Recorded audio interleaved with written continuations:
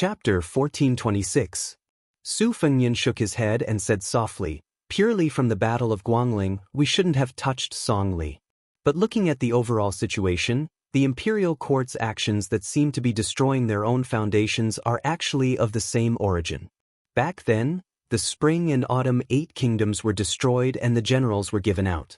Now, the Zhao family wants to gather all the military power in the world so that they can deal with the future war with Beimang. Yang Xinxing and Yan Jinchuan and the private armies under their command quelling the rebellion were one side of the matter. The Tangxi sword Immortal Lu Baijie, the southern expedition commander-in-chief Lu Xingxiang, the Longxiang general Su Gong, the western Liaoning general Tang Taizuang, and the current Song Li, these people entered the capital one after another to become officials. The imperial court intentionally allowed West Chu to revive the country. Other than not expecting West Chu to give them such a big show of strength from the start, everything else happened as expected. Even the king of Yen sending 100,000 troops up north to support was arranged long ago. Don't look at how West Chu cleared out the Guangling battlefield in one go. In reality, he was just helping the imperial court to kill more people. In the end, the imperial court is using this to weaken the vassals and suppress the power of the local generals. It can be considered an open conspiracy. After Lu Ya had cursed the 2 emperors of the Zhao family for not being good people, he immediately smiled at Su Fengnian and said, "Your Highness's way of looking at problems is indeed different from us. It's a tall building." What's a tall building? Huang Laifu hurriedly said, "Tall building, his mother, I forgot about it." Chu Lushan rubbed his forehead, feeling a little embarrassed. Su Fengnian smiled and said, "From a strategically advantageous position." The 2 captains said in unison, "Yes, from a strategically advantageous position." Then they each praised, "Your Highness is extremely talented. Your Highness is very knowledgeable." Our Bailiang Protector General's eyes seemed a little melancholic. Su Fengnian joked, "That's enough, flattery is not suitable for you guys. You guys should just lead your troops into battle. In the future, when we win a great battle, I can flatter you guys without a problem." The entire hall burst into laughter. After Chu Lushan returned to the sand table of northern Liang and finished discussing the arrangements with the generals, Su Fengnian walked toward Chu Lushan's residence. After Su Fengnian walked into the cramped courtyard, he said emotionally, "It's been hard on you." Habitually, Chu Lushan bent over and said with a smile, "Although Lu Qiu has been living a luxurious life all these years, back when she was so poor, she would be overjoyed if she could have a hot steamed bun to eat." Later on, she joined the Su family's army. That was how she gained this fat bit by bit. Wang Yi might not believe it, but Lu Qiu was once as thin as a match. Her entire body added up to about 120 caddies of meat. But at that time, her flesh was firm and she could endure hardships. Su Fengnian really didn't know about this. He looked at Lu Qiu, who was as fat as a mountain. "I can't imagine what you looked like when you were thin." Chu Lushan sighed. "That's right. Even I almost forgot about it. Su Fengnian had specially brought those 2 jars of chess pieces today." Chu Lushan had someone find a finely made torreya wood chessboard. The 2 sat across from each other after not seeing each other for a long time.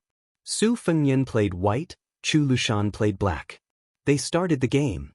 Su Fengnian lost. Chu Lushan finally won. Because Chu Lushan had waited for so many years. Finally, he didn't have to deliberately go easy. Sitting cross-legged on a large embroidered stool, Chu Lushan looked dazedly at the chessboard. He sighed and said, "Today, I finally know the true depth of His Royal Highness's chess skills."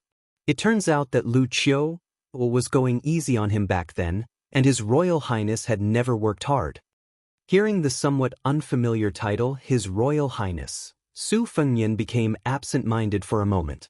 He sighed and said, "I sent people to Qingzhou to find Lu Su, but the result was disappointing. Lu Su told me that he would rather go to the capital than come to Bailiang." Chu Lushan grinned and said, "Everyone has their own aspirations. You can't force them." Su Fengnian grunted and said helplessly, "I heard that Su Shao had captured many scholars of the spring and autumn period, but most of the people he liked weren't willing to work under him. He could only let them go." Chu Lushan smiled awkwardly and said softly, foster father did let them go, but many of them were secretly killed by Lu Qiu or afterward. Among them was the elder of Yuan Baixiong's best friend. Su Fengnian didn't know whether to laugh or cry. No wonder second brother Yuan said he wanted to light your sky lantern. Chu Lushan chuckled. Unlike Mr. Zhao, I came from a poor background like Mr. Li. I was born to be at odds with aristocratic figures. I don't have Mr. Li's magnanimity. Back then, when I saw those arrogant fellows, I couldn't wait to chop off their heads. Now that I think about it, I should have been more lenient and killed fewer people back then. Su Fengnian was speechless. Chu Lushan twirled a cool chess piece between his fingers and said, putting aside the officials of Spring of Eternal Hui, Tang Shi Sword Immortal Lu Baijie, head of the Secretariat Qi Yanglong, Imperial College's Left Chancellor Yao Baifeng, Dongyuan Pavilion's Grand Scholar Yan Jieshi, Southern Expedition Commander Lu Xingxiang, Dragon General Su Gong, and so on.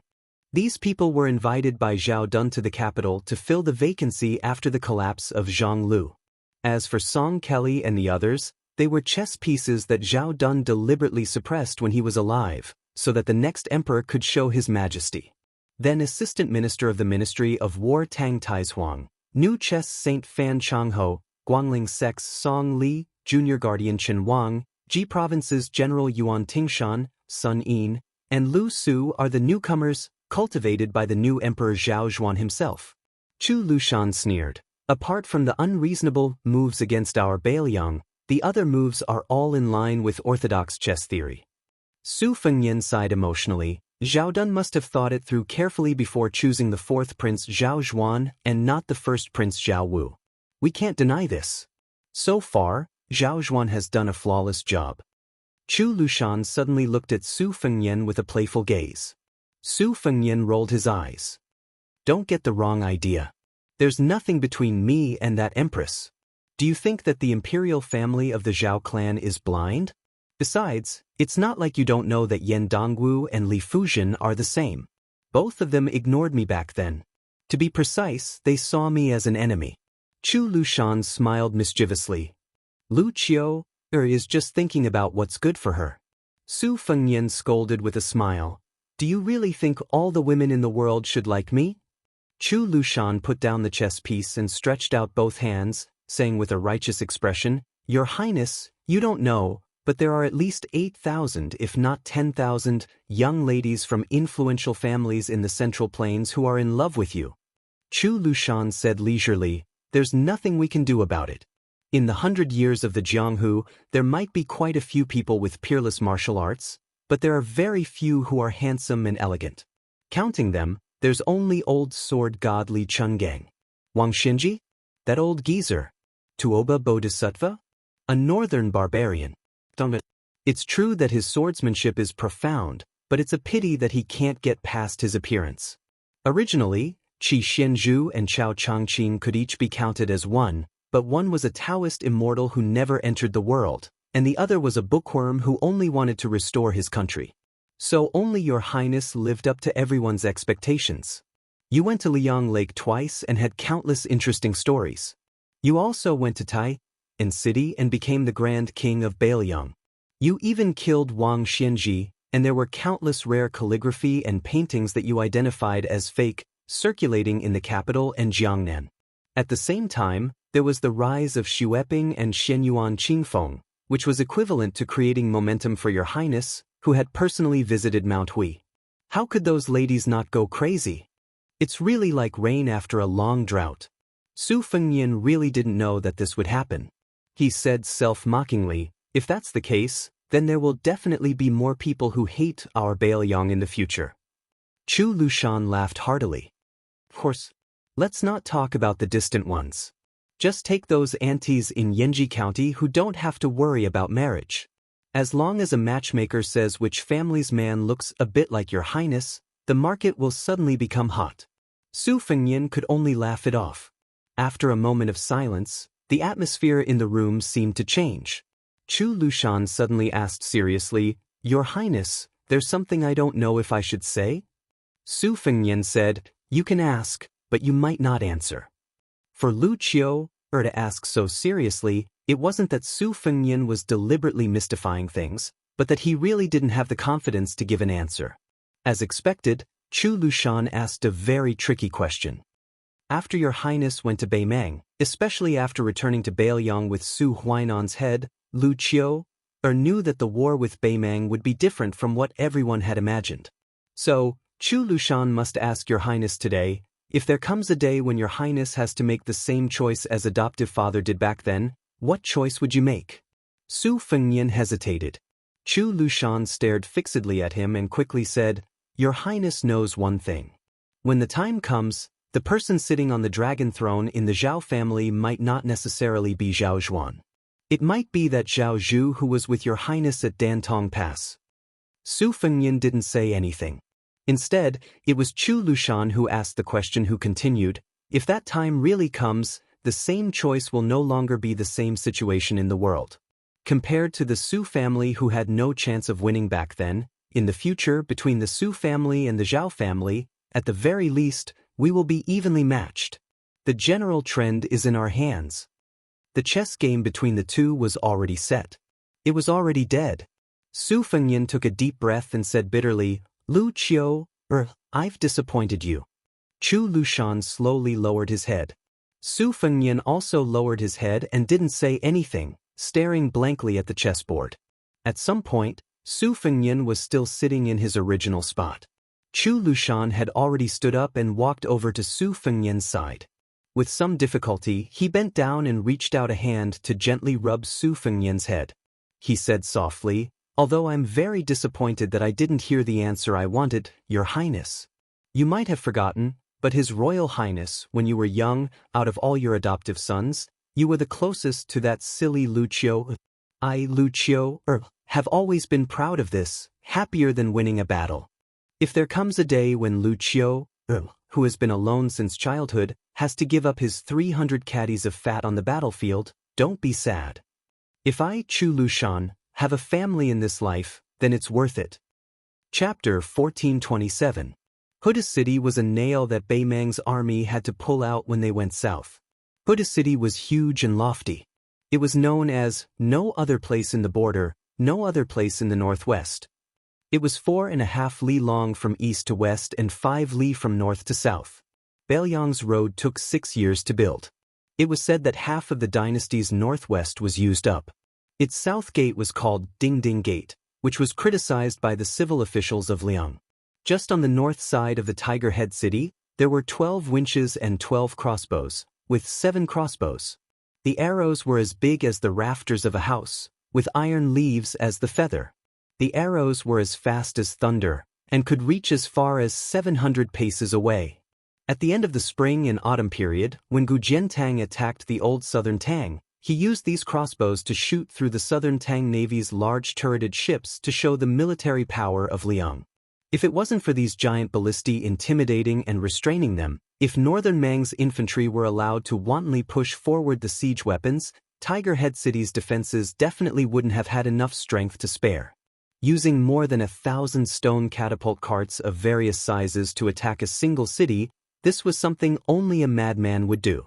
In history, this had only happened once during the middle stages of Great Feng Dynasty's decline. The city that suffered disaster at that time was precisely Great Feng Country's capital, whose scale wasn't inferior to Great Peace City. Of course, although Beimang's central line had the same number of catapults, the only difference was that the weight of the catapults was 20 to 30 jin more. Therefore, overall, the power of the catapults was far less than that of the attack in the middle of the Feng Dynasty. Huda City was easy to defend and hard to attack. It also had Liuya and Fuling to help restrain Beimang, so that Huda City wouldn't follow in the footsteps of Xiang Fan's 10 years lonely city. In addition, there were 6,000 cavalry in Huda City that could take the initiative to attack at any time. They could also coordinate with the elite cavalry of Liuya and Fuling. The defense line of Huayang Pass was also less than 100 li away from the front line of the 4 towns. All of them were elites of the Beiliang Frontier Army who dismounted to defend the city. If it wasn't for the fact that northern Mang's central line of defense had sufficient military strength and possessed an absolute advantage in numbers, northern Liang would have launched a large-scale cavalry battle at any moment. Therefore, In the spring of the second year of Xiangfu, Hutu City became the only main character, attracting most of the attention from both sides of Liangmang. After the Beiliang Protectorate, or perhaps one should say Su Fengnian, personally decided to defend Hutu City to the death for a year, under the leadership of Deputy Administrator Song Dongming and Liangzhou Provincial Governor Tian Peifong, more than 10,000 infantrymen were sent to Liuya and Fuling, two towns within Liangzhou. Of these, 4,000 were youths from Liuzhou, carrying a large amount of equipment and supplies. They traveled north, and under the strict escort of the White Feather Guards personally led by Qi Dengua, they entered the two towns. For this reason, Beimang symbolically sent out 20,000 cavalrymen to bypass Hutu City and try to intercept them. However, in the end they didn't fight to the death with the White Feather Guards, and only two small-scale battles broke out. After this, Beimang should have guessed Beiliang's strategic intentions and increased the intensity of the attack on Hutu City. Their siege techniques were mainly derived from the gourd mouth of Yuzhou. However, compared to the simple and crude attack on Hutu City, Beimang attacked Hutu City with a lot of new ideas. In addition to the catapults, the craftsmen of the southern dynasties also created a large number of toad carts for Beimang to fill up the trenches, and flying towers for archers to shoot from high altitudes and destroy the battlements on the city walls. They also tried to build a mountain near the city, and even sent cave masters to explore the terrain, digging tunnels day and night to collapse the city walls or to enter the city. For this reason, Hutu City made all kinds of responses. Beimang's infantrymen were unafraid of death. They rushed forward, wrapped the soil with straw and branches, and threw it into the trenches. Hutu City shot the red-hot iron balls into the trenches and into the crevices of the straw. In the end, the ashes and soil only increased by a few inches, which was far from Beimang's expectations. Hutu City dug trenches inside the city walls and used fire to attack the trenches.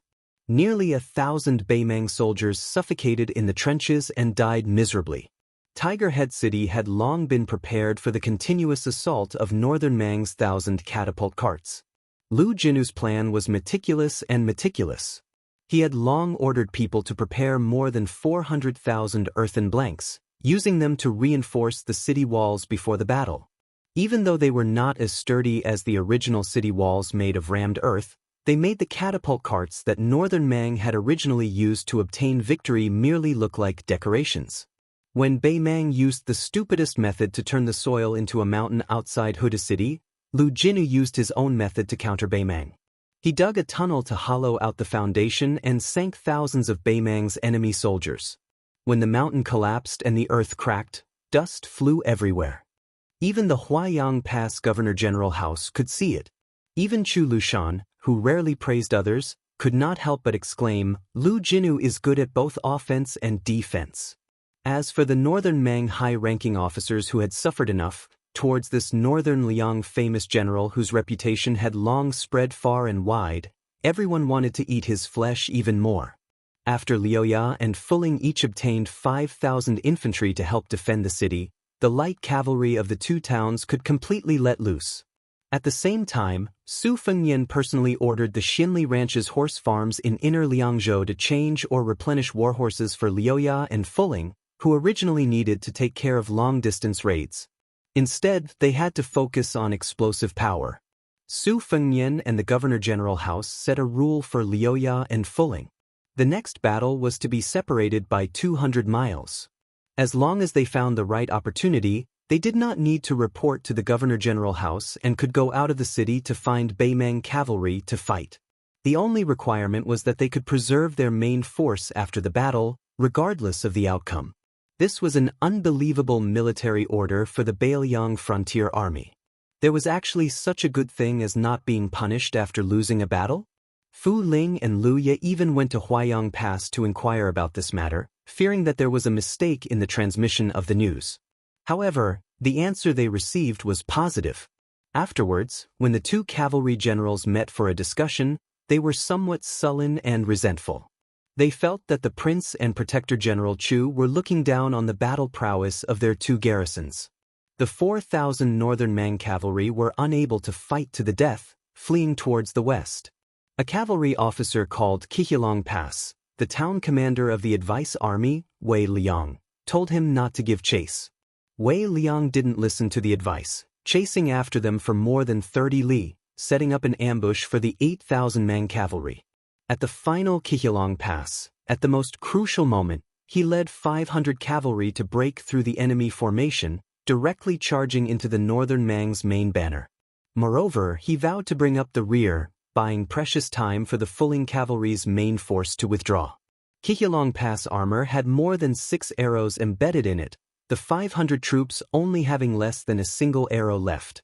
In this battle, even though northern Mang's losses were greater than northern Liang's, the Fuling cavalry at Liangzhou's second line of defense was almost completely wiped out.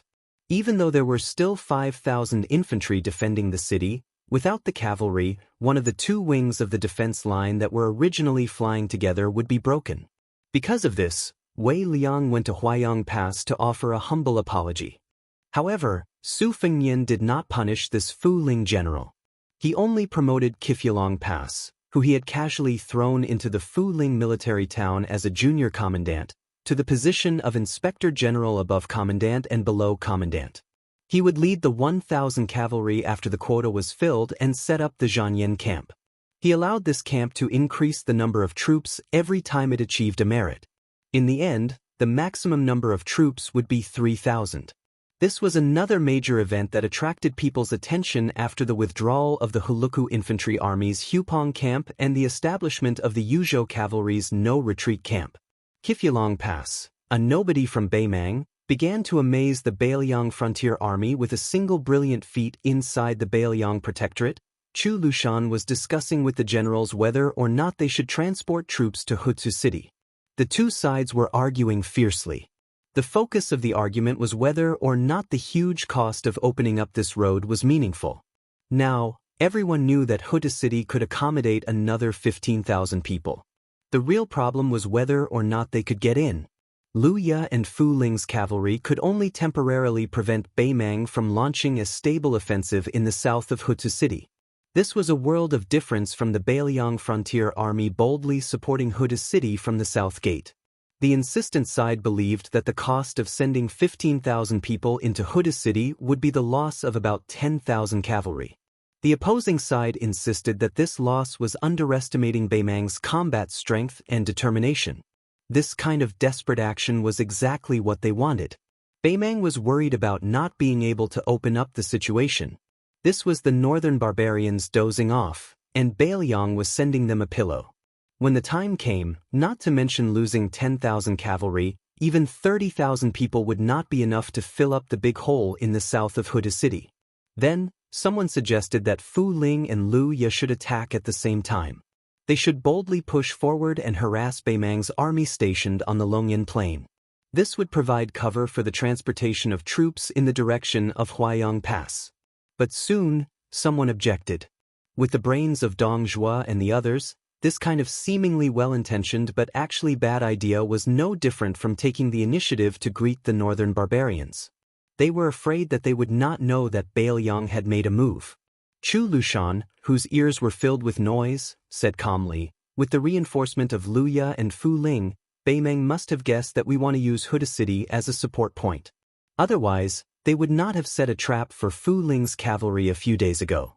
Therefore, Beimang is now guessing when we will support Hutsu City, not if we will support Hutsu City. There is no doubt about this."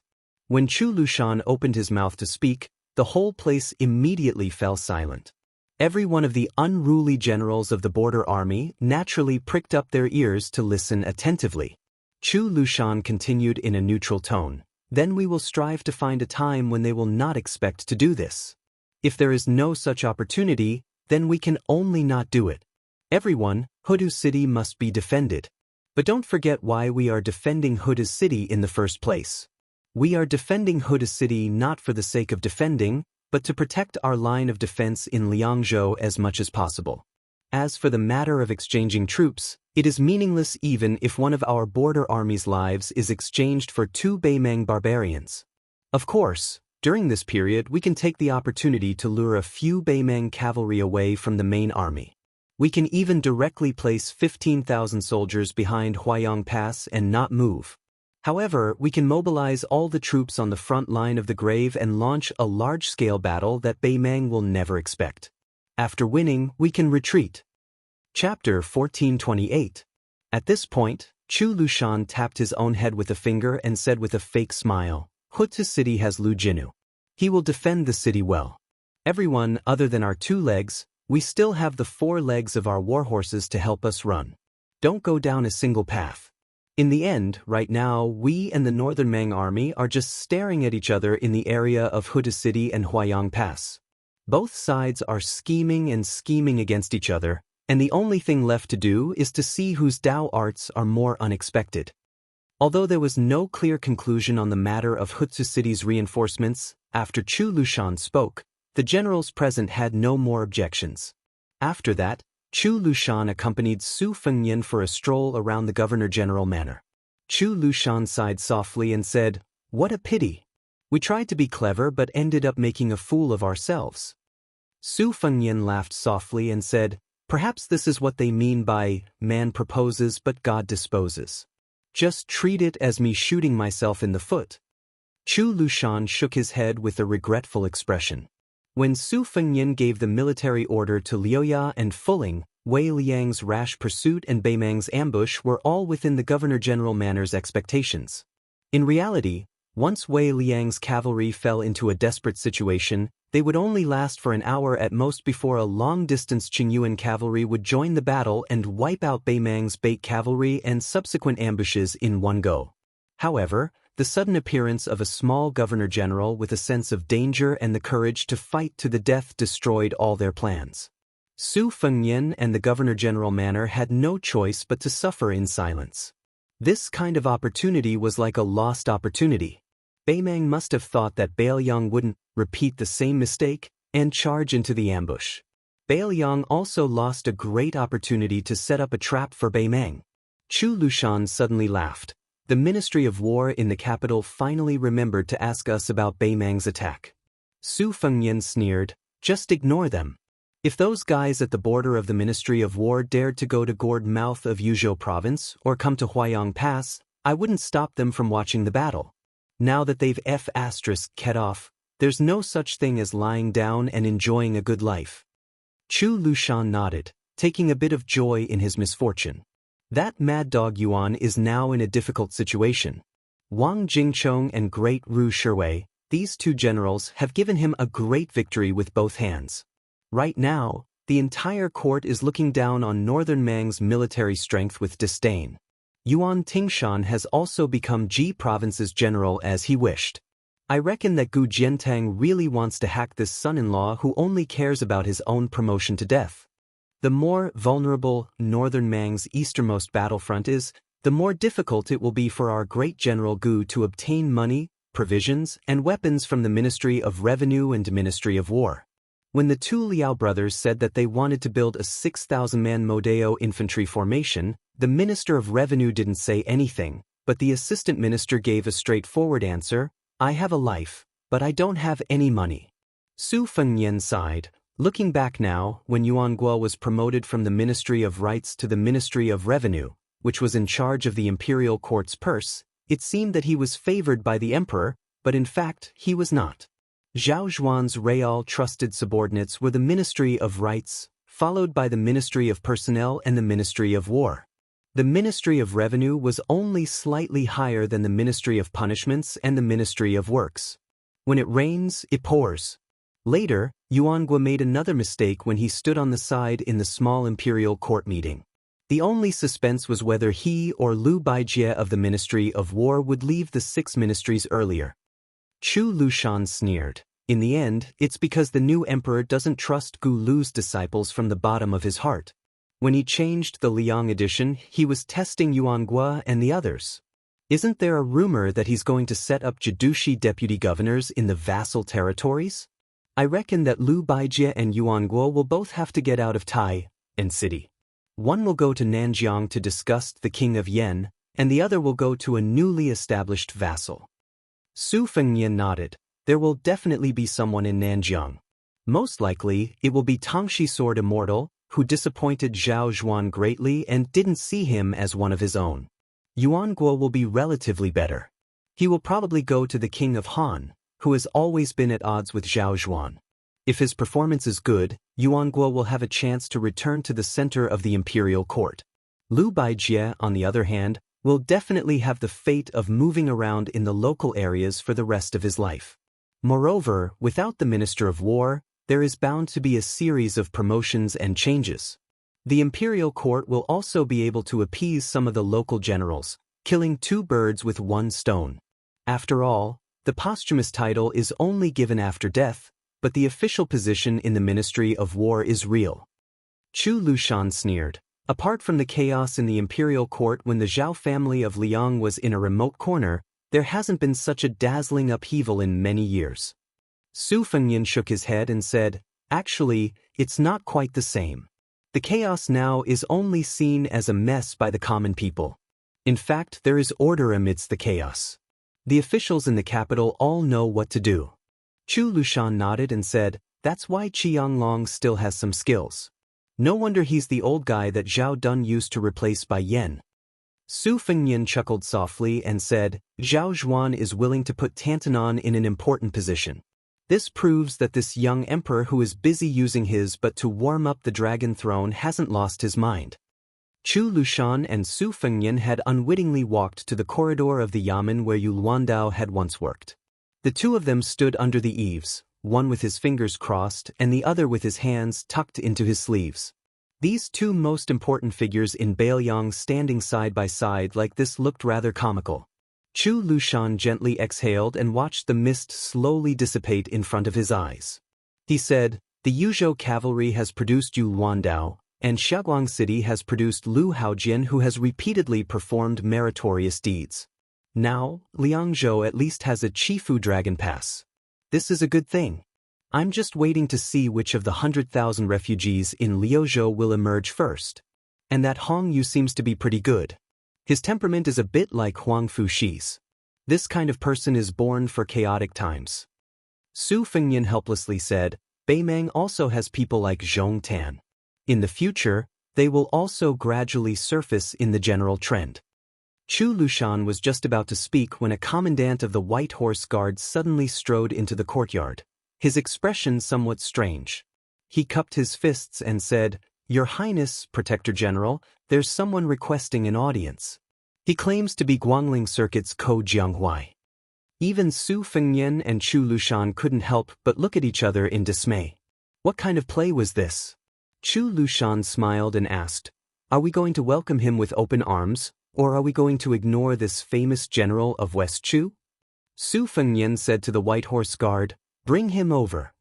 Very quickly, a tall and sturdy young man appeared in their field of vision. This also seemed to be tantamount to brazenly barging into the field of vision of the entire Bailiang frontier army. Ko Jianghuai, who had entered Bailiang Circuit alone, didn't carry a sword or saber. He also didn't have the scholarly air of a scholar, and he wasn't even as refined as many scholars who traveled to Liangliang. Instead, he seemed more like a local scholar of Bailiang. He looked like the kind of person who had read the sages and could ride a horse to kill enemies. Ko Jianghuai shot a glance at the Protector General, who was indeed difficult to not notice. Then he stared at Su Fengyan and got straight to the point. "Su Fengyan, I, Ko Jianghuai, can serve Bailiang, but I have a condition. If there comes a day when I have to bring 10,000 Bailiang cavalry to Guangling Circuit, you don't have to worry about what I have to do. Ko Jianghuai is confident that I can match up to 10,000 cavalry." Chu Lushan laughed and said, "Even those courtesans in the brothels raise their own statuses, but they aren't as thick-skinned as you, Ko Jianghuai. If you, Ko Jianghuai, were at Guangling Circuit, I would be able to accept 20 or 30,000 cavalry, let alone 10,000. But here, where do you get the confidence to be worth 10,000 Bailiang cavalry? What, is it from fighting Zhao Yi and Song Li?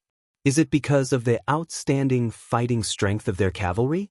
Are they worthy of carrying the shoes of my Bailiang cavalry?" Ko Jianghuai's face was ashen. He was still staring at the northwestern vassal king, who was younger than him. Su Fengyan shook his head and said, "If you want to use the Bailiang cavalry to break the situation, I won't agree." Ko Jianghuai had a mocking smile on his face. I didn't expect that the most powerful vassal king in the Liang dynasty would only have this much courage. You, Su Fengnian, don't know that the more Guangling circuit makes the Liang imperial court suffer, the more the Zhao dynasty will rely on your northwestern Su family?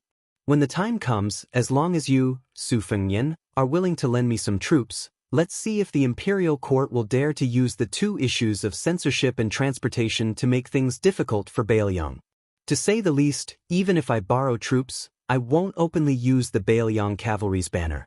To say the least, wouldn't it be more advantageous for Bailiang to change the imperial surname from Zhao to Jiang? Whether it's the princess, Chao Changqing, or me, Ko Jianghuai, we're all destined not to be the Zhao dynasty of Liang. Not only will we not be a burden to Bailiang, Su Fengnian said calmly, to be honest, I've thought about this in private when I was bored. I'll grit my teeth and give you 20 to 30,000 cavalry, and you'll take down the Guangling circuit. But if you want to help West Chu fight for the world, not to mention 20 to 30,000, even 50,000 or 100,000 would be a drop in the bucket. Do you really think that Western Chu's Chen Jibao and Liao's Gu Jiantang are just two wooden stakes? Do you really think that the hundreds of thousands of elite border troops in Nanjiang are just there to watch a play? When the time comes, don't even talk about waiting for your Jiang surname to become the emperor and then fully supporting the Northwest. I'm afraid that Beimang would already be marching south. Ko Jianghuai, you said that my vision is not big, and I don't deny it. But your vision is even smaller. Su Fengnian held back his laughter and said, moreover, your clumsy persuasion, especially this method of not giving up until you've shocked people to death, really isn't very clever. When I, Su Fengnian, roamed Jianghu in the past, I pretended to be a fortune teller and pretended to be a ghost. Every time, I could at least swindle some copper coins. As for you, don't even talk about 10,000 cavalry, you can't even bring one out of Bailiang. Chu Lushan laughed uncontrollably. Ko Jianghuai didn't show any anger from embarrassment. On the contrary, he looked somewhat regretful and relieved. This young man stood silently in the courtyard, appearing somewhat lonely and bleak. Su Fengnian walked down the steps and asked, do you know why Chao Changqing didn't let you lead the troops? Ko Jianghuai said in an indifferent tone. He felt that I was only a talented general, not a talented commander. He felt that I should be able to see the distant type and city and not the gains and losses of the Guangling circuit. This time it was Su Fengnian's turn to be surprised. He asked curiously, then what were you thinking? Chapter 1429. Ko Jianghuai calmly replied, I only know one thing. With the strength of West Chu itself, so what if we attack Grand P City? Chu Lushan clicked his tongue in wonder. Kid, you're not stupid either. It's just that compared to the cautious and conscientious Xia Shibian, your Ko Jianghuai's appetite is even bigger.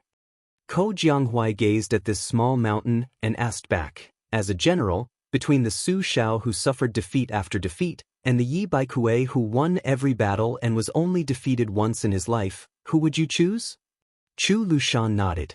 That makes sense. Ko Jianghuai laughed self-deprecatingly, and then he turned around and left.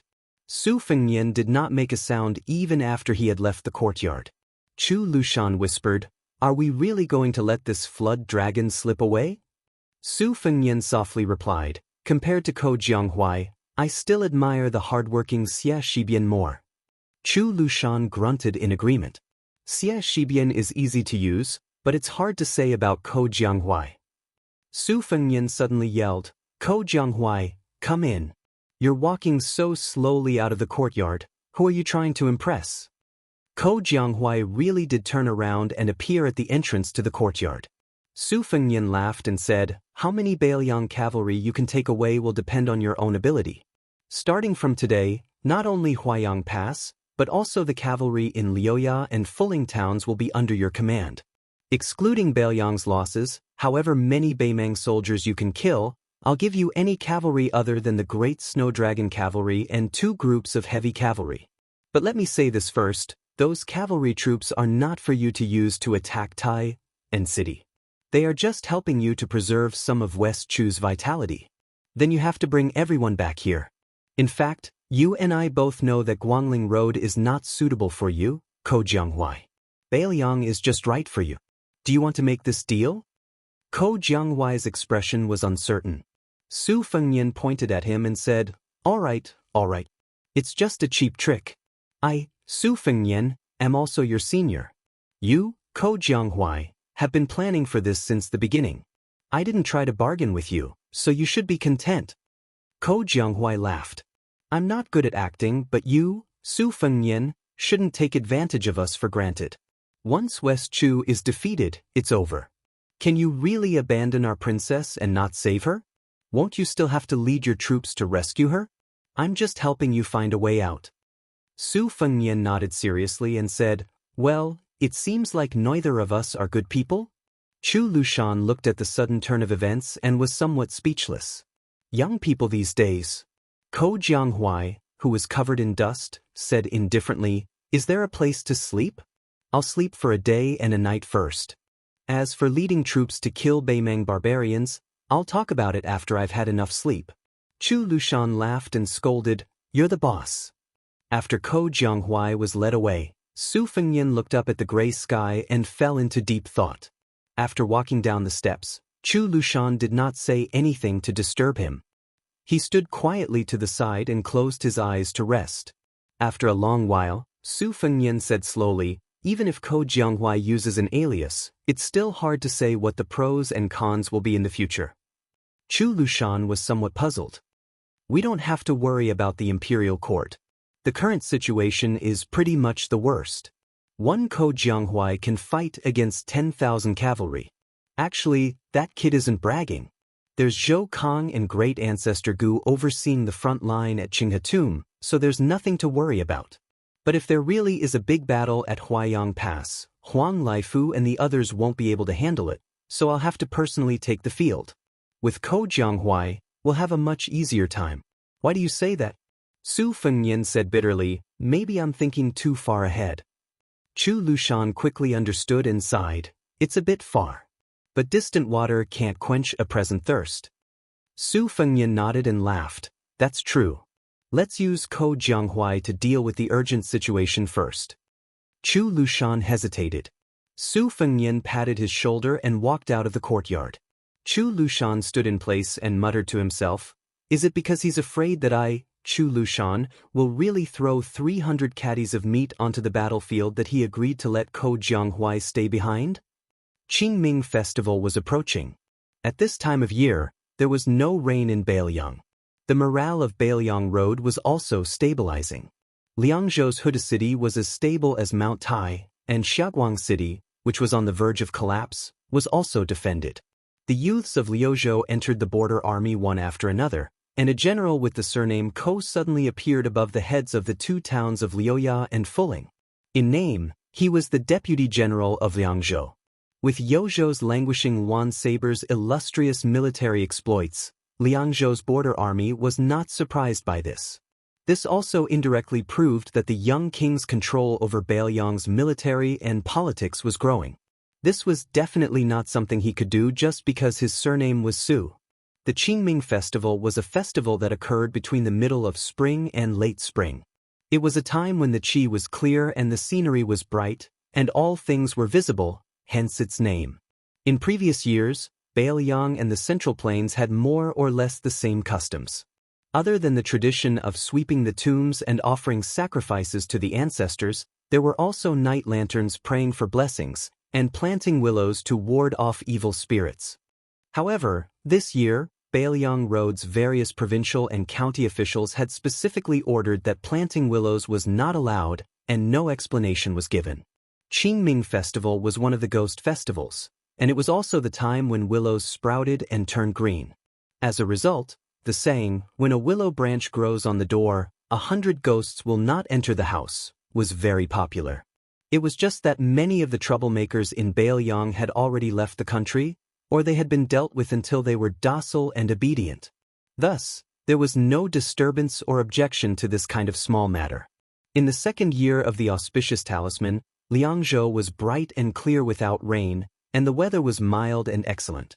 However, there was a kind of speechless solemnity in the provincial capital where Mount Qingliang of Liangzhou was located. There were constantly important people rushing into the city with their personal cavalry. Other than the head of the Beiliang Protectorate, Chu Lushan, who stayed at Huaiyang Pass, the commander of the cavalry, Yuan Zuozong, who did not go down south, and the commander of the infantry, Yan Wenluan, who oversaw the border of Yuzhou. The other generals at the border almost all rushed to this provincial capital without exception. Zhou Kang, great ancestor Gu, He Zhonghu, Qin Yunshui, Yuzhou provincial governor Hu Kuei, Yuzhou general Huang Fuqiu, and even the administrator Li Gongda and Lingzhou provincial governor Su Beiji all arrived one after another. This was the first time that Mount Qingliang's royal residence had gathered so many generals after Su Fengnian was overthrown as the king of Beiliang. It was an unprecedented grand occasion. The next day was the Qingming festival. 2 riders from the northern border of Liangzhou quietly entered the city under the curtain of night. After entering through the southern city gate, they followed the main street and headed north, heading straight for the legendary Beiliang Palace of the Liang Court. The deputy general of Liangzhou, Ko Jianghuai, who used the alias of Ko Beisheng, slowly rode his horse. He turned his head and smiled at Su Fengnian. Are there still people going to the royal residence to assassinate you? There shouldn't be. One of the 4 great grandmasters of the world, Su Fengnian. Regardless of whether he is the king of Beiliang or not, no one dares to seek trouble. Su Fengnian dismissed it with a smile. Chapter 1430. After getting to know this Ko Jianghuai, Su Fengnian realized that despite this guy's cold and unapproachable appearance, he was actually a chatterbox. Once he started talking, he couldn't stop talking. During their journey together, Ko Jianghuai asked almost everything about Su Fengnian's first trip to Jianghu. On the other hand, Ko Jianghuai never took the initiative to ask about Beiliang's military affairs. Occasionally, when he talked about Guangling's military affairs, which could affect the hearts of the people, he always had a sloppy attitude. This was an eye-opener for Su Fengnian. It turned out that there was such a kind of general between the unparalleled valiant general who could break through enemy lines and the scholarly general who only had a feather fan and a silk headscarf. Ko Jianghuai, who had been practicing the sword, had seen that Su Fengnian had not only traveled Jianghu with Li Chungang, but had also interacted with Dong Tai. He wanted nothing more than for Su Fengnian to know clearly what the 2 sword gods liked to wear and what they ate. Therefore, when Su Fengnian told him the truth about the old man wearing a sheepskin fur coat who liked to pick his feet and dig his ears, Ko Jianghuai, who had collapsed on the spot, was silent for about half a day. With great difficulty, he pulled himself together and rambled, "So that's the style of an expert. Not wallowing in the mire with the world, no wonder he could practice the world's best sword. It seems like I also have to wear a tattered fur coat." In the end, when Su Fengnian also said that the peach blossom sword god's appearance was not at all like jade, and that he was actually more approachable than Ko Jianghuai fell silent again. When Ko Jianghuai had finally finished healing his injuries, Su Fengnian said that he had only practiced martial arts for 3 or 4 years, and that he had relied on luck to become a great grandmaster. This made Ko Jianghuai, whose swordsmanship was actually quite good, grief-stricken and completely shut his mouth. When they entered Liangzhou city, Ko Jianghuai finally came back to his senses. When they could vaguely see the lights of Mount Qingliang, Ko Jianghuai suddenly said as if a heavy burden had been lifted from his shoulders, "Although you deliberately made it sound easy, I know that it was not easy for you to have your current glory." Su Fengnian smiled indifferently and said, "If this can make you feel better, then you can understand it that way. Let me make a rough calculation. Since I started practicing the saber in Wudong, I started from level 2 Master Realm to the Celestial Realm, which is above the Earth Immortal Realm. If I really count, there are 6 realms. It seems that I broke through more than once a year. Alright, you are still a master and not at Vajra Realm. If you are lucky, 4 to 5 years later, you might be the top expert in the world."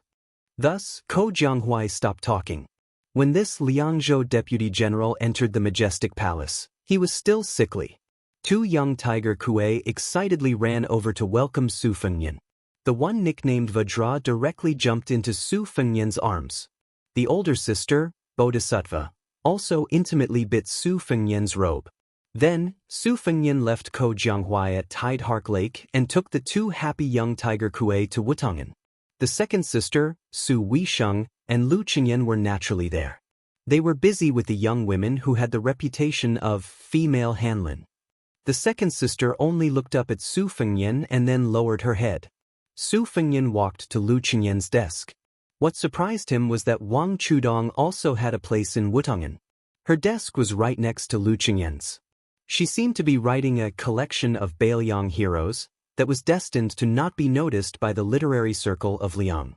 When Su Fengnian moved a chair to sit between them, the little girl was still in a daze. Her serious and playful look made Su Fengnian and Lu Qingyan look at each other and smile. Not far away, Su Weisheng finished writing a spy report.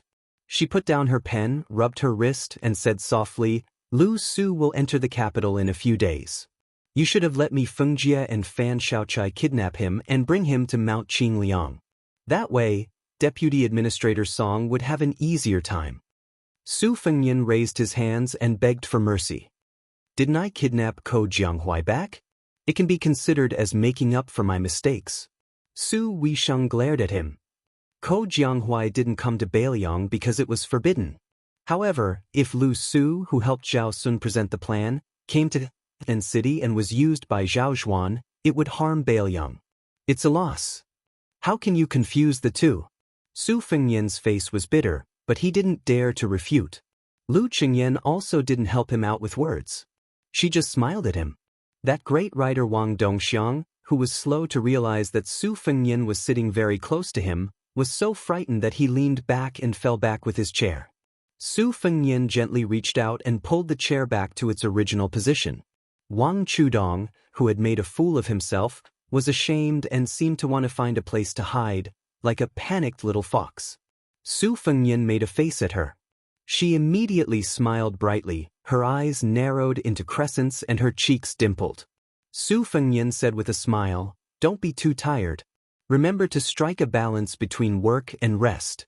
You can also practice the Wudong Mountain Fist technique when you have time." Su Weisheng said unhappily, "Don't just stand there and talk." Su Fengnian carefully rolled his eyes at Lu Qingyan and Wang Chudong. The Wutangen maids at the table couldn't help but secretly laugh. Su Weisheng was about to continue lecturing when Su Fengnian hurriedly stood up and said, "I'll go to Teacher Song's place to take a look." Looking at the king of Bailiang who ran away with the two tiger Kuei, the atmosphere in Wutangen unconsciously relaxed a lot. Su Fengnian's treatment at Song Dongming's place and Wutangen's side was of course like heaven and earth. Now, the officials who served as the subordinates of the deputy administrator were mostly outstanding young scholars in Bailiang. They each had their own strengths. However, compared to the younger generation of Jianghu who worshipped and envied Su Fengnian's identity as a great master, these scholars were more in awe of Su Fengnian, the leader of 300,000 iron cavalry, after in-depth understanding of the current situation in Bailiang. Therefore, when Su Fengnian and Song Dongming, who was taking a break from the busy drinking tea, these young people were all paying attention to the young king's every move. Song Dongming held the teacup that Su Fengnian had personally brewed and poured tea for him. He was not in a hurry to drink tea. He was only using it to get rid of the spring chill. He said softly, "All the scholars who went to Liangliang have arrived. The family members of the soldiers who died in battle have also arrived. There are certainly some rumors among them. I hope you don't take it to heart." Su Fengnian nodded.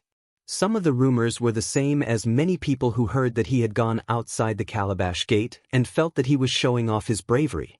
Su Fengnian really did not want to pay attention to them. Some of them were extremely bitter and sobbing. Su Fengnian did not dare to listen to these. After chatting about Bailiang's government affairs, Song Dongming stood up and walked out of the room with Su Fengnian. This middle-aged man who was once groomed by Yuan Benshi as the prime minister hesitated and said, "In the past, I wanted to be the administrator so that it would be easier for me to show off my skills. After getting along with Li Gongda, I feel that I still hope that he can continue to be the administrator. I am in Liangzhou and Sir Li is in Lingzhou. It won't be a problem." Su Fengnian nodded and said, "Since Sir Song has said so, then there is no problem." Song Dongming stopped and said with a smile, "I still have a lot of business to take care of. I won't see you off." Su Fengnian smiled and said, "Of course." Song Dongming said to Su Fengnian's back, "In the past, I only knew that Bailiang was a place where martial artists used soldiers. Now, Song Dongming and many scholars have discovered that Bailiang is also a place where scholars can write. I want to thank you on behalf of these people. Su Fengnian turned his head and smiled happily. Song Dongming suddenly blinked and tried hard to hold back his smile. He said, Your Highness, there are a few women of the younger generation in the Song family.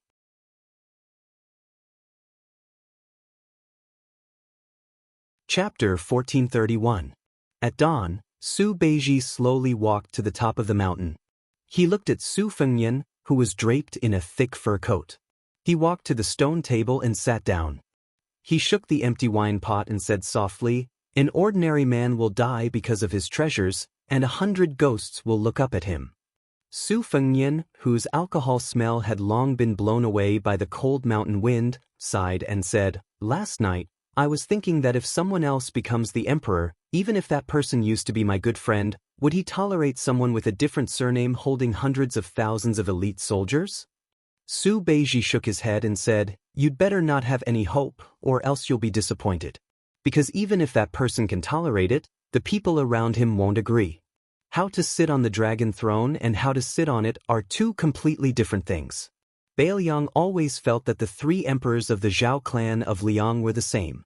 They all liked to cook the hound after the cunning rabbit had outlived its usefulness. This opinion wasn't wrong.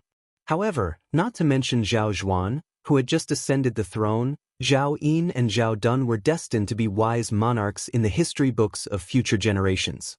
They naturally had their own strengths. Ordinary commoners would have to rack their brains if they wanted to take care of a household and live a comfortable life, let alone a huge dynasty. Zhao Yin might believe that Su Xiao won't rebel against the Zhao clan, but Zhao Yin wouldn't believe that Su Zhao's son would willingly guard the northwest. Zhao Dun might know that your bottom line isn't low, but he also doesn't believe that the next Su clan's prince with a different surname won't be arrogant and uncontrollable.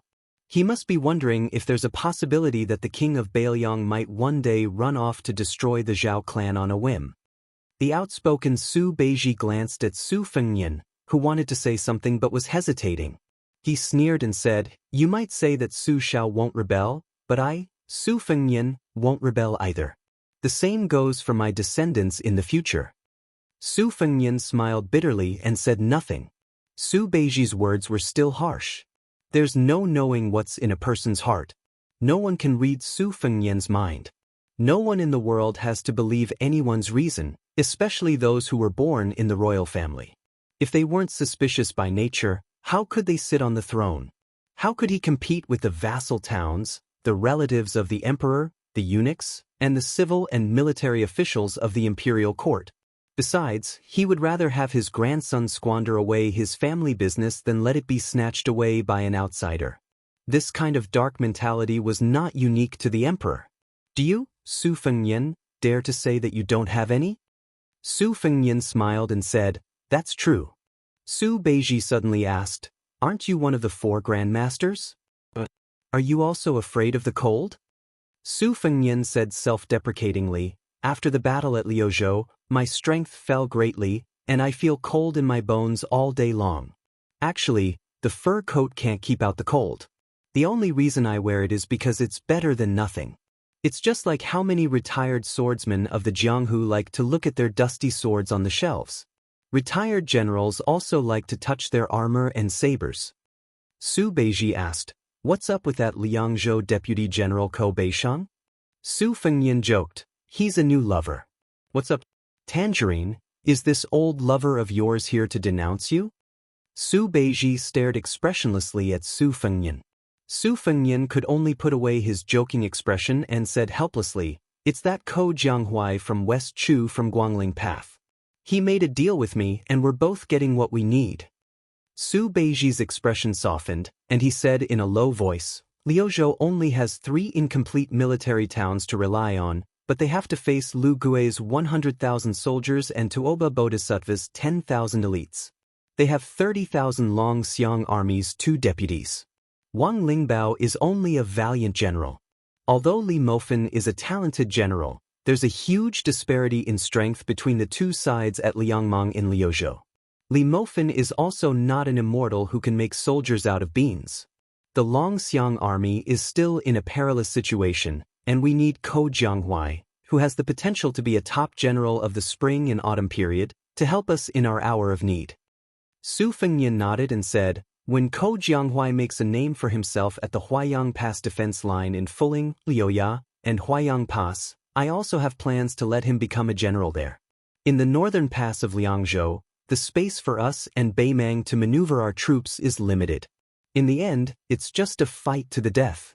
Therefore, we have to defend multiple passes and garrison troops, and both sides have their hands tied. However, Liuzhou is like a blank piece of paper. It has plenty of blank space for Ko Jianghuai to display his military talents to the fullest. Su Fengnian suddenly laughed and asked, Juzi, you're actually afraid that something will happen to Chen Shiliang in Qingcang City, right? Su Beiji asked back, do I have to scheme against my colleagues every day for you, the king of Beimang, to feel at ease? Su Fengnian slammed the table and glared at her. Juzi, you can't vent your anger on me just because you were bullied in Lingzhou and scolded by others, okay? Let's talk nicely, okay?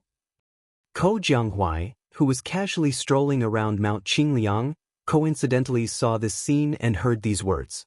For some reason, he felt a chill run down his spine. Could it be that Su Beiji had an affair with that Su Beiji? Otherwise, how could a provincial governor without any foundation make the king of Beimang feel so wronged? Ko Jianghuai quickly turned around and was about to retreat. However, he was stopped by Su Fengnian. Then, the three of them surrounded the stone table and formed a tripartite formation. Ko Jianghuai's expression was as if he was deaf, blind, or mute just because they were flirting. Su Fengnian looked at Ko Jianghuai, who was pretending not to look.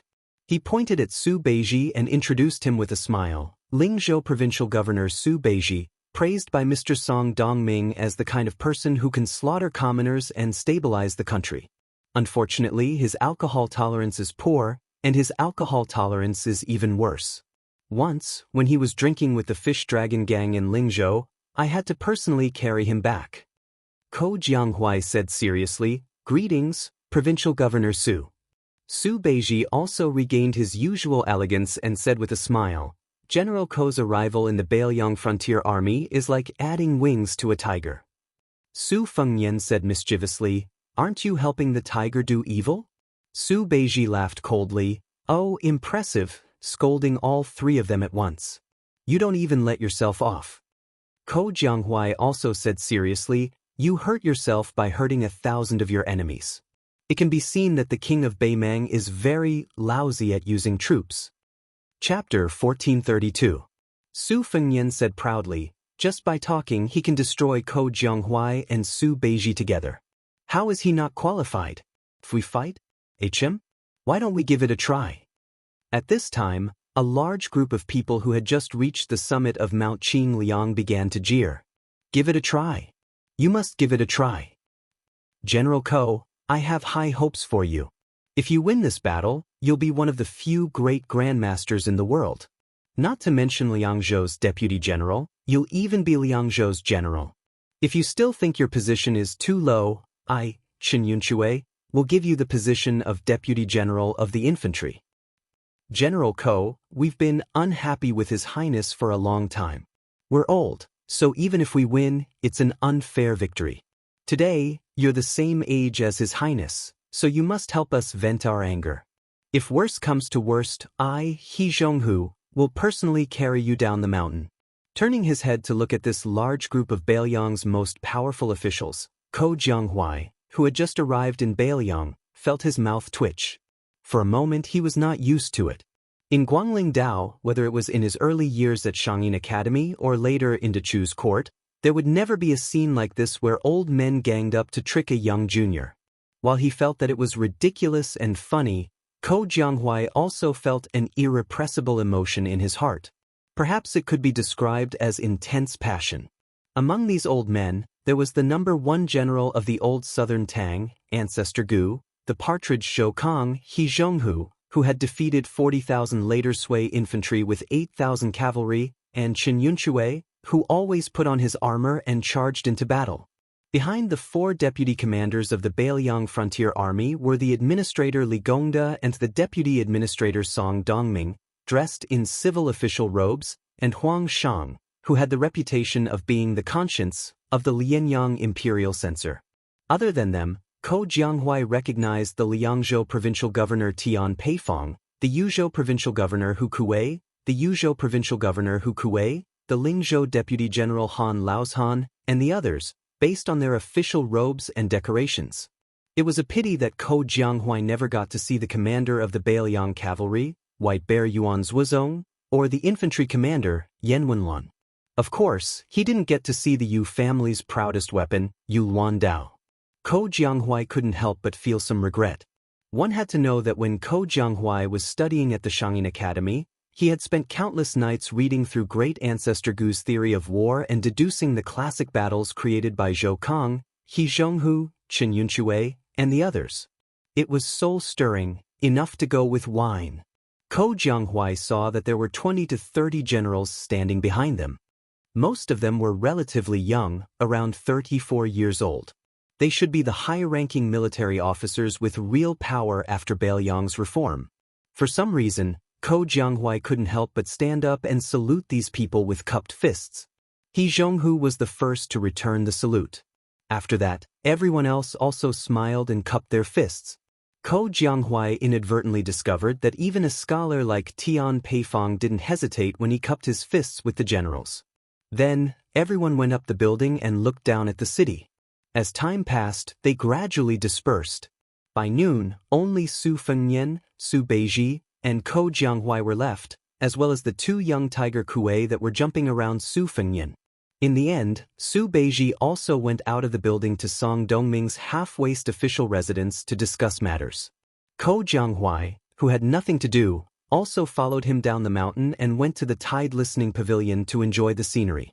Su Fengnian was waiting for a group of people in the building. There were 5 of them: Su Yanbing, a family of 3, and a Beimang youth. Su Fengnian looked at the Beimang martial grandmaster who already looked like a commoner from Liang. His expression was complicated and he said, "It really is you." It was the middle-aged man from Huyan Temple. He grinned and didn't say anything. His daughter, on the other hand, opened her eyes wide and stared hard at Su Fengnian, the young master she had appointed as her master. She raised her little head and stared at him for a long time, seemingly disappointed. She sighed like an old man and muttered, "So he's just like my father. He doesn't seem very powerful." Su Yanbing said calmly, "We fought twice, and there was no clear victor.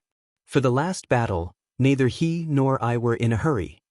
Su Fengnian felt as if a heavy burden had been lifted off his shoulders. He smiled and said, "There's no need to be in a hurry." Su Fengnian looked at Taimai, who was often mentioned in the spies of the Fu Shui chamber. He looked at the ordinary sword at his waist and said with a Beimang accent, "Good sword." Taimai thought it was just a polite remark and only nodded with a cold face. However, this young man's expression was still somewhat uneasy. After all, this vassal king with the strongest military force in the Liang dynasty was not only the mortal enemy of Beimang, but also the martial grandmaster who had defeated Wang Xinji of Wu City. In the corridor outside the building, Huyan Temple supported his daughter and let her stand on the railing. When Su Fengnian saw a figure, he said goodbye and went downstairs. Su Weisheng sat in his wheelchair and glanced at the people upstairs. He said softly, 10 days ago, Shishu sent a message to Wutungen, asking you to go to the border of Lingzhou. I ignored it." Su Fengnian frowned and said, "He wants to see me?" Su Weisheng said calmly, "Right now he, Xie Guanying, and the girl from the Spring Invitation Cottage have entered Lingzhou. He said he will wait for you at the border between Lingzhou and Liangzhou." Su Fengnian smiled and said, "Then let's meet." Su Weisheng nodded and said, "Bring Uncle Su and Tantai Pingjing. If Huyan Temple is willing to go with us, that would be the best." Su Fengnian nodded and said, During the Qingming festival of the second year of Xiangfu, at dusk, tens of thousands of people were dressed in mourning clothes at the back of Mount Qingliang. The king of Bailiang, Su Fengnian, led nearly 100 civil and military officials, and offered wine to the Longxiang army who died in Lu province, the Serenity cavalry who died in Jibei and outside Huluku, the border army who died in Huluku, and the border army who died in Huluku. In the forest of steels, there were 300,000 nameless steels, and 36,872 names were written on them. In the night, wishing lanterns rose slowly in the city of Liangzhou. After the 5 riders left the city, Su Fengnian stopped his horse and looked back. He took off his wine pot and drank a mouthful. 1 year later, how many people in the Beiliang border army would not be able to drink this wine? A few years later, how many of the millions of people in Beiliang would miss this green ant wine before they died? At this moment, the scene in Su Fengnian's eyes was like fire spirits rising in the city. Chapter 1433. Su Fengnian, Su Yanbing, Huyan Daguan, Tantai Pingjing, and Taimadai. 5 riders headed south to Lingzhou. 3 of them were in the top 14. Tantai Pingjing was now the most famous Qi cultivator grandmaster in the world, and the other was the most promising swordsman in Beimeng. It was only a matter of time before they were on the rankings. This was an unprecedented lineup. Compared to the 9 swords of the Wu family that had defeated Beimeng's 10,000 riders, they were much better. Taimadai did not know why he had to make this trip south. Deep in his heart, he did not like that young king. However, Huyan Daguan wanted him to come along, so Taimadai could only follow. It was rumored in Beimeng that Su Fengnian had not only inherited Li Chuangong's azure dragon sleeves, but Dong Tai had also taught him the flying sword technique. Although Su Fengnian was used to showing people his sword, Taimadai did not doubt that if Su Fengnian really used a sword, he would not be his match. Taimadai was silent along the way. There were many times when he wanted to ask Huyan Daguan, who was not willing to admit to being his master, if he could surpass Su Fengnian in swordsmanship. Taimadai did not realize that he, who had little desire to win since he started practicing swordsmanship, was different now. The 5 riders galloped along the Lingzhou post house known as Jiangnan. Taimadai had been carefully observing Su Fengnian's words and actions. It was not that he did not find any clues. For example, although Su Fengnian wore his cold sword on his left waist, this king of Beiliang was actually secretly left-handed. When he fought an enemy, whether he wielded his sword in his right hand or his left hand would make a huge difference.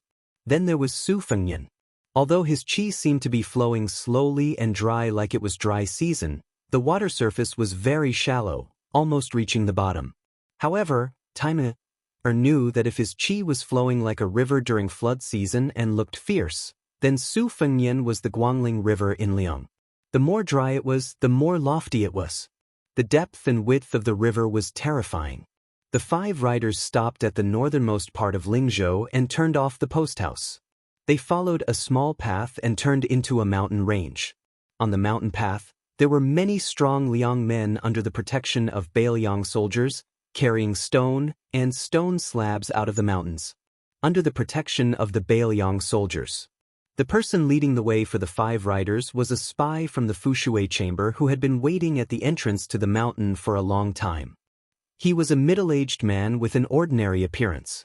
He did not have the shrewdness that a spy should have. He gave off the rough aura of someone who lived close to the mountains. The man's surname was Lu, and he was a small spy leader in the second-class branch of Wuxia society. He only knew that he was going to pick someone up, but he didn't tell him who he was going to pick up. When he met the 5 riders with different accents, the spy wasn't sure where they came from. However, since the leader of Lingzhou's spies, the first-class branch of Wuxia society, had said a few harsh words for the first time, he carefully accompanied the 5 riders into the mountain. Along the way, the man carefully explained the history of the quarry to them. He said that the place was called Jianyu Mountain in the local area, but the scholars of Lingzhou liked to call it Diyu Paradise. Ever since the Great Feng dynasty established the protectorate of the western regions further west of Beiliang, most of the stone used to build the military towns in Qingcang Linyao was cut from this place. Later on, it was the same for the construction of the prince's manor on Mount Qingliang. It was even more so for the construction of Hutu City, which took 6 years at the border of Liangzhou. In the end, Su Fengnian and the other 4 had no choice but to lead their horses forward.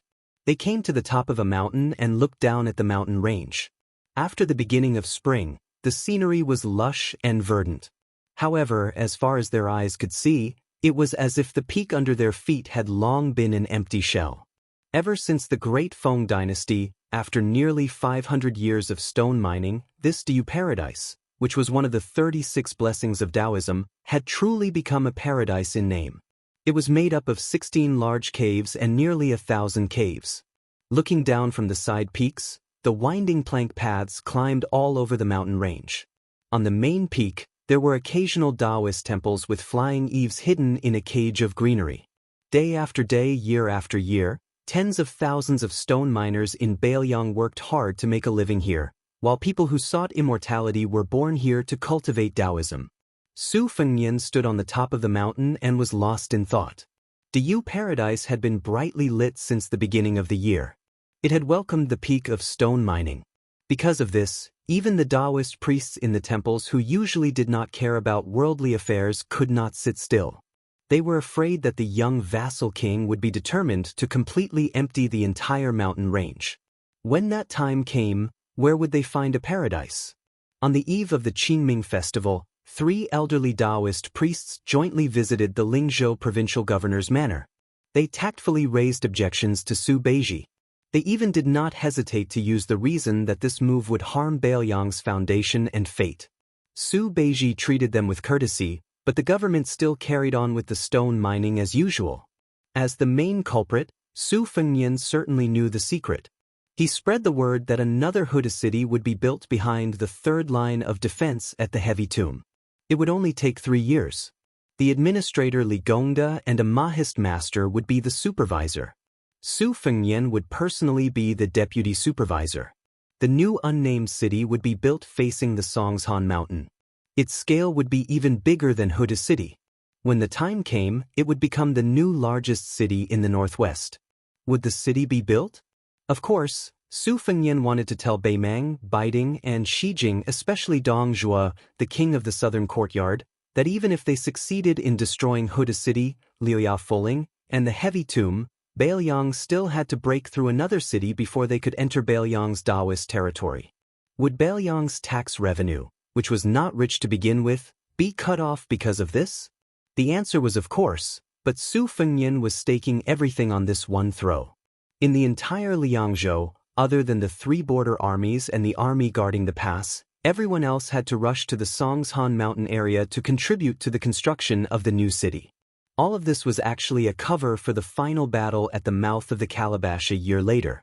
Su Fengnian had to force Beimang to have no choice but to focus on Liangzhou's front line.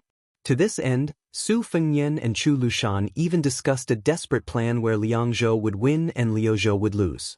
This was because Liuzhou only had meaning if they won or lost. In a stalemate, Liuzhou had no strategic value. Of course, even if Liuzhou lost, it would only allow Beimang and Lu Gui to win. If it was a Pyrrhic victory, then Ko Jianghuai would become an important chess piece. It was precisely because of Ko Jianghuai's arrival that Chu Lushan came up with the idea of being even more ruthless to the enemy than to himself. Then, Su Fengnian agreed. This meant that the 30,000 Longxiang soldiers, the 3 towns of Liuzhou and Qingcang, and the 100,000 refugees who had not yet moved into Bailiang would definitely be in danger. And Su Fengnian's younger brother, Su Longxiang, would be the first to bear the brunt of this. Therefore, when Su Fengnian agreed, Chu Lushan's expression was complicated. Later, in Wutong'an on Mount Qingliang, Su Weisheng did not treat Su Fengnian well. This was probably because she was conflicted about Su Fengnian's decision. Su Fengnian pointed to a cave in the distance, then turned to Tantai and asked calmly with a smile, "After I heard about the stone quarrying in the grotto heaven of Lanyu, I couldn't understand why the grotto heaven was so majestic, but the entrance was so narrow. Back then, I only heard from my master that quarrying in the grotto heaven was actually not as difficult as outsiders thought. To use the words of those who followed in their father's footsteps, it was like cutting soft tofu with a knife. However, after the stone was hung out of the grotto heaven, it would quickly become as hard as iron." Sect Master Tantai, do you know what's going on here? Tantai said softly, "Many tombs and antiques that have been preserved for thousands of years will vanish when they see the light of day again. The stone in the mountainside hardens when it comes out of the mountain, probably because of the same principle, but a different manifestation. It's the result of the fusion of material and gas. Su Fengnian wanted to say something but stopped. He tried to hold back his laughter. After a long time, he finally could not help but say, "When I was young, I was unscrupulous and spoke without thinking. After pondering for a long time, I finally came up with an explanation. I felt that the stone turning from soft to hard was actually like a fledgling taking off his pants after seeing the world in the brothel. As a result, I went to Tide Listening Pavilion and was punished by my master to copy tens of thousands of words of the sage's classics. At that time, I even wanted to die." Tantai, who was dressed in white like an immortal, took a deep breath. Huyen Daguan smirked and told the real fledgling Time about the general idea. The latter rolled his eyes. Su Fengnian turned his head and asked, "Master Tandai, can I ask one more question?" The Qi cultivator sneered, "Can I not answer?" Su Fengnian had to be thick-skinned and asked, "Is it possible for a person to stay at the bottom of the lake without eating or drinking for 10 or 20 years? Is it possible for the best Taoist to abstain from food and gas, or the Buddhist to meditate in meditation? Do you Qi refinement warriors have any similar skills?"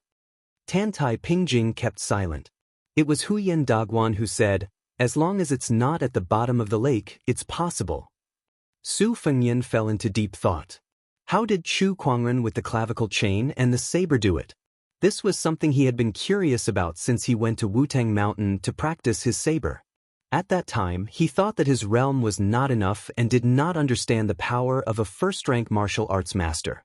However, when he reached the Vajra realm, he realized that even if he reached the Vajra realm, it was impossible. After that, he advanced to the Xian Finger realm and Celestial Phenomenon realm, but Su Fengnian still could not get a reasonable answer. Later, when Gao Shulu was unsealed and they fought, he achieved the celestial body. Only then did he know that to reach Chu Kuangren's level, only a land immortal who was good at Qi cultivation could barely do it. However, in Su Fengnian's eyes, Chu Kuangren's martial arts realm was not too high.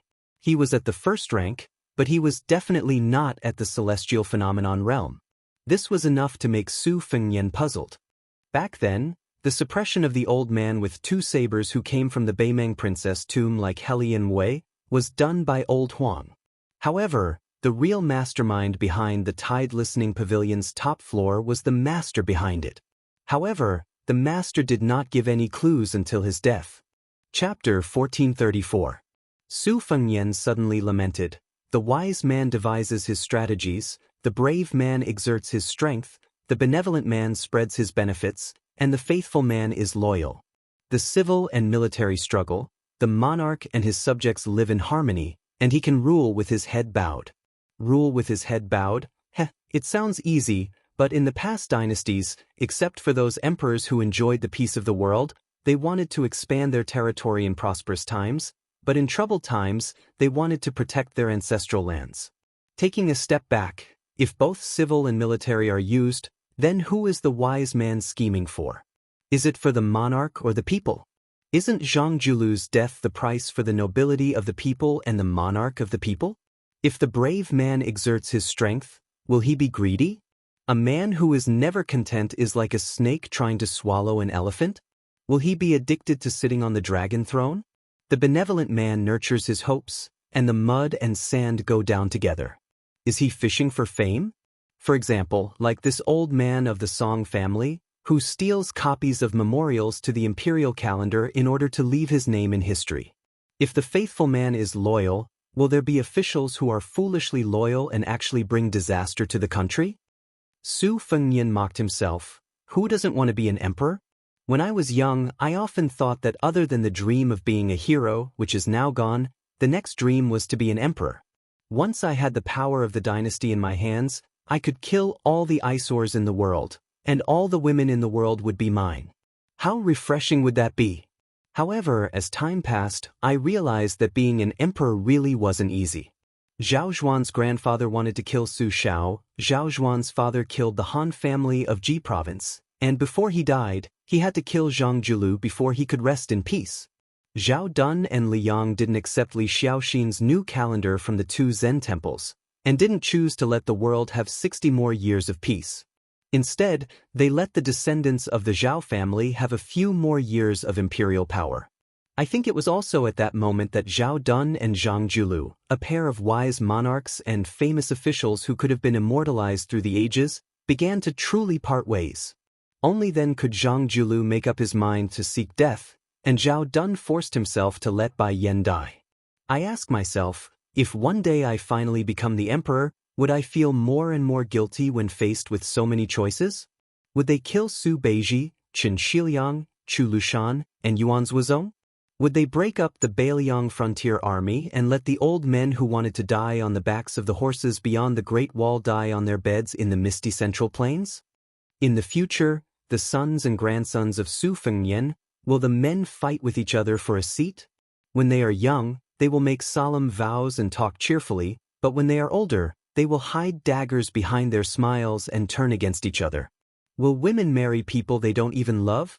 Su Fengnian looked at Su Yanbing and asked with a smile, "Uncle Su, is this considered soft-heartedness?" Su Yanbing nodded, but said, "There is a saying that soft-heartedness doesn't lead an army, but it doesn't mean that those who lead an army have to have a heart of stone." The four great generals of the spring and autumn period who are equally famous as the great general, whether it's Yi Baikuei or Gu Jiantang, are usually very amiable and approachable when leading an army. Training an army for 1,000 days to use it for a single day. The time when one is truly ruthless and merciless is when one uses the army. On this point, Chu Lushan did very well. Su Fengnian gently looked to the south. Over there was someone who did even better than Chu Lushan. The five of them led their horses down the mountain. The spy surnamed Lu, who had been standing far away from them, continued to lead the way. At the foot of the mountain, they happened to run into a large group of quarrymen who had come out of the depths of the mountain. The mountain path paved with crushed stone was only wide enough for 3 or 4 people to walk side by side. The smaller stones were tied up in layers on wheelbarrows and transported out of the mountain. The larger stones were placed on donkey carts and ox carts. There were also many quarrymen carrying stones in groups.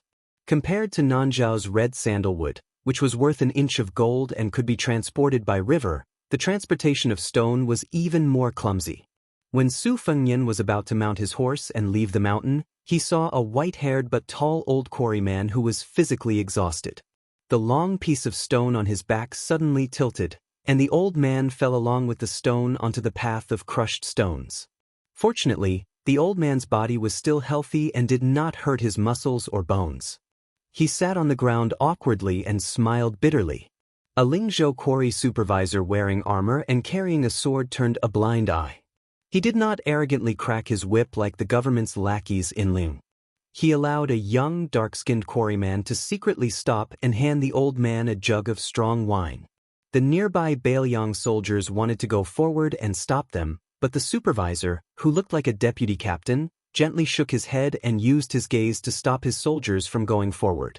However, when Su Fengnian approached, 7 or 8 soldiers simultaneously held their swords and glared at him. The quarry was currently not open to the public. The outsiders who could enter were all people who were close to the government and had a clean family record in the whisk room. After all, the large and small Daoist temples in Dayu Paradise still needed the support of incense. The Great War of Liang Mang had begun, and more people came to pray for blessings. The most prosperous Lingzhou naturally had a lot of incense. Regardless of whether they were rich or poor, they all asked for something like a protective talisman. Su Beiji set an unwritten rule for the large and small Taoist temples in Lingzhou. In the past, they did not have to hand over incense money to the government. They had to take 2 or 3 or 4 out of every 10 miles. For a forbidden land like Dayu Paradise, because the government was lenient, they had to take 4% of the incense money. Therefore, after Su Beiji bought the rice provincial governor, he had the reputation of being a popular provincial governor. It was only when Spy Lu stepped forward that the Lingzhou soldiers in charge of transporting the quarry retreated. However, their eyes were still alert. The quarry old man who drank a mouthful of strong wine raised his head and looked at the handsome young master in front of him. He did not have stage fright. He was probably a talkative person. He took the initiative to smile and said, "This young master is going to Chongshan Temple to burn incense, right?" It's not that I want to put in a good word for Chongshan Temple, but the marriage fortune sticks there are very effective.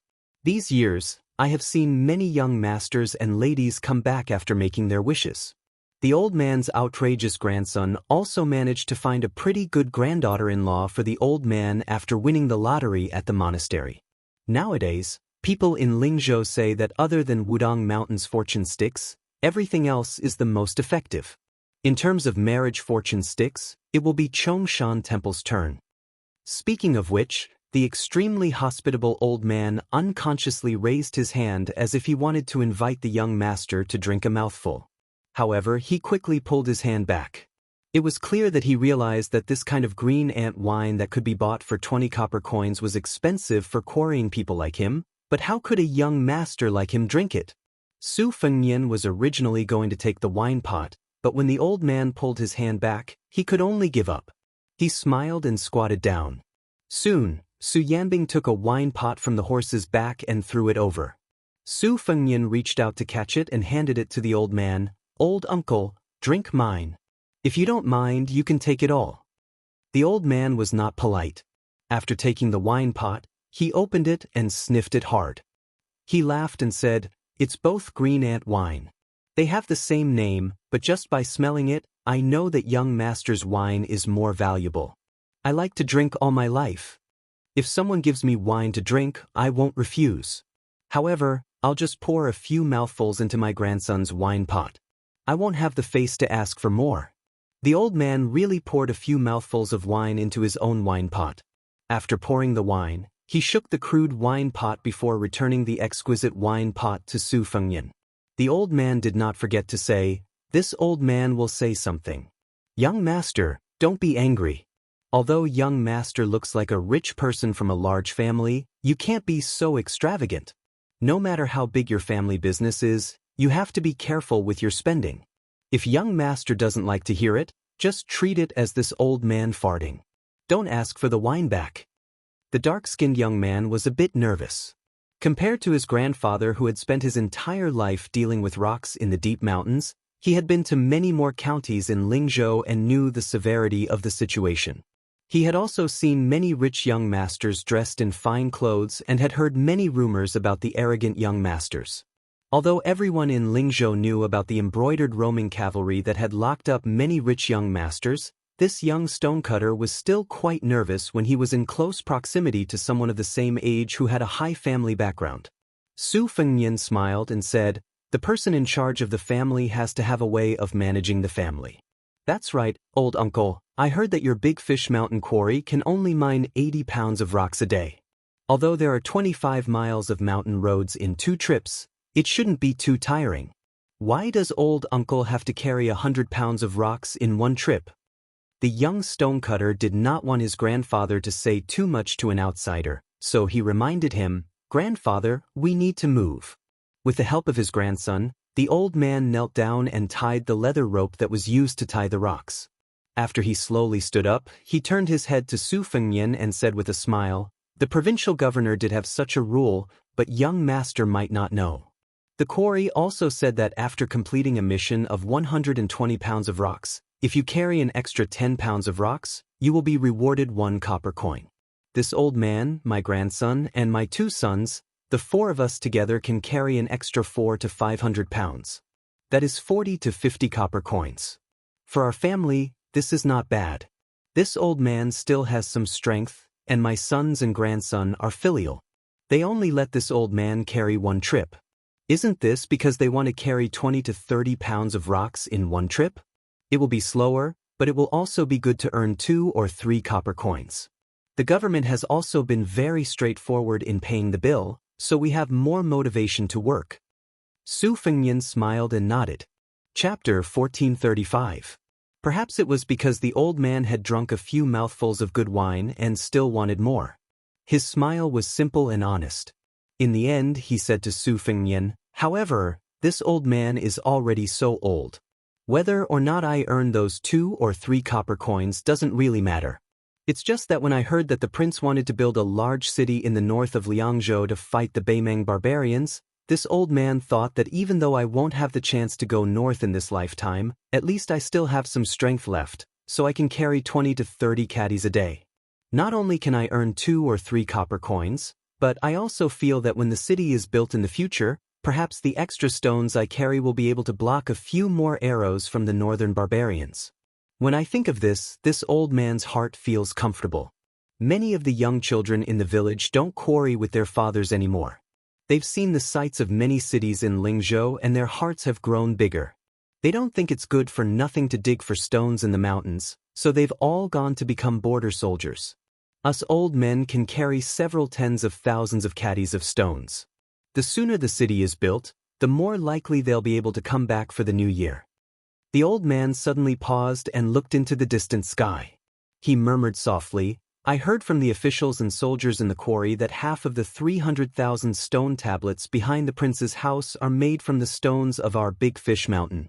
Those old fellows who have children in their families who join the army all say that if there's a day when someone in their family can't come back and they want to carve their name on the tablets, then using the stone from our hometown is also good. The old man had already begun to walk forward. Suddenly, the young master of the wealthy family called out from behind him, Uncle, wait a moment. Then, the young stonemason was surprised to see that person take off his fur coat and hand it to the white-clothed woman who was as tall as a man but looked like an immortal. That person walked to his grandfather's side and untied the rope without any explanation. He carried the stone on his back. He didn't look like a young master who knew how to do rough work. Carrying over 100 caddies of stone, he was actually calm and composed.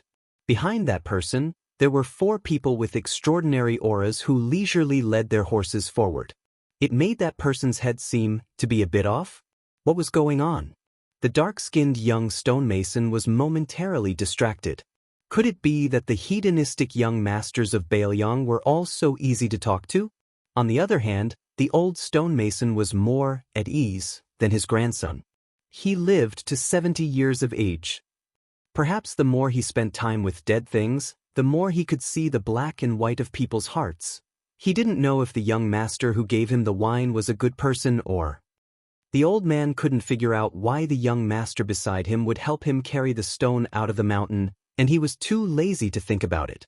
It was just like the stone quarrymen of Mount Big Fish had passed down from generation to generation that there was a cave in the mountain, and there was a pond in the cave.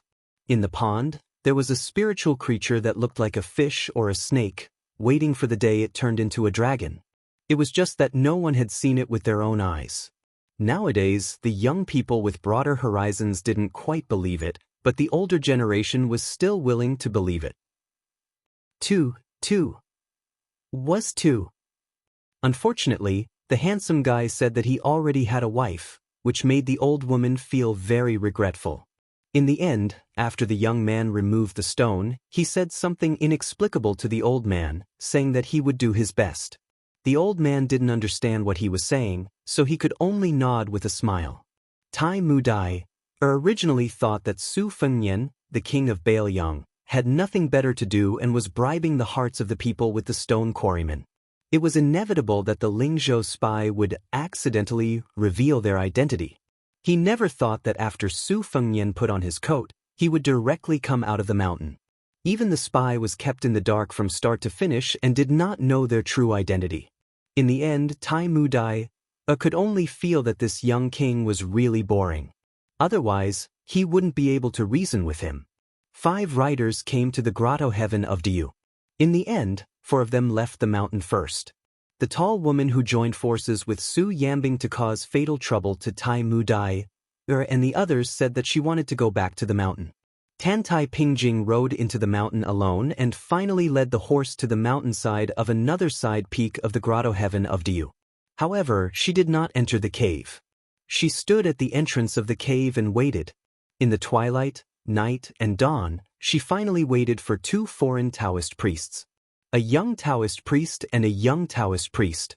Their Taoist robes were obviously different from the Taoist priest of Diu Mountain that the stone quarrymen often saw. The young Taoist priest greeted Tantai Pingjing gently, "I'm Li Yufu from Wudong. Greetings to Senior Tantai." The young Taoist priest followed his master and bowed, "I'm Yu Fu from Wudong. Greetings to Senior Tantai." Tantai Pingjing looked at the master and disciple who walked out of Wudong Mountain and walked into the grotto heaven of Diyu Mountain. She said indifferently, Master Li also saw the great opportunity? Li Yufu smiled and said, I'd like to thank you for waiting. Tantai Pingjing seemed to be standing at the entrance of the cave, but in fact, she was blocking the entrance of the cave. Her tone was not very kind. This fate first started between us. We watched the white snake transform into a flood dragon and then we watched it go upstream. Now it's us, it's him who triggered the vision. The young Taoist priest said seriously, the great way under our feet is accessible to everyone. Tantai Pingjing looked at the child who pretended to be a master and smiled. The young Taoist priest blushed slightly when he was stared at. Soon, his momentum weakened and he whispered, Master said so. The young Taoist priest who was the current chief of Wudong Mountain had a warm look in his eyes. He raised his hand and touched his disciple's head. You said so. Tantai Pingjing looked at the master and disciple with a complicated look in her eyes. She concealed it and said, Earth Lung Mountain and Guangling River. You also formed two fates, but Li Yufu waved his hand gently and smiled. Master Tantai, you can rest assured. We didn't come to the grotto heaven of Diyu Mountain to fight for anything. I just wanted to take Yufu around and have a look. Tantai Pingjing shook her head and said, You Taoists don't fight, but you fight. Chapter 1436. Tantai Pingjing looked at the young leader of Wudong who was not anxious and said slowly, In the past, the great Qin dynasty has always advocated the same kind of celestial beings. Your Taoist sage took the lead in proposing that heaven and earth are heartless. My master once commented, The true meaning of this is that heaven and earth have no kindness or malice to people. It can be said that heaven and earth are shocking thunder. Later generations, based on their preferences, misinterpreted it as being able to become a sage and treat all things in the world as dogs. At the end of the Great Qin dynasty, the Confucian sage advocated that human nature is good and that heaven and earth are connected. However, the root of it is only a tendency to return to the same kind of celestial beings. Huang Sanjia called it removing the clouds to see the moon instead of removing the clouds to see the sun. As for Buddhism, it is a foreign religion. Let's not talk about it. Tantai Pingjing's eyes suddenly sharpened and stared at the leader of Wudong. You, Li Yufu, want to make decisions for the world by your own will. Do you really dare to say that you are not wrong? Li Yufu said calmly, Doing things by yourself, right or wrong, is more reasonable than others asking you to do good or bad things. Li Yufu no longer looked at the leader of Guanyin sect, but looked up at the sky as if he was talking to the sky. The living of heaven and earth are neither sad nor happy. The dead of heaven and earth are carefree. In between life and death, how can we control those superior people who have already transcended life and death? Born and dying in heaven and earth, we should not ask how to live forever. We should ask why we were born and how to live better. The courtesy of Confucianism, the purity of Taoism, or the mercy of Buddhism. In the 100 years of self-questioning and self-answering in this life, some people will gain and some will lose. Later generations will eventually have self-knowledge, self-respect, self-improvement, independence, and freedom. Although life is short, the noble spirit will last forever. Tantai Pingjing stared at the young Taoist who dared to ask heaven and smiled helplessly. She stepped away from the path of the cave and stepped forward to leave. It was like something, no matter how much she cherished it, if she could not own it, then she would not look at it. The little Taoist boy bowed politely to her back and said, Thank you, senior. Tantai Pingjing looked back and asked with a smile, Lu Dongxian? Qi Xuanzhen? Hong Shixiang? The little Daoist was stunned. Senior, my name is Yufu. Li Yufu led the little Daoist boy into the cave and lit the torch he had prepared beforehand. After walking for an hour, they arrived at a deep green pond. He placed the torch between the walls of the mountain and then took out several oil pots and an ancient oil lamp from his bag. He sat down cross-legged and bent over to light the lamp. Yufu also sat down. After waiting for a long time, the little Daoist boy did not see any movement on the mirror-like surface of the pond. He could only look at the wick and asked in puzzlement, Master, what are we doing? Li Yufu laughed softly, When I'm bored, I'll recite the classics. The little Daoist boy nodded and began to recite the Pearl Sack Catalogue. After an hour, his mouth was really dry and he turned his head with a bitter expression. Li Yufu said softly, "Rest if you're tired." The little Daoist boy smiled happily. After that, Li Yufu refilled the oil lamp. Yufu, who had eaten some dried dates to fill his stomach, was already sleepy. Li Yufu let the child rest on his lap and slowly fell asleep. Li Yufu also closed his eyes to rest. The surface of the pond rippled slightly. Then a small fish with half red and half white jumped out. The shape of a carp could be vaguely seen and its two whiskers were extremely long. It swam to the edge of the pond and its whiskers swayed gently. The fish scales on its body were shining like dragon armor, shining brightly. Li Yufu opened his eyes and smiled. "After we parted at the Guangling River, you and I meet again." It swayed its whiskers and white tail cheerfully. Li Yufu said softly, "I'm willing to protect you from the river to the sea and help you become a dragon. If the future generations suffer from a drought, are you willing to create clouds and rain for the world? If there is a king who is heartless, are you willing to warn him on behalf of the heavens? If you feel lonely, will you still not stir up trouble? If you can't overcome each other, will you live in peace with the world?" It was still and motionless. Li Yufu laughed. "As the Baal Yang of the place where your dragon rises, you don't have to worry with him. The hearts of the people and the power of heaven and earth." It swayed its tail slightly and broke through the water surface, floating above the pond. Li Yufu gently pinched his fingers. 3 days later, you and I will go down the mountain and enter the river. We will say goodbye at the mouth of the Guangling River." It seemed to nod and slowly dived back into the pond. Li Yufu sighed slightly and looked down at the little Taoist child who was drooling. He listened to the child's vague ravings and murmured, "Youngest uncle, when you are enlightened, before Li Yufu cuts off heaven and earth, I will ask her to come back. After that, there will be no afterlife." Li Yufu closed his eyes and smiled. "In fact, if there is an afterlife, how good would it be if I could call you youngest uncle again? Unfortunately, there is no such thing." In the spring of the second year of Xiangfu, 2 Taoist priests of Wudong Mountain left Baoyang and began to walk eastward along the Guangling River. Wherever they went, there was a spring rain that was as precious as oil. When the mistress of Shishu's spring invitation cottage heard that the young vassal king's trip to Lingzhou was actually so cowardly that he had to bring several martial arts masters with him before he dared to leave Liangzhou, she sneered at him. Before they even met, she already looked down on the young man with the surname Su. Naturally, she felt more and more resentful towards the man beside her who rode into Shu alone. However, when she accompanied 2 of the most legendary men in the world and saw the 5 riders appear in her sight with her own eyes, there was no reason for this woman to recognize that person at first glance. At that time, she knew that the young man seemed to be really qualified to let the current king of Shu return to Lingzhou. He was qualified to let Mr. Xie go to Shu to catch a dragon and raise a dragon to deal with him. Of course, she also hated that guy called Su Fengyan more and more.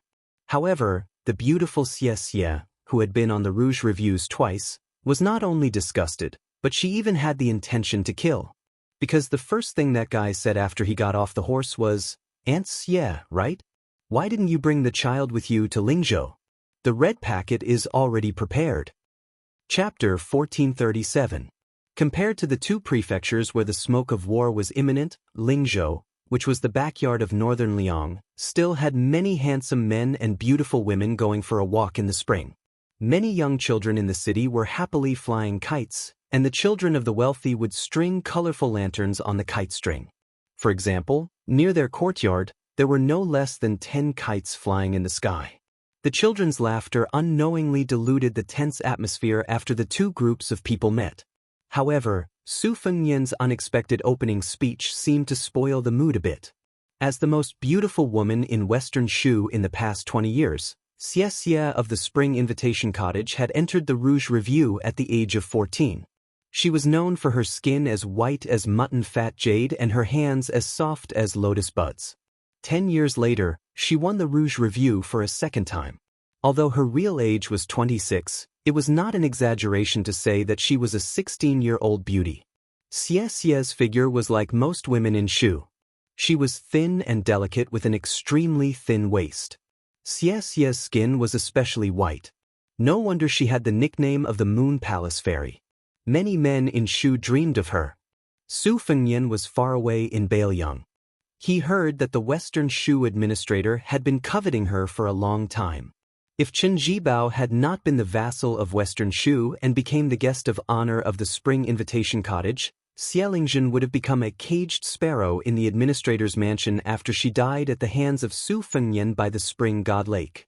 After Su Fengnian teased him, he led the horse forward. He did not immediately look at the man in white standing in the middle of the three people at the door. Instead, he looked at Xie Guanying, who looked like a middle-aged Confucian scholar. His courtesy name was Shu Yang, and his nickname was Flying Fish. He and Li Shan were once called Northern Xie, Southern Li. They commented on each other's romantic life. Of course, what interested Su Fengnian the most was not this person's extravagance in catching and raising real dragons, but his identity as the father of White Fox. For some reason, White Fox Face said that he was dead. Moreover, he did not take Xie Guanying's surname, but Nangong.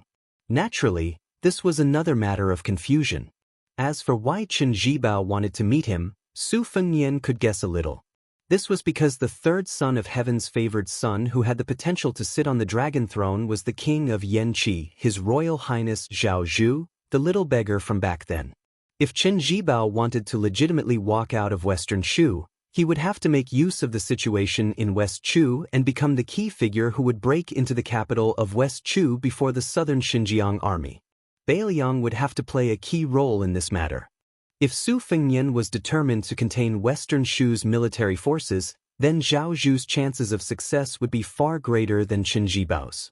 Of course, this time Western Shu definitely did not come here to beg for help. Instead, they wanted to make a hidden exchange. As long as Bailiang did not drag Western Shu's entry into the Central Plains, then Western Shu would not cause trouble for Bailiang's backyard during the Great War of Liangmang. This would test the tacit understanding between the two sides. If both sides agreed, then everyone would be happy. However, as long as either Su Fengnian or Chen Jibao was unwilling to take a step back, then after today, the two sides would completely fall out and fight to the death. Bailiang would be attacked from both sides, and Western Shu would also miss the opportunity to seize the throne in the Central Plains. Perhaps this would be an awkward situation where one steps slower than the next. This deal could very well decide who the entire Central Plains belonged to, or even the surname of the entire world. Otherwise, given Chen Jibao's nature, why would he return to Bailiang and take the initiative to meet with Su Fengnian? Moreover, it was most likely Xie Guanying who instigated this white-clothed military saint to leave Shu and enter Liang. It was probably because Xie Guanying was Chen Jibao's trusted aide and understood the importance of this meeting. Thus, even though Su Fengnian's teasing made her seethe with anger and hammered her weak spot with a hammer, she still didn't show any displeasure. The group entered the luxurious Jiangnan-style residence.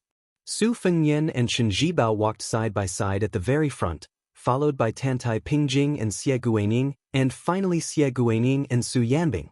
Huyen Daguan and Tai Mu Dai didn't follow. Huyen Daguan said that it didn't look like he was going to fight immediately. He had to go to the streets of Lingbei City to buy some strange objects for his wife and daughter. Then, this Beimeng martial grandmaster directly left. In reality, on this trip to Lingzhou, Huyen Daguan had already made it clear to Su Fengnian on Mount Qingliang that he wouldn't help Bailiang kill anyone. However, if Su Fengnian's life was in danger, he would step in to save him. Su Fengnian naturally wouldn't ask for anything.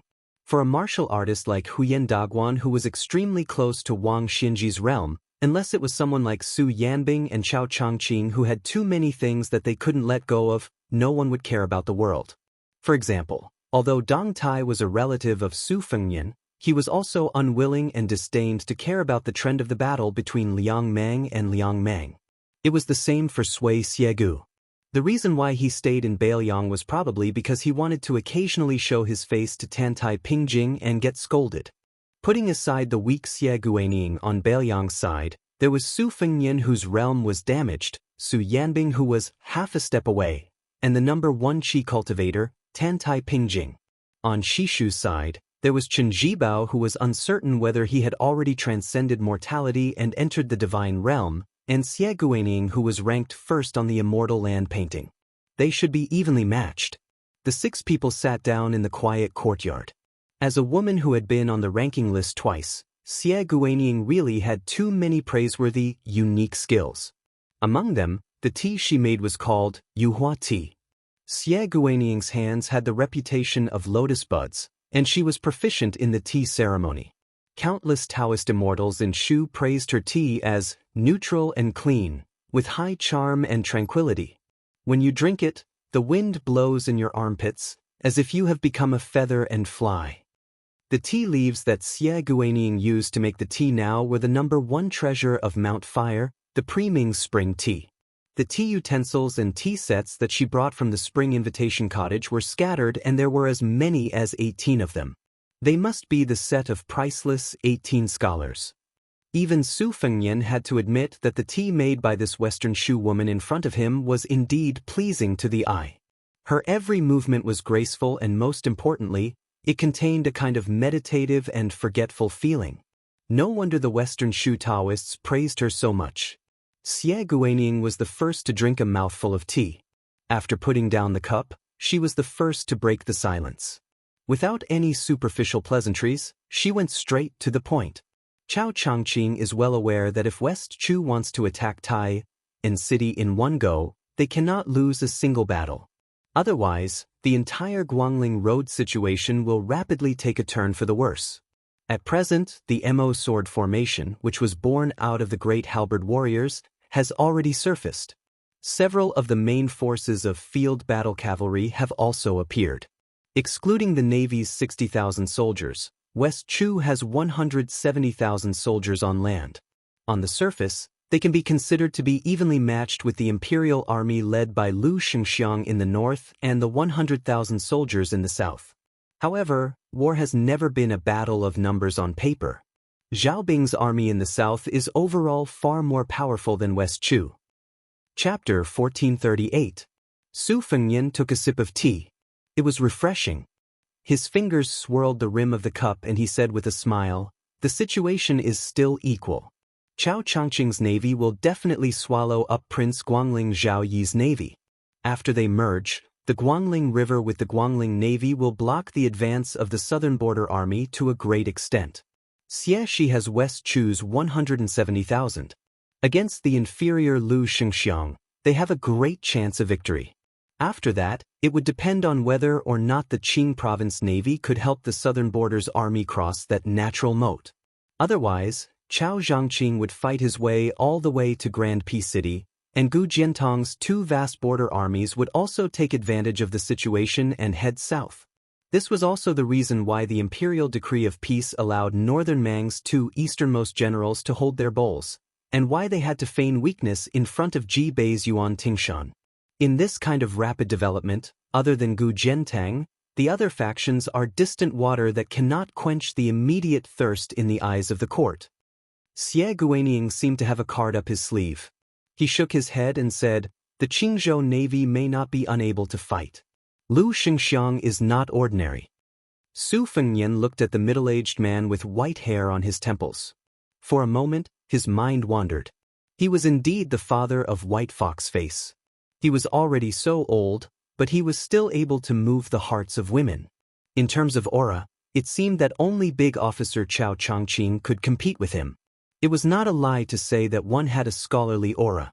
On the other hand, those true Jianghu people, the old man with the sheepskin fur coat, Dong Tai, and Huyen Daguan, were worlds apart. Of course, when old man Li was young, he was invincible in both sword and person. Xiegua laughed involuntarily at this young vassal king who was distracted. He glanced at the calm white-robed man next to him and thought, no wonder Zhao Changling had chosen him, who was surnamed Qin, and not His Royal Highness, who was surnamed Su. Su Fengnian smiled apologetically and then asked curiously, "It is not strange that Mr. Xie has long made plans in the Qingzhou Navy. However, if I remember correctly, when Lu Xingxiang left the Guangling Spring Snow Building, it was Yuan Benshi who instructed him to do so. When the time comes, will he agree to give up the merit of entering and leaving the city? That means whether or not Lu Shengxiang can be promoted from Great General Li Yang to Minister of War.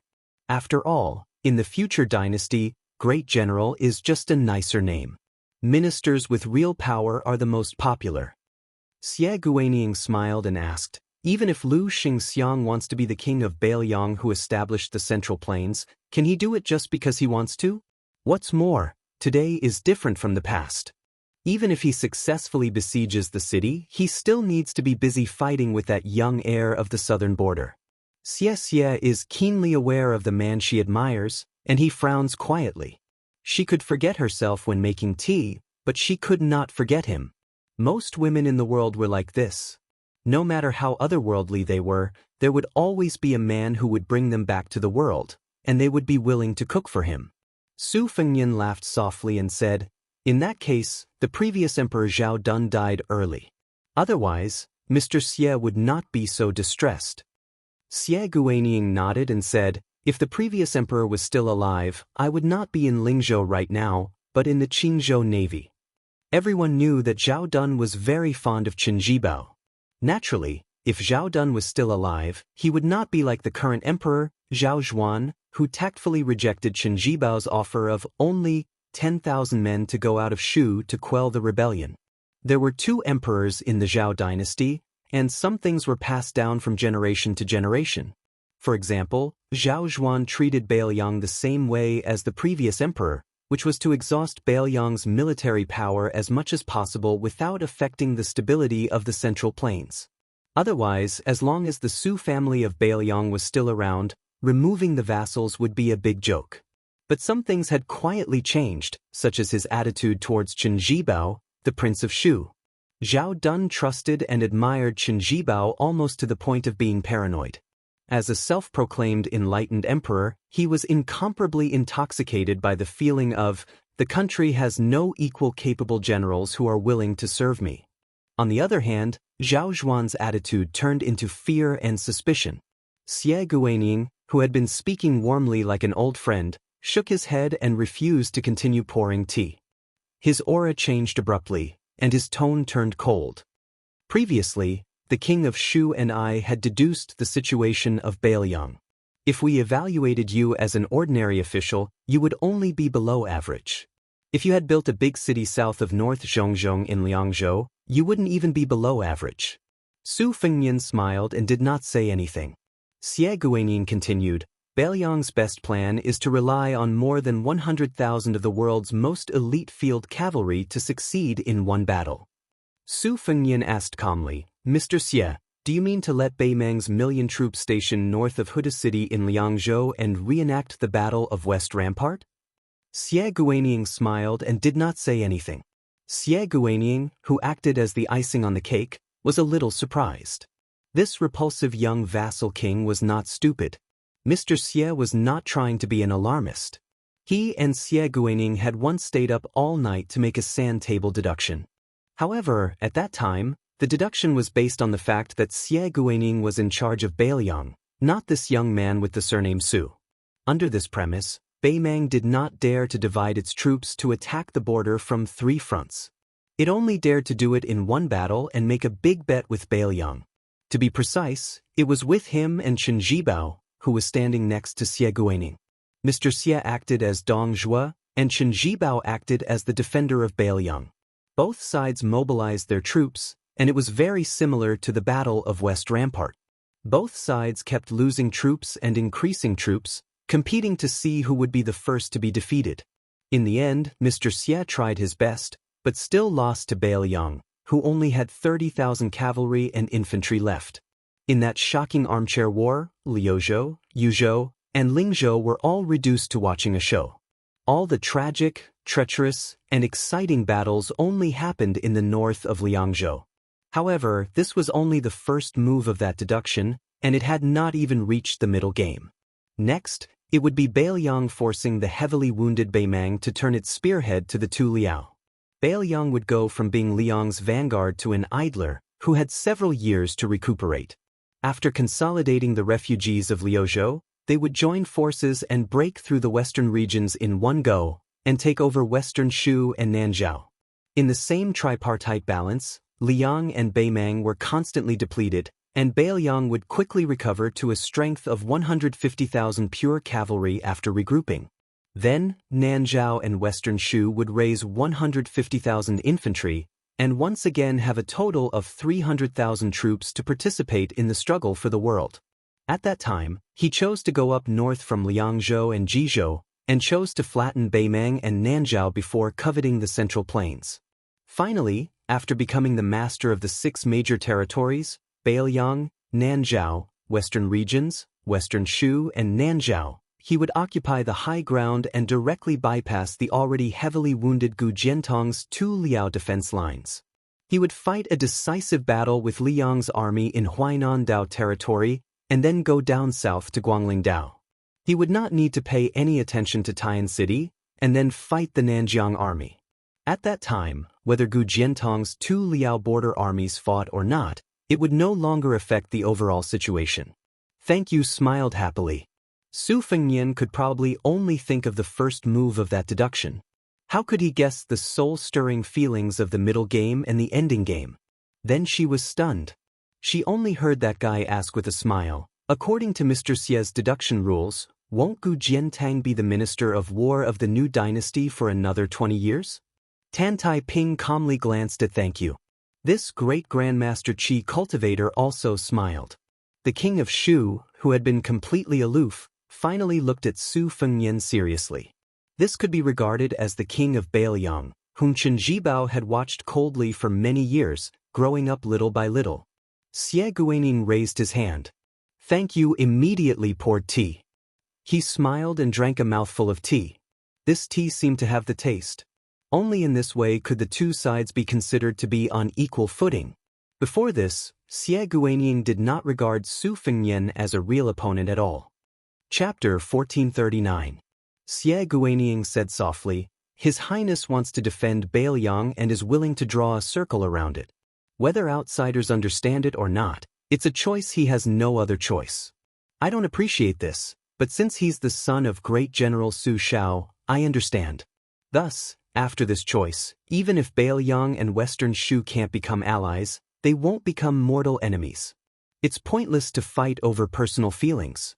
It's meaningless and meaningless. Xie Guanyin stared at Su Fengnian and said with a smile, It's just like how the 6 of us are drinking tea today. The aftertaste is endless and not wine. If a jar of strong wine is opened and finished, we'll be dead drunk. We'll drink to our heart's content, but we'll have a headache the next day. Su Fengnian only asked one question. Has Sir Xie ever thought that millions more people will die in the Central Plains? Xie Guanyin fell into silence. After a long while, he asked in return, Then have you ever thought about how to truly inherit Su Zhao's deep will to destroy the foundation of the powerful clans? Su Fengnian laughed coldly. Sir Xie wants to say that from the great Emperor Qin's state to the great Feng dynasty and the 9 kingdoms of spring and autumn, there hasn't been a single legitimate emperor of the Central Plains born from humble beginnings? Only with such an emperor can Su Shao trample over the Central Plains be considered a success? Su Fengnian put down his teacup and said slowly, or according to Sir Xie's words, it's meaningful? Xie Guanyin countered, when the great Qin was hegemonic, Luoyang was China's land. When the great Feng dynasty was in power, Qingzhou was the Central Plains. When it came to Liang, Jiangnan was the Central Plains. If one day millions or even tens of millions of people die, but we can annex all of Beimang and make the northwest of Beiliang become the Central Plains, what's wrong with that? After we succeed, we'll win hundreds of years of peace under the heavens. The more people who die today, the fewer people who die in the future. Shaking his head, Su Fengnian replied in a deep voice, There are some accounts that can't be settled like this. Xie Guanyin didn't get angry because of Su Fengnian's rebuttal. Instead, he said with a relaxed smile, It's said that His Highness never makes a losing deal. It's the same with the 6-pearl bodhisattva in Mount Lantua in the western region, Xinyuan Qingfeng in the Great Snow Plateau in Mount Hui, Kojianghuai, the deputy general of Liangzhou under the pseudonym Su Fengnian, and even more so with the little girl named Lu Narong from the Fish Dragon Gang. Before coming to Lingzhou, I made a bet with King of Shu on whether or not you would let Huyen Daguan appear openly, and in the end, I lost. From this, it can be seen that although His Highness's trip to the south looks aggressive, it is actually quite sincere. Su Fengnian smiled and said, Mr. Xie is a schemer, but not a shrewd businessman. You don't understand how I do business with people. Moreover, Mr. Xie is not as good as Huang Sanjia. All these years, you've only learned from others. Huang Sanjia treated the spring and autumn period like a field of crops. Mr. Xie, in the end, you are just a book reader. In the first half of your life, you are far from being a writer. The strategist of the spring and autumn period, Huang Sanjia, my master Li Yishan, Yuan Benshi, Nailan Yusi, and even Zhang Julu, who isn't strictly a strategist. They are all more, less restricted than Mr. Xie. After all, it's better to have no books than to believe in books. Of course, when Mr. Xie was born, you couldn't stand the loneliness and tried to make up for yourself. Therefore, you looked all over the world and flipped through the pages of the spring and autumn period books. Only then did you come to the Western Shu that hasn't been successful since ancient times. You wanted to start something new. Xie Guaniying's expression froze. Xie Guaniying felt as if he had fallen into a fog.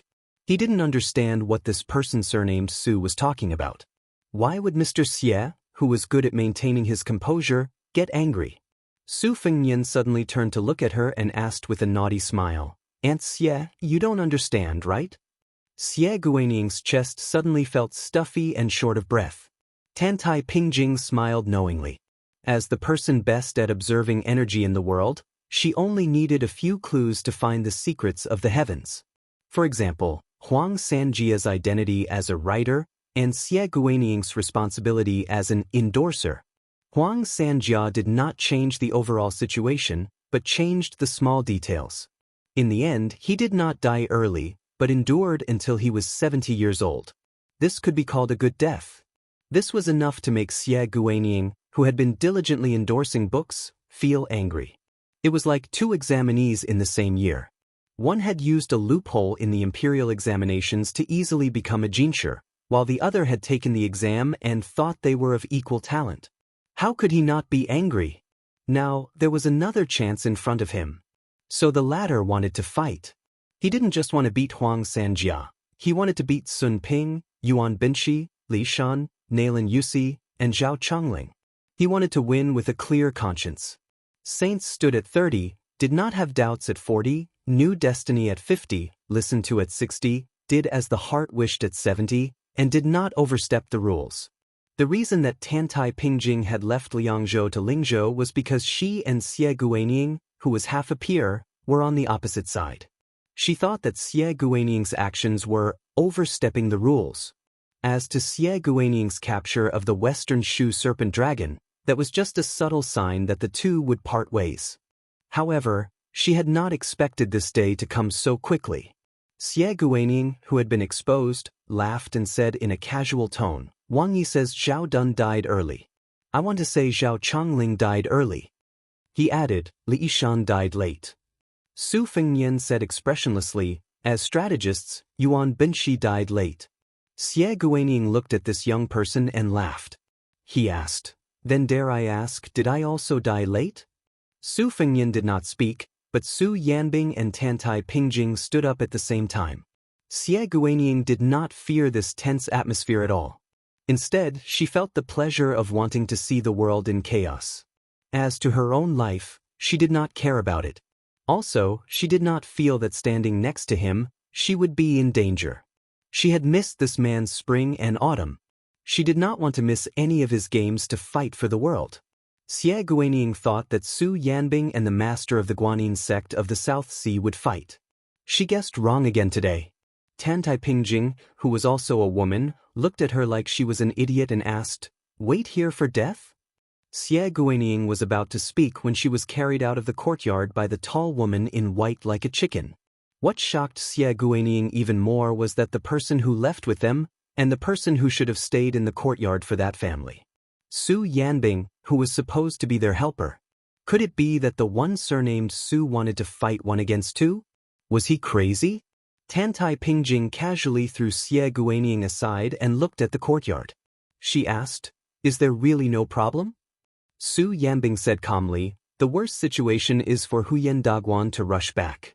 Tantai Pingjing said emotionally, personally, this is the worst situation, but for Bailiang, this is the worst situation. Chapter 1440. Su Yanbing nodded and did not deny it. However, he turned his head and smiled. However, don't you think that a king of Bailiang like this will vent your anger? Tantai Pingjing said helplessly, disregarding everything else, the impact of this anger on the world is definitely unprecedented. Su Yanbing smiled. The more it is like this, the more it is worth it for someone like Su Yanbing, who doesn't understand the court and doesn't understand the situation, to choose to stand in Bailiang. Xie smiled coldly and said, a martial arts grandmaster who has dropped a lot of realms and doesn't live up to his name is showing off his bravado. Does he really think that he is invincible? Su Yanbing, who had never argued with a woman, scolded for the first time, what does a woman like you know? Xie was flabbergasted. She could not argue that she actually knew nothing, right? The trip to Lingzhou this time had indeed left a shadow in the heart of this great beauty who had all the men in Shu bowing down to her. If it were not for the fact that that man was also from Bailiang, she would have cursed him for being a Bailiang barbarian. In the busy market, Huyen Dagwan, who had been busy picking out a few exquisite items for his wife and daughter, rolled his eyes. He stopped bargaining with the shopkeeper and left the shop angrily. He did not care whether or not he would attract the shock of the people on the street. He grabbed Tai Madai's arm and leaped up. In the blink of an eye, the two of them silently landed outside the house. She complained to Su Yanbing and Tantai Pingjing, what is going on? You can even fight over this? Xie finally found her place and sneered, oh, a capable helper is here. Are there going to be thousands of Lingzhou soldiers rushing over in a hurry? Huyen Dagwan could not be bothered with this woman. He looked in the direction of the courtyard and made a sound of surprise. He muttered, that works too. Tai Madai wanted to say something but stopped. She probably wanted to ask but was too embarrassed to. Huyen Dagwan raised his head and stared at the sky above the courtyard. He instinctively used the language of the Central Plains to say, back then I gave you 2 words. You were very stupid and could not understand it after so many years. That is why I had you follow Su Fengyan. I hope that you can get close to this grandmaster who is about the same age as you before walking out. Tai Madai, who did not understand what Huyen Dagwan said, was confused. Huyen Dagwan quickly realized his mistake. He switched to the northern Mang accent and said angrily, let me teach you a word, outrageous. If you want to surpass Su Fengyan one day, you have to get rid of him first. Back then, whenever Li Chungang competed with others, Wang Xinji would shamelessly watch from the sidelines. Many people did the same, but not only was it not outrageous, but they also admired Li Chungang more and more, and then stood at the foot of the mountain to look at the scenery at the top for the rest of their lives. Only Wang Xinji gritted her teeth and followed suit, walked to the top, and finally defeated Li Chungang. Oh no, it was a tie back then. Li Chungang was disheartened and gave his position to Wang Xinji. After that, Wang Xinji was even rarer. She didn't stop, and her cultivation rose by leaps and bounds. When one reached the peak, one still had to climb the mountain. Actually, I also understood this principle, but I didn't have the heart to do it. There is a young man called Fuding in Liang. He has inherited half of Wang Xinji's legacy in Eastern Sea's martial emperor city. However, after he lost to Su Fengyan, he has not reached the level of ridiculous yet. But you are not much better. There is nothing you can do about it. Compared to me, your comprehension really makes one feel despair. Hearing Huyen Dagwan's long-winded ramblings, Tai Madai smiled. In this world, the only thing that made him feel more intimate than the cheap sword at his waist was this old man's self-praise and belittlement. However, when he saw this man fight for the first time, after receiving 2 strikes from Su Yanbing, Tai Madai had to admit that Huyen Dagwan was the most wasteful person in the world. Huyen Dagwan suddenly sighed softly, silly boy, I don't expect you to surpass Su Fengyan in this life. But you must follow closely behind him. Tai Madai held it in for a long time. Finally, he mustered up the courage to say what was in his heart. Tai Mudi My sword, my swordsmanship, from the very beginning, was the only one in the world. I don't need to learn from anyone." Huyen Daguan was stunned. He turned to look at this young man who came from Beimang like him. He patted his shoulder and said, "I underestimated you." "Very good." Huyen Daguan rubbed his chin and said seriously, "No wonder I, Huyen Daguan, chose you. It turns out that our temperaments are similar. You made me ask myself from time to time when I was in Liang. Was I blinded by lard and blind to give you advice back then? Just based on this, you will definitely be number one in the world." Xianxia, who was not far away, was completely stunned. This shameless and attentive fellow was that Northern Mang Great Grandmaster who was respectfully referred to as one man, one sect? The martial arts genius who was said to have the potential to replace Toba Bodhisattva and compete with Wang Xinji for number one in the world? Then he felt a little dispirited and powerless. He felt that it was better to return to the land of Shu as soon as possible. The men of the outside world, from the one surnamed Su to Su Yanbing to this Huyen Daguan, were all bastards. In the courtyard, Chen Jibao still did not move. Xie Guanying sat upright and still. However, this scholar who had reached a high realm did not show any signs of facing a great enemy. Su Fengnian looked at the tea in his cup. With a thought, the water rippled. There was once a Beimang whose sword aura was close to yellow and green. He delivered more than half of his sword and 16 Buddhas were born. Su Fengnian said sarcastically, "So there is such a scholar." Then, he gently raised his cup and drank the tea in one gulp.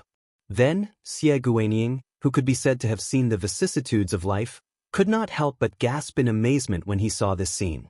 Countless guests appeared out of nowhere in the courtyard. There was an old man wearing a sheepskin coat who seemed to be standing on top of a mountain and shouting, "Sword, come!" There was a middle-aged swordsman riding a donkey and holding a peach branch. His flying sword circled around him. There was a burly old man with snow-white hair standing with his hands behind his back. An old man with a pair of long eyebrows sat cross-legged and looked like he was eating a sword. There was a short old man with missing front teeth who walked with a box on his back. There were 3 Daoist priests who were different in age but had similar expressions. They stood side by side. There were 3 Wudong Taoists who wore the same Taoist robes. One of them lowered his head and frowned to interpret the lot. One of them looked at the same level and stretched out his finger to break the river. There was an old man with empty hands. His sword arrived as soon as he came. There was someone standing in the middle of the thunder pool where purple gas rose. There was a talisman general in red armor who looked solemn. There was a woman in a green robe who seemed to be leaning on the railing and looking into the distance. There was a stalwart man who held a spear and faced the north. There was an old man in a python robe with his sleeves wrapped in red silk. There was a tall old man who wore a cold saber on his waist. There was a continuous stream of people appearing. The courtyard could be considered spacious. The ground was full of people, and the air was also full of people. In the end, there was even a sickly and haggard scholar sitting on the stone bench beside Xie Guanying. He seemed to be mocking Xie Guanying. These dozens of people spoke together about the free and easy style of the spring and autumn period. Chapter 1441. Xie Guanying was neither frightened nor idle. He was still in a leisurely mood as he spoke tirelessly, commenting on each of the distinguished figures. Finally, he looked sideways at the withered scholar sitting to the side. He raised his teacup and laughed. "When you and I parted in Jiang'an, your hair was still white. You said you would lead hundreds of old soldiers out of Liaodong to take a look at the army of the Su barbarians. At that time, you Lishan were in high spirits. After all these years, you ended up like this, neither a human nor a ghost. Even in death, you were not at ease. What are you planning? Do you really believe that if Bailiang defended the country, it could exchange for the so-called eternal peace of Mount Huanglongshan? You have to know that a dynasty that can last for 400 to 500 years is already an extremely long-lived dynasty." Xie Guanying seemed to be able to drink the wine and was drunk. He raised his voice and laughed boldly. "Lishan, oh Lishan, I told you a long time ago that if you really joined the army of the Su family, then the person you assisted in your later years would only be a northwest vassal king who died early." He would only leave a bad name in the official history after he died in battle. He would also drag you down to the bottom of the ranking of future meddlesome strategists, even worse than Nailan Yusi who traveled the Great River with you. It's a pity that you never believed in prophecies and ghosts. Even after I predicted Sun Ping's death, you still didn't believe it. You said it was only because Sun Ping's technique of ruling the country was wrong. His death was decided by man and not by the heavens. You've always been a stubborn person. No wonder in this life, the older you get, the more unhappy you become. Xie Guaniying retracted his gaze and looked at Su Fengnian opposite him. He sneered, "What, you think you're so great because you have more people? Are you so forgetful that you forgot who was ranked before you on one of the most important treasures of the Guanyin sect, the immortal map of the land of God? You used the fusion of the 3 sects of Ancestor Lu as your goal and used Buddhism as your foundation to make a great visualization. You invited so many people from your previous life. It's quite spectacular.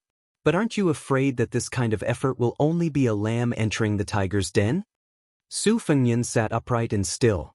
He said calmly, "Among these seniors, some are scholars and some are not. Some are dead. Some were already dead, while others were still alive. Among them, the dead could continue to live, but they were already dead. The way they appeared today meant that in the eyes of Su Fengnian, they were truly outstanding. In your opinion, perhaps my Su Fengnian stubbornly defending Bailiang to the death was a lack of ambition, and my Master Li Yishan staying in Tide Listening Pavilion for 20 years was a trap of his own making. Su Shao, with his 300,000 border soldiers, was a fool not to fight for that chair. I don't find it strange that you think this way. Everyone has their own aspirations, their own desires, and their own thoughts. I just want to tell you something. Everyone has their own way of living. It's not up to you, Xie Guaniying, to do it just because you think it's interesting. It's hard to live a happy life. It's hard to live according to your own wishes, and it's even harder to live according to others' wishes. If you want to do business with me, Su Fengnian, and Bailiang, you should at least figure out what kind of person I am. Since there's not much difference between our positions, how can there be business in the world that forces people to buy and sell?" Su Fengnian suddenly laughed. "Mr. Xie, you've been living a carefree life. You probably don't know what it's like to walk in the mud with your feet." Not long ago, he had teased Xie Guaniying about whether or not he understood. Now that he said this, it seemed especially murderous. Xie Guaniying looked around, his expression cold. Su Fengnian narrowed his long and narrow eyes.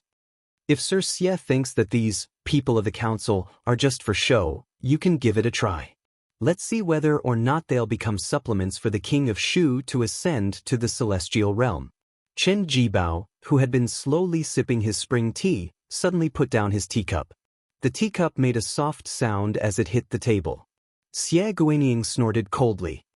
"According to your highness's habits, shouldn't I say that the deal is over, but the benevolence is still there?" Su Fengnian smiled and asked in return, "You're really not going to fight? Then you'll be leaving empty-handed after coming here in high spirits." Xie Guaniying turned to look at the man in white, who shook his head. Xie Guaniying was slightly helpless, but he didn't show any weakness. Water without a source, no matter how much there is, it can't withstand squandering. Let me give you a word of advice. Your Highness's stance should be used to deal with Tuoba Bodhisattva. The people around Su Fengnian gradually dissipated. He stood up with a smile and asked, "Then let's stop here?" Xie Guaniying sat still and said with a cold expression, "Forgive me for not seeing you out." From beginning to end, Chen Jibao didn't say a word. Outside the door, Su Fengnian was about to pass by Xie Guaniying, who had an inquisitive look on her face. He stopped and smiled. "Aunt Xie, do you never want to come to Bailiang again?" "That's right. There's little water here, and there's a lot of wind and sand. It's bad for the skin. You weren't on the Rouge rankings in the first place. If another young woman stole the title of the #1 beauty in Shu, I'll feel guilty." Xie Guaniying sneered. "The great king of Bailiang is fussing with a woman like me. How magnanimous of you." Su Fengnian smiled warmly and said, "It's my fault. Finally, to tell you the truth, Aunt Xie's tea brewing skills are truly unique in the world. It's such a big technical job that I can't reward you." Xie Guanying wasn't sure if this bastard was speaking from the bottom of his heart or if there was a knife hidden in his smile. However, deep in her heart, there was still a trace of self-satisfaction that she didn't want to admit. The five of them mounted their horses and left. Tan Taiping looked calmly at the pale Su Fengnian and glanced at Huyen Daguan. She frowned and said, "Why do you have to show off your courage? Xie Guanying is much stronger than me in terms of combat ability and realm. If we really fight, your technique is more of a competition of realms. It's the strongest technique that Xie Guanying can't be more familiar with." Su Fengnian waved his hand and interrupted Tan Taiping's words. He smiled and said, "I'll just treat it as a warm-up so that I won't be flustered the next time I face Tuoba Bodhisattva. Although I didn't fight with Xie Guanying, it's not like I didn't gain anything. The visualization that was originally leaking on all sides has been mended a lot." After Su Fengnian finished speaking, he turned to look at Su Yanbing and said with a bitter smile, "Uncle Su, I'm afraid I'll have to trouble you to take a detour and tell Deputy General Han. Yes, tell him that he doesn't need to blame himself." Su Yanbing was puzzled, but he didn't ask much. His fellow disciple Han Laoshan was now the Deputy General of Lingzhou. In name, he was guarding the southernmost gate of Bailiang. In reality, everyone knew that Han Laoshan's most important duty was to keep an eye on the movements of Western Shu. This was to prevent the Shu army from adding insult to injury when the battle at Liangmang was in full swing. The five of them had already parted ways before they left the city. They went in 3 different directions. Su Fengnian and Tan Taiping went north to enter Liangzhou. Su Yanbing went south to pass on a message to Han Laoshan. Huyen Daguan and Tai Madai could roam around Lingzhou. The 2 of them didn't have much to do with Bailiang. Su Fengnian didn't have the face to order them around. After Su Fengnian and Tan Taiping rode out of the city, he lamented, "Let's not talk about combat power. Just talking about the level of state, Tuoba Bodhisattva was the second most powerful person in the world. Actually, there was an obvious gap between him and Wang Xinji." Tan Taiping nodded and said, "Speaking of this, although Huyen Daguan has lost to Tuoba Bodhisattva, the former state is still higher than the latter. This is related to talent and fate. With Wang Xinji's death, the gap between the 14 people of Wushu isn't as big as it used to be. Both the state and combat power are the same. Of course, Tuoba Bodhisattva is the number 1 in terms of killing. It's the sneaky Xie Guanying who has been working for others for many years. His state is the highest. You and Huyen Daguan are close behind for the time being." Speaking of this, Tan Taiping paused for a moment. It was as if she was hesitating whether she should reveal the secret. Su Fengnian smiled and said, "Are you trying to say that Chao Changqing will be a flash in the pan and Chen Jibao will also surpass him later?" Tan Taiping did not know why, but as she stared at this young man whose hair had turned black again, she felt that he was more and more distant from the past. Su Fengnian's lips curled up. He did not hold the reins and habitually kept his hands in his sleeves. He looked into the distance. "Don't look at me with such a pitiful gaze. That Xie Guanying has been looking at me for a long time." Tan Taiping blurted out, "If you really find it annoying, then beat up Xie Guanying first." Su Fengnian did not know whether to laugh or cry. A woman was a woman. She was like a fairy. She could also be rude and unreasonable. Tan Taiping laughed. She should have realized that she was being unreasonable. Su Fengnian galloped more than 30 miles outside the city. He dismounted and fed the warhorse. During this pause on the way back to Liangzhou, Tan Taiping asked, "Why did you let Su Yanbing tell Han Laoshan not to blame himself? Did the Lingzhou army make a mistake?" With a complicated expression, Su Fengnian said, "I only had this guess after seeing him and Xie Guanying. If I'm not wrong, the 10,000 soldiers on the surface of Shu have not left Shu, but secretly, I'm afraid there are more than 10,000 people who have already left Western Shu. This step was probably something that Chen Jibao had thought about before he entered Shu. Mobilizing 10 to 20,000 soldiers and maximizing their strength would be a headache for ordinary generals on the battlefield, but to Chen Jibao, it was no different from playing a game. Furthermore, we are just changing the location of these troops." The moment he started to talk, Su Fengnian started to mutter to himself, "Wait for it. These Shu soldiers who have not fought for a full 400 years will shock the entire Liang dynasty in the Guangling Road battle. Back then, Su Shao, who was known for his cavalry, used infantry to take down Western Shu. This gave the imperial court and the Central Plains a misunderstanding that the Shu soldiers were not strong enough. However, the Tide Listening Pavilion's secret files clearly recorded how the Shu soldiers dared to fight to the death. Western Shu, which had the natural advantage of defending the country, only had 120,000 troops. But do you know how many Shu soldiers died back then? Up to 90,000, a full 90,000. The intensity of the battle is the greatest in the spring and autumn period. Chapter 1442. Speaking of this, Su Fengyan gnashed his teeth and cursed, "Son of a bitch, if Bailiang could have Western Shu as a strategic depth and source of troops, would I still need to listen to the imperial court? Would I still need to personally go out of the calabash and lead 10,000 Yuzhou cavalry to their deaths? I could sit on a small stool in Huayang Pass and bask in the sun while eating melon seeds, waiting for those Beimeng barbarians to attack Bailiang. Would they dare? Humph, if it weren't for Zhao Dun asking him, the Minister of War, to go to Western Shu, it would have been Gu Jiantong's Liangliao defense line to face those millions of troops." Looking at the young lord who lost his composure, Tantai Pingjing smiled and said softly, "You really don't want to be the emperor? I think you'll be a good emperor." The muttering Su Fengyan calmed down and raised his head to ask, "Why?" Tantai Pingjing said, "The Zhao family can't tolerate Bailiang, but you can tolerate the Central Plains." Su Fengyan said lazily, "There are definitely people who can do better than me when it comes to being the emperor and sitting on the dragon throne. However, I, Su Fengyan, am the only one who can be the king of Northern Liang in this world. This has something to do with my martial prowess and knowledge, but that is not the most important thing. As for whether I can be the king of Northern Liang, it has nothing to do with me." Tantai Pingjing asked, "Even Chen Zhibao can't?" Su Fengyan said softly, "Probably not.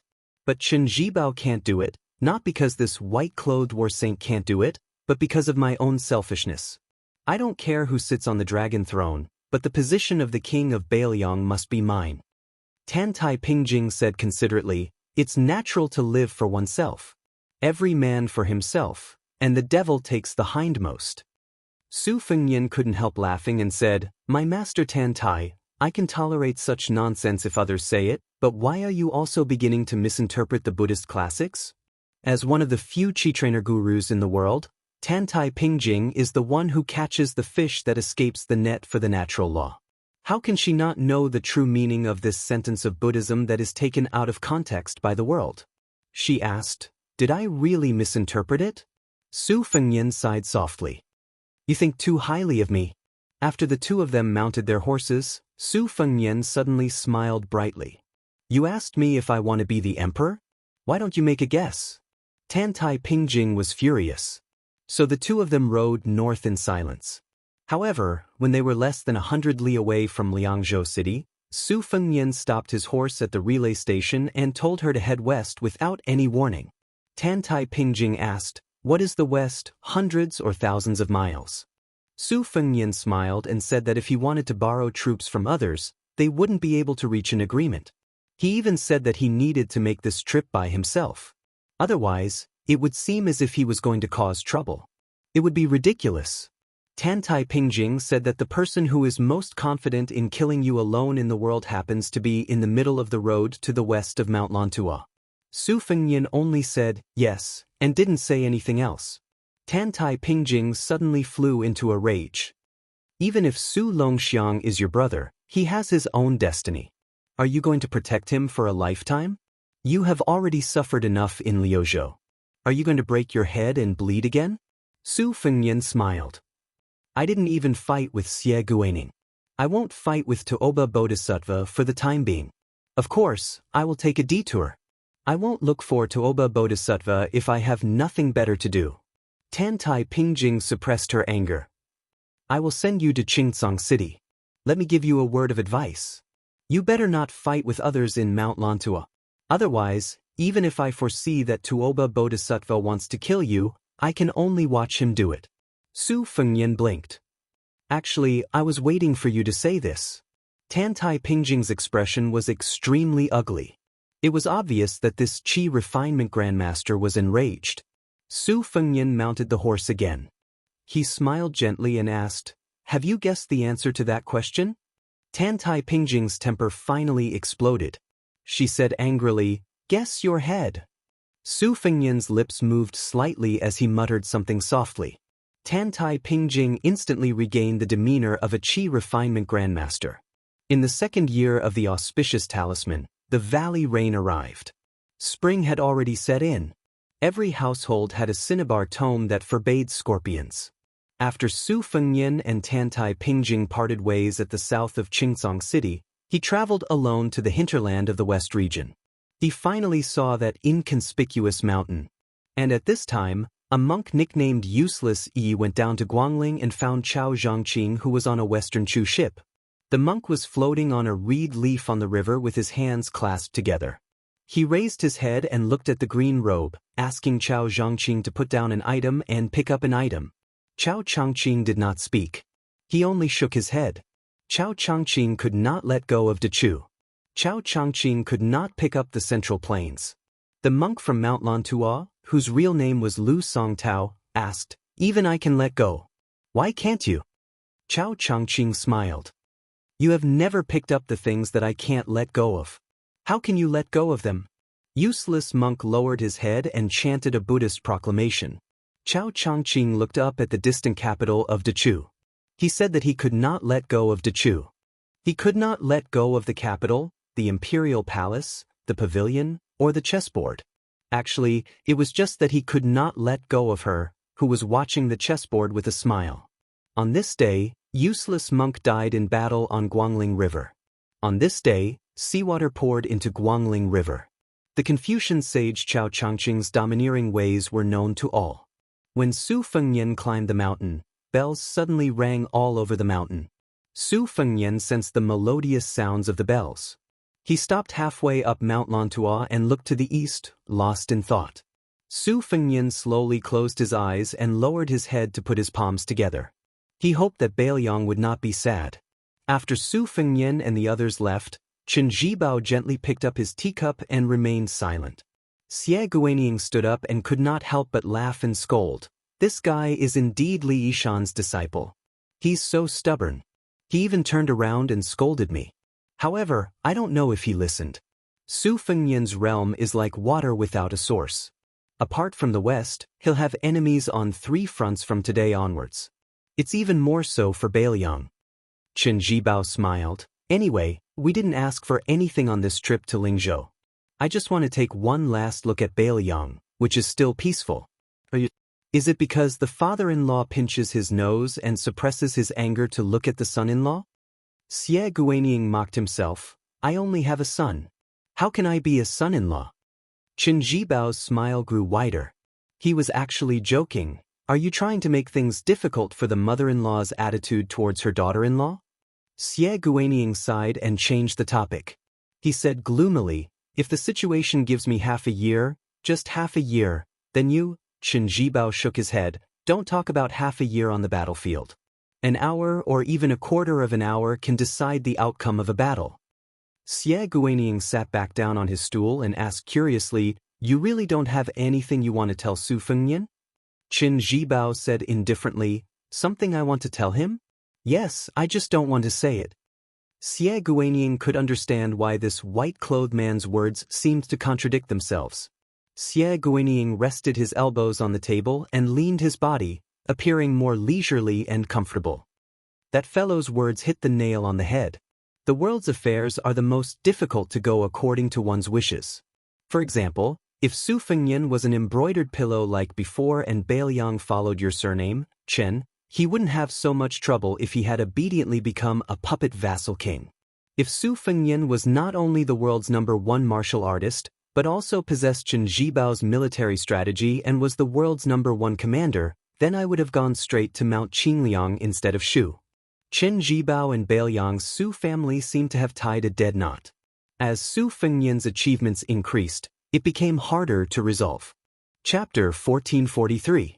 A look of schadenfreude appeared on Xie Guanying's face. What do you think of Su Fengnian, His Royal Highness, and the new Prince of Liang? Xie Guaniying thought he would never get an answer after asking this question, but Chen Zhibao answered without hesitation, I might have been jealous when he was still a child. But when he became the king of Bailiang, I didn't feel much anymore. Xie Guaniying was surprised. Jealous? You're a master of military strategy who defeated Yi Baikue. You could have become a prince of a different surname in your 20s. Why would you be jealous of a crown prince of a vassal state who had no choice but to hide his dirty writing and ruin his reputation? Chen Zhibao smiled. Su Fengnian was right about one thing.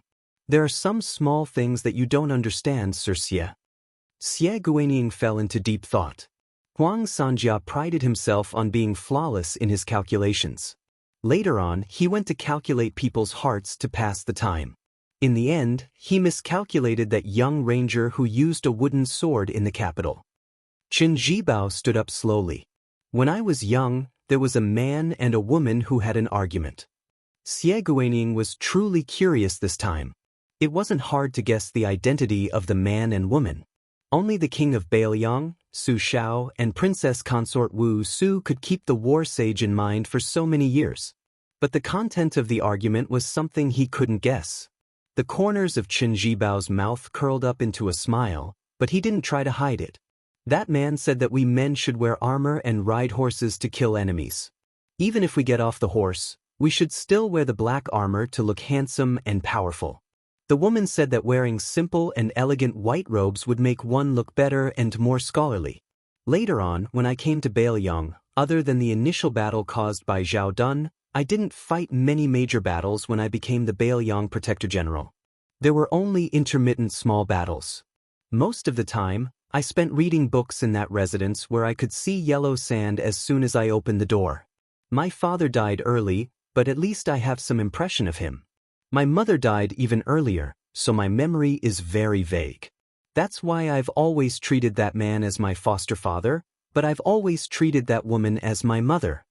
Then, Chen Zhibao stopped smiling. As long as Godfather is alive, I won't touch Su Fengnian. But if he died in Liang River Lake or Beimeng Grassland, I wouldn't care. My adoptive father believed in this original intention, but many people didn't. Even Yao Jian and Yi Shi didn't believe it.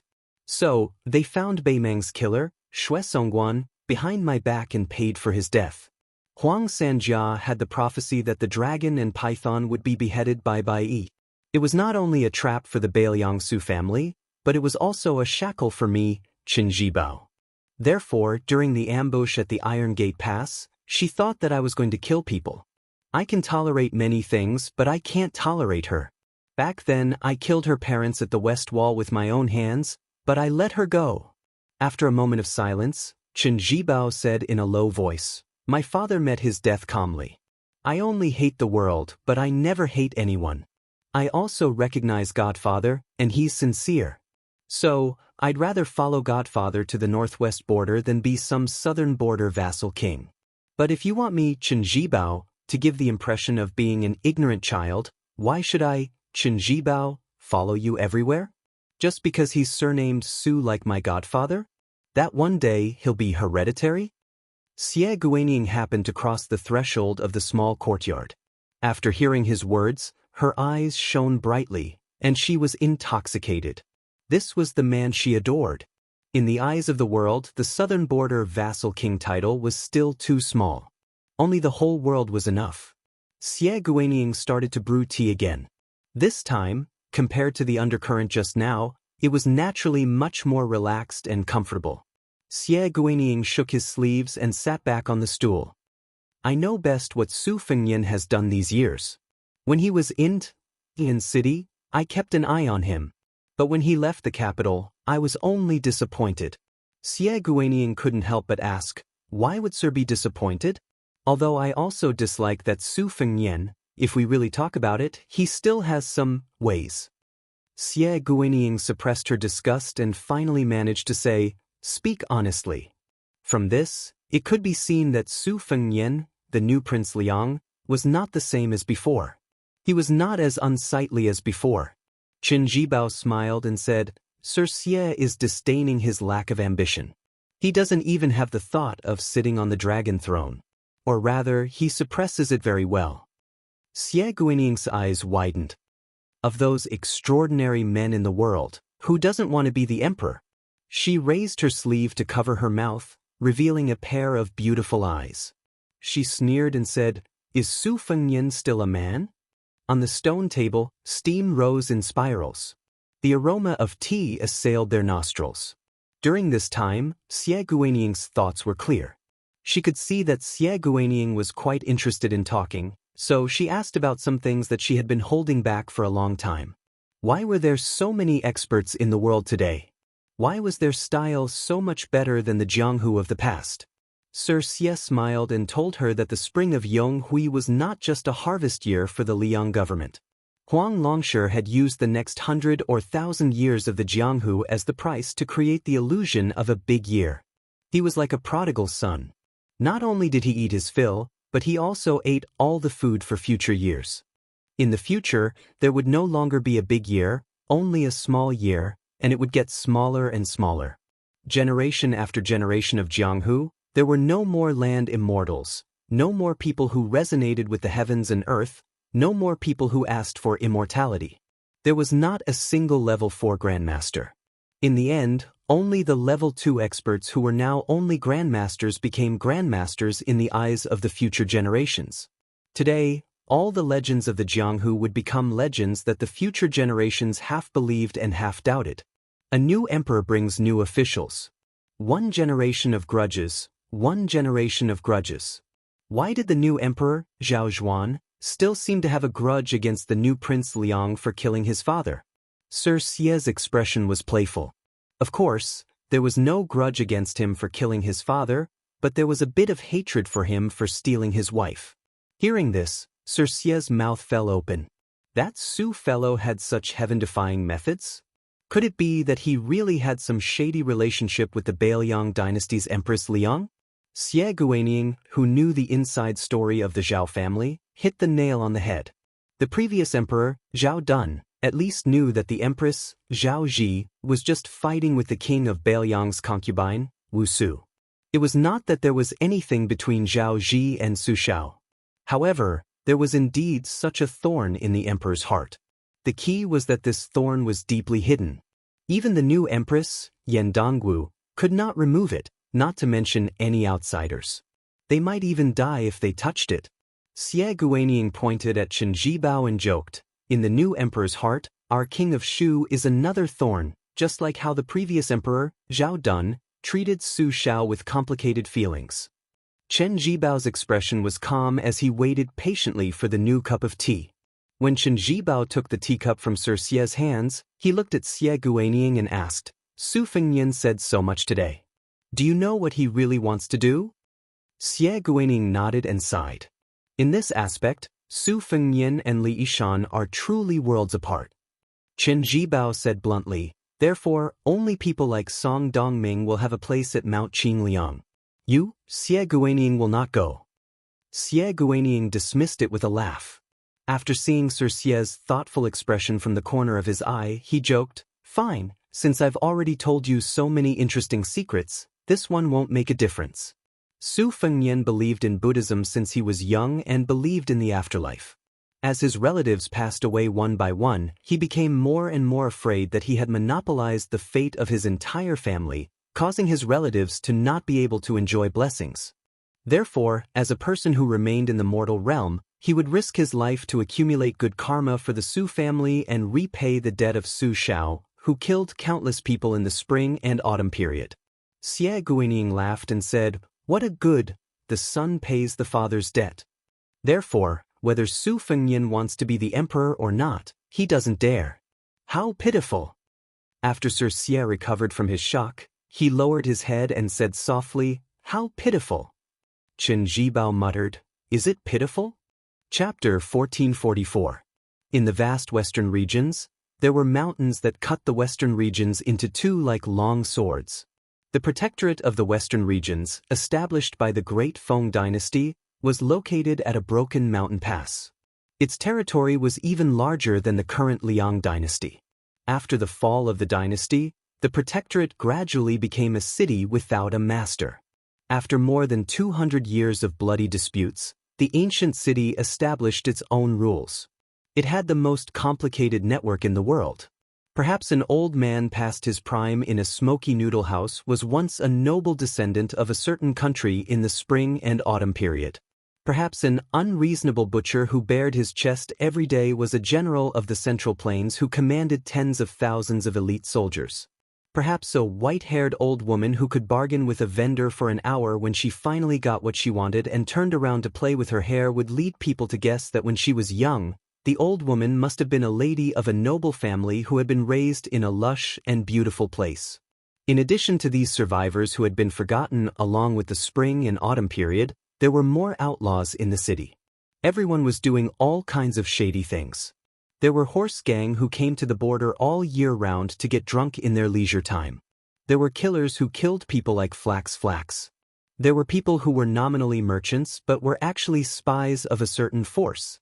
There were people who died almost every day in the throat of the western region, but they all followed the rules. If someone didn't follow the rules and died, someone would naturally intervene and end the matter in an orderly way.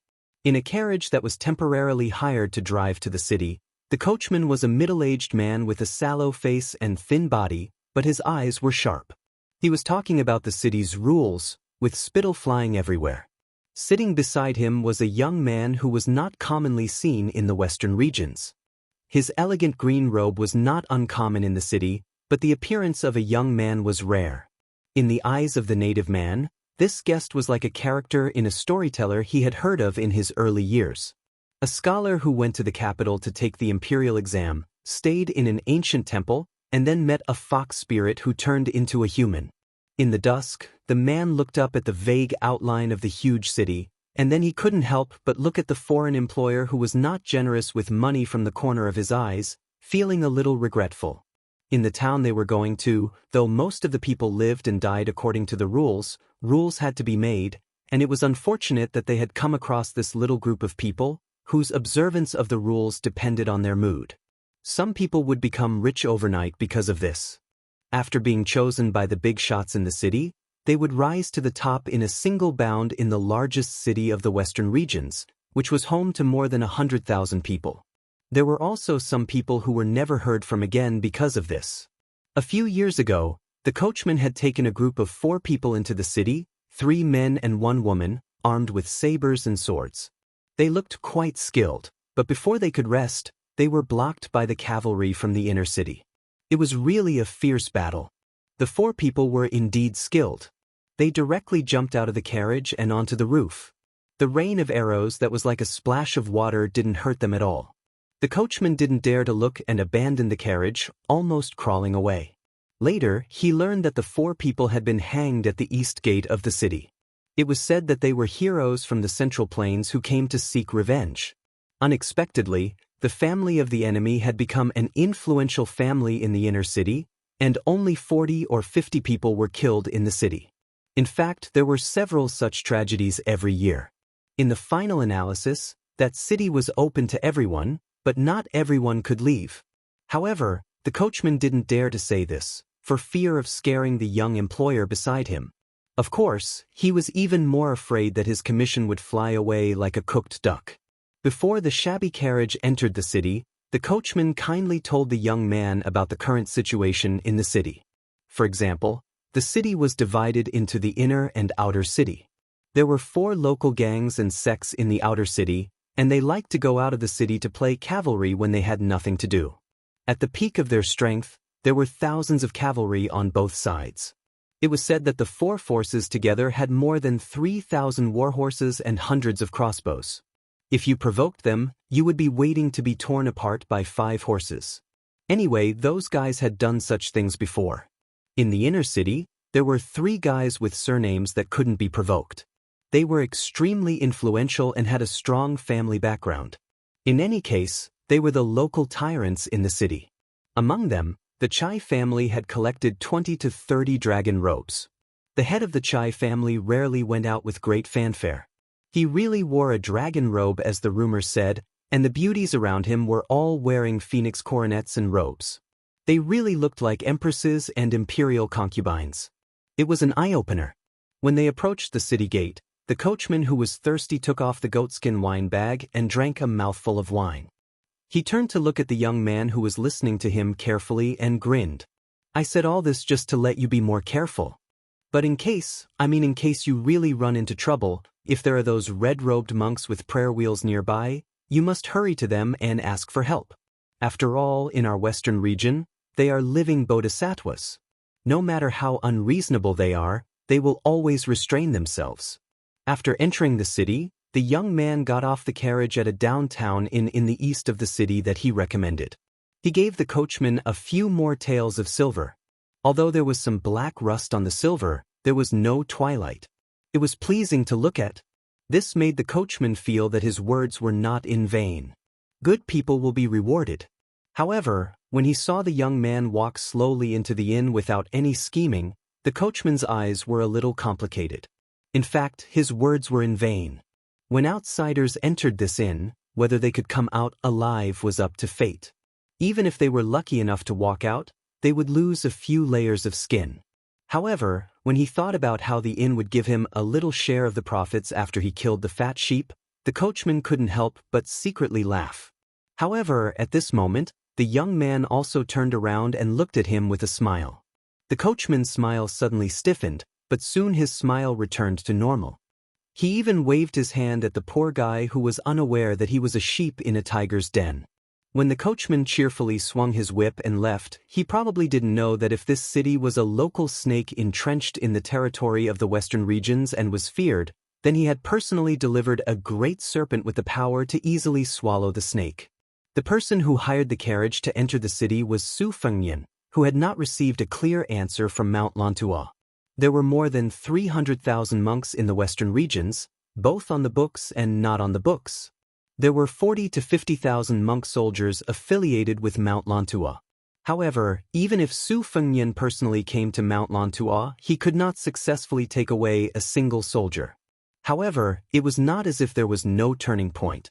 Su Fengnian came to the protectorate of the western regions of the Great Feng dynasty to do his best for this bleak turning point, and then leave the rest to fate. In the center of the inner city, there was a small mountain no more than 20 feet high, known as Little Lantua. At the top of the mountain, there was the world's largest prayer wheel. Its copper body was gilded and weighed 120,000 pounds. The outside of the wheel was carved with the 4 bodhisattvas of Manjushri, Samantabhadra, Guanyin, Ksitigarbha, and 8,000 lifelike fairies. The inside of the wheel was engraved with 810,000 six-syllable mantras and all the Tripitaka. The prayer wheel had a large ring for people to hold on to. The reason why it was said to be empty was because no one had ever successfully moved the prayer wheel after it was created. Thus, each rotation was equivalent to 810,000 chants of Buddha. Until now, no one had been able to enjoy the great fortune of reciting Buddha's name.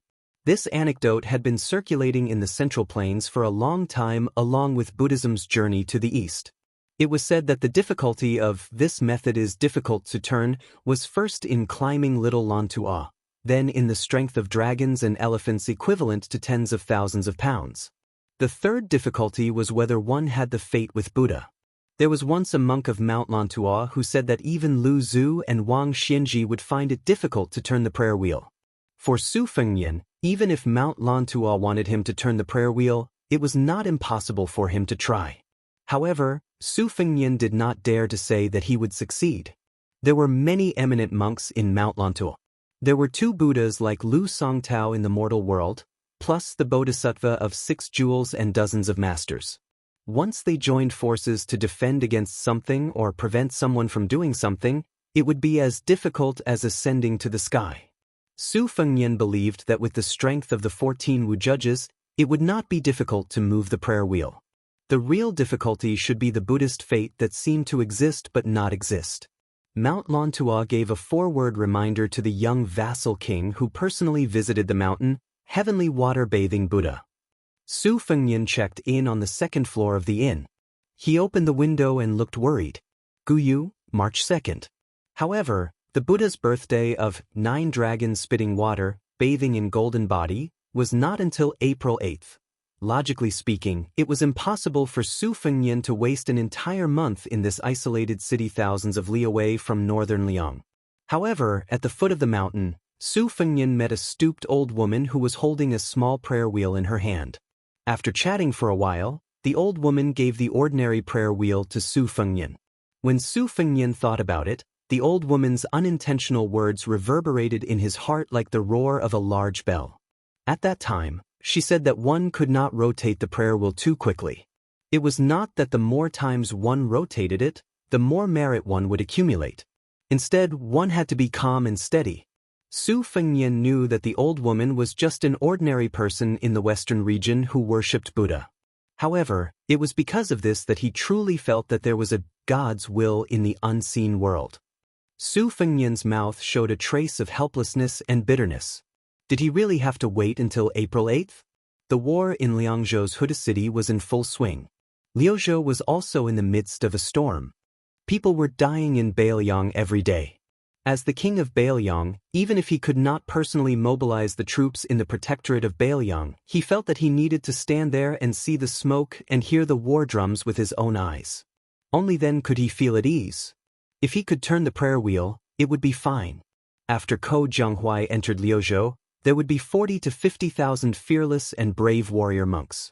Then, he could turn from seeking defeat to seeking victory. In this way, Huang Manor, who bore the brunt of the attack on the western front of Liangmang, would have more stability. This was Su Fengnian's selfishness when he acted under the nose of Tuoba Bodhisattva. This was also why Tantai Pingjing was so angry at that time. Chapter 1445. When Su Fengnian killed the real dragon of Beimang, his state dropped greatly. If he could, why would he be willing to take the risk and run out of the calabash? However, the Beiliang cavalry was different from other border troops. The whole world knew that these cavalry were surnamed Su, and so did the Beiliang frontier army.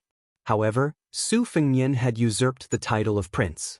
How difficult would it be to convince the 300,000 armored soldiers? The army and Jianghu were two different worlds.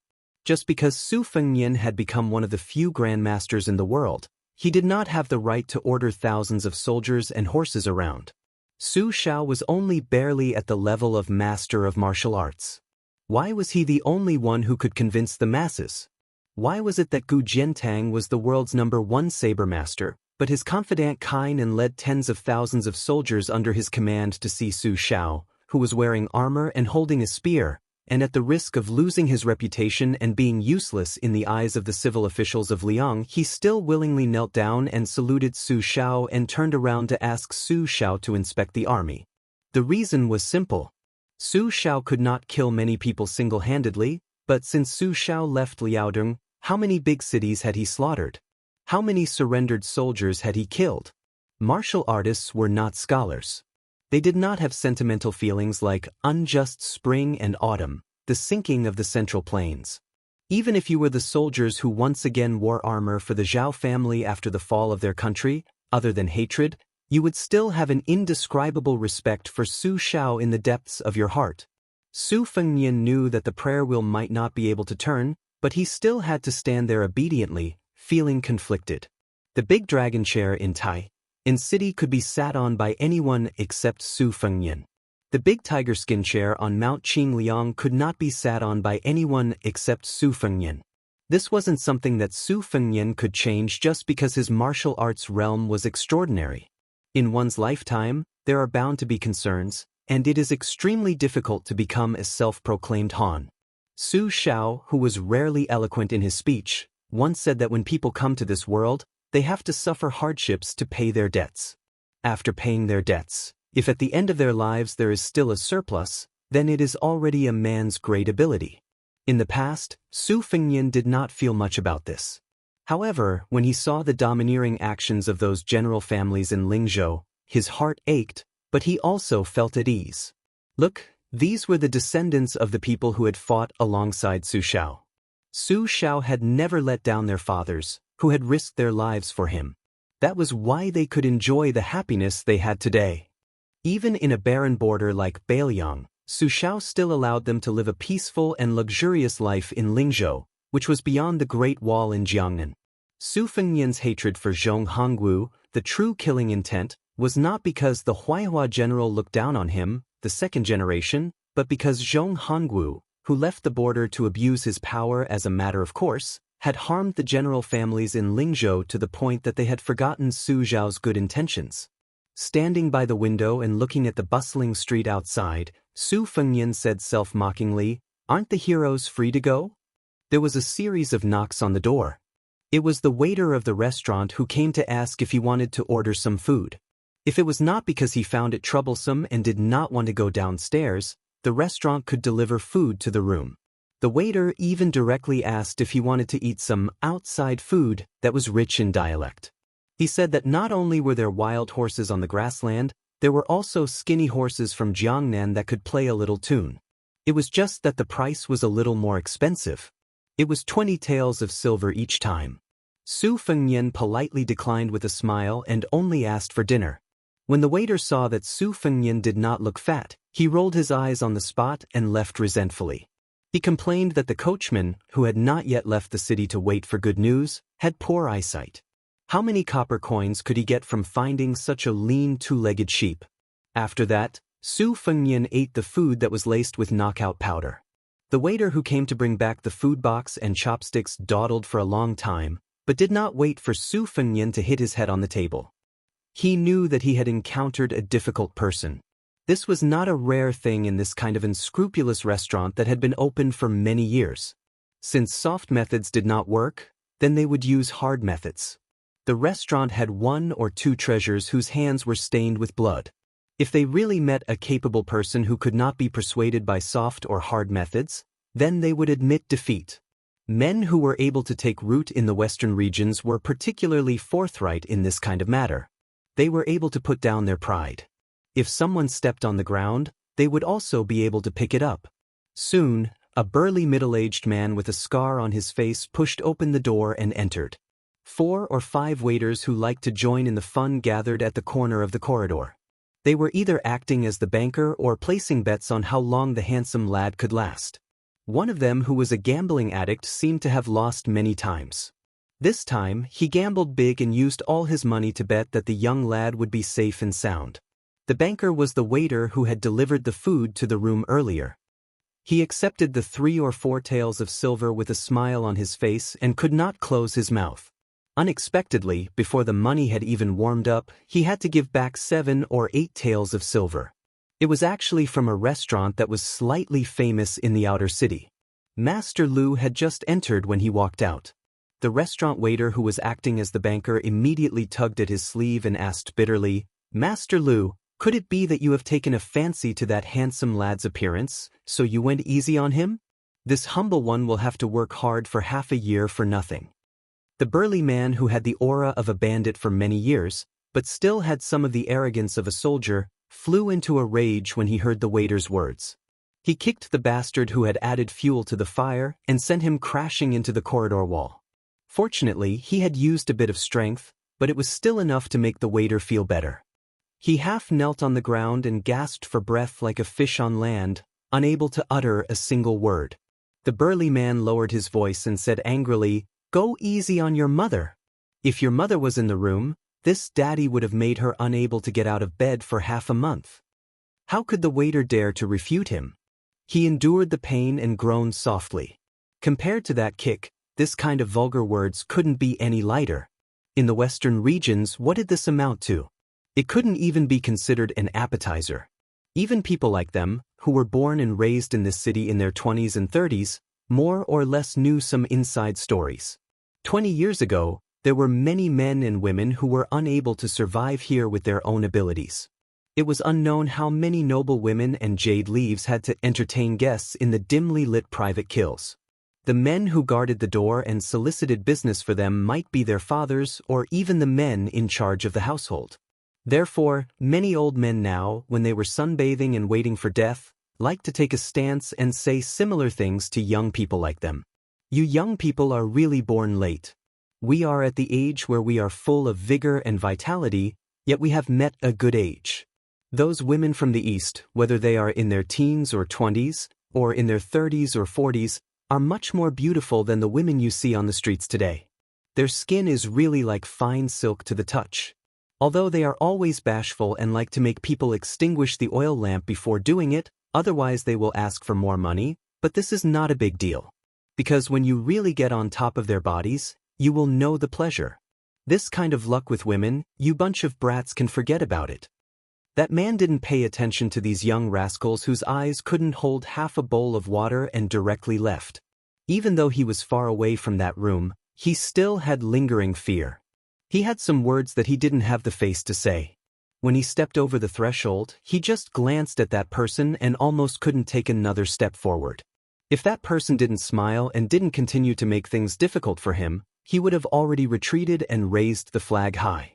But when he took 7 or 8 steps forward as if he was drinking milk, he was already drenched in sweat.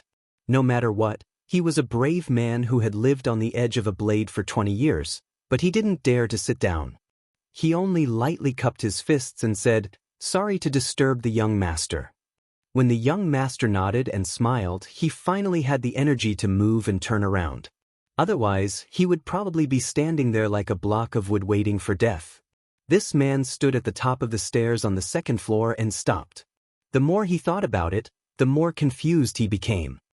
Lu Dei was a brave man in the army of a fallen country in the spring and autumn period at a young age. After so many years, he didn't lose his skills. Even after coming to this ancient protectorate of the Western region, he still relied on luck to learn many unique skills from the Jianghu seniors who lived in seclusion here. How many times had he waded through blood and thrilling battles?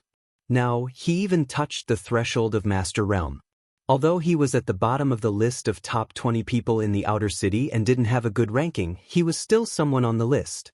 Could it be that it was really like what that old master said, that the so-called masters of the Western region who lived behind closed doors were too weak? Compared to the orthodox Jianghu of the Central Plains, they were thousands of miles away. Lu Dei fled to the Western region with his benefactor when he was 19 years old. In the past, he was also a soldier in the army and didn't have any thoughts about his homeland. As for the Jianghu of the Liang dynasty, he had never been involved. He always felt that this city was the capital of the Western region. To be able to stand out and make a career here, even if they were not inferior to the masters of the Central Plains, they were not much worse. He firmly believed that among the top 10 masters in the inner city, even if not all of them were on par with the so-called world martial arts master, there should be at least 2 or 3 of them who were qualified to be on the list. However, today Lu Dei only met the young man face to face, and he suddenly realized that he was a frog at the bottom of the well. Chapter 1446. That young man, who looked like a son of an aristocratic family, really had a kind of momentum. His master, who was always serious, would only tell him about this mysterious realm with narrowed eyes when he was in the mood to drink some wine. He also said that a fight between masters was similar to the 4 ways of looking, listening, questioning, and feeling the pulse of a master doctor. Watching the rise and fall of a master's momentum was only the first step, and listening to the master's words was the second step. The next step was to report each other's names and backgrounds to determine whether they were going to fight to the death. Finally, they would not fight unless it was absolutely necessary. At that time, it would most likely be a miserable ending of life and death. Lu Dei did not take it seriously at first. After staying in the Western regions for a long time, he was used to drawing his sword at the slightest disagreement. He was used to assassinations, interceptions, and fights where money could not be escaped. Why would he care about what sect or sect you were from? As long as someone's path to money was blocked, even if you were a king, you would have to suffer a blow. Men and women who made a living in the Western regions, where no one cared about anything, did not care about life and death. Since they did not even care about life and death, why would they care whether you were a dragon crossing the river or a son of a rich family? If Lu Dei did not cherish the hard-earned martial arts realm and finally had the hope of becoming a grandmaster, he would have recruited dozens of heroes to block the door after today's setback. If he still suffered losses, he would have called the masters on the ranking list in the outer city. If the outer city could not do it, after all, there were the top bodhisattvas in the inner city who cultivated their qi all year round. The Western regions had long understood that the Western regions belonged to the people of the Western regions. Putting internal strife aside, If outsiders wanted to defecate here, no matter how powerful they were in the Central Plains or in Beimeng, they would have to pay obediently. Over the past 20 years, Liu Dai had seen a lot of people who had caused a lot of trouble to this big city, and he had even skinned their skin and pulled out their tendons. Just the number of people who died in the hands of him and his brothers were very difficult to deal with. Some died on the belly of a woman, and some were first injured by a knife in a child's sleeve, and then died in a fight with hundreds of people. Liu Dai thought for a moment, and finally suppressed the killing intent that rose in his heart. He waved his hand and called for a trustworthy waiter, and asked the kid to inform the manager of the restaurant that the young man in the B&E rooms could not be touched. The 16 or 17-year-old boy who had already killed people rarely saw Master Lu's gloomy face. He did not dare to act rashly and hurriedly ran to pass on the military intelligence, not forgetting to glance back at Master Lu's stalwart back as he walked down the stairs. In the boy's heart, a man who seemed to be sitting among a pile of bones, drinking wine and enjoying beautiful women was the most indomitable hero in the western regions. Other things aside, when Master Lu went to the high-class brothels to drink wine with prostitutes, the seductive women who usually did not even look them in the eye would always give a big discount when they received money from Master Lu.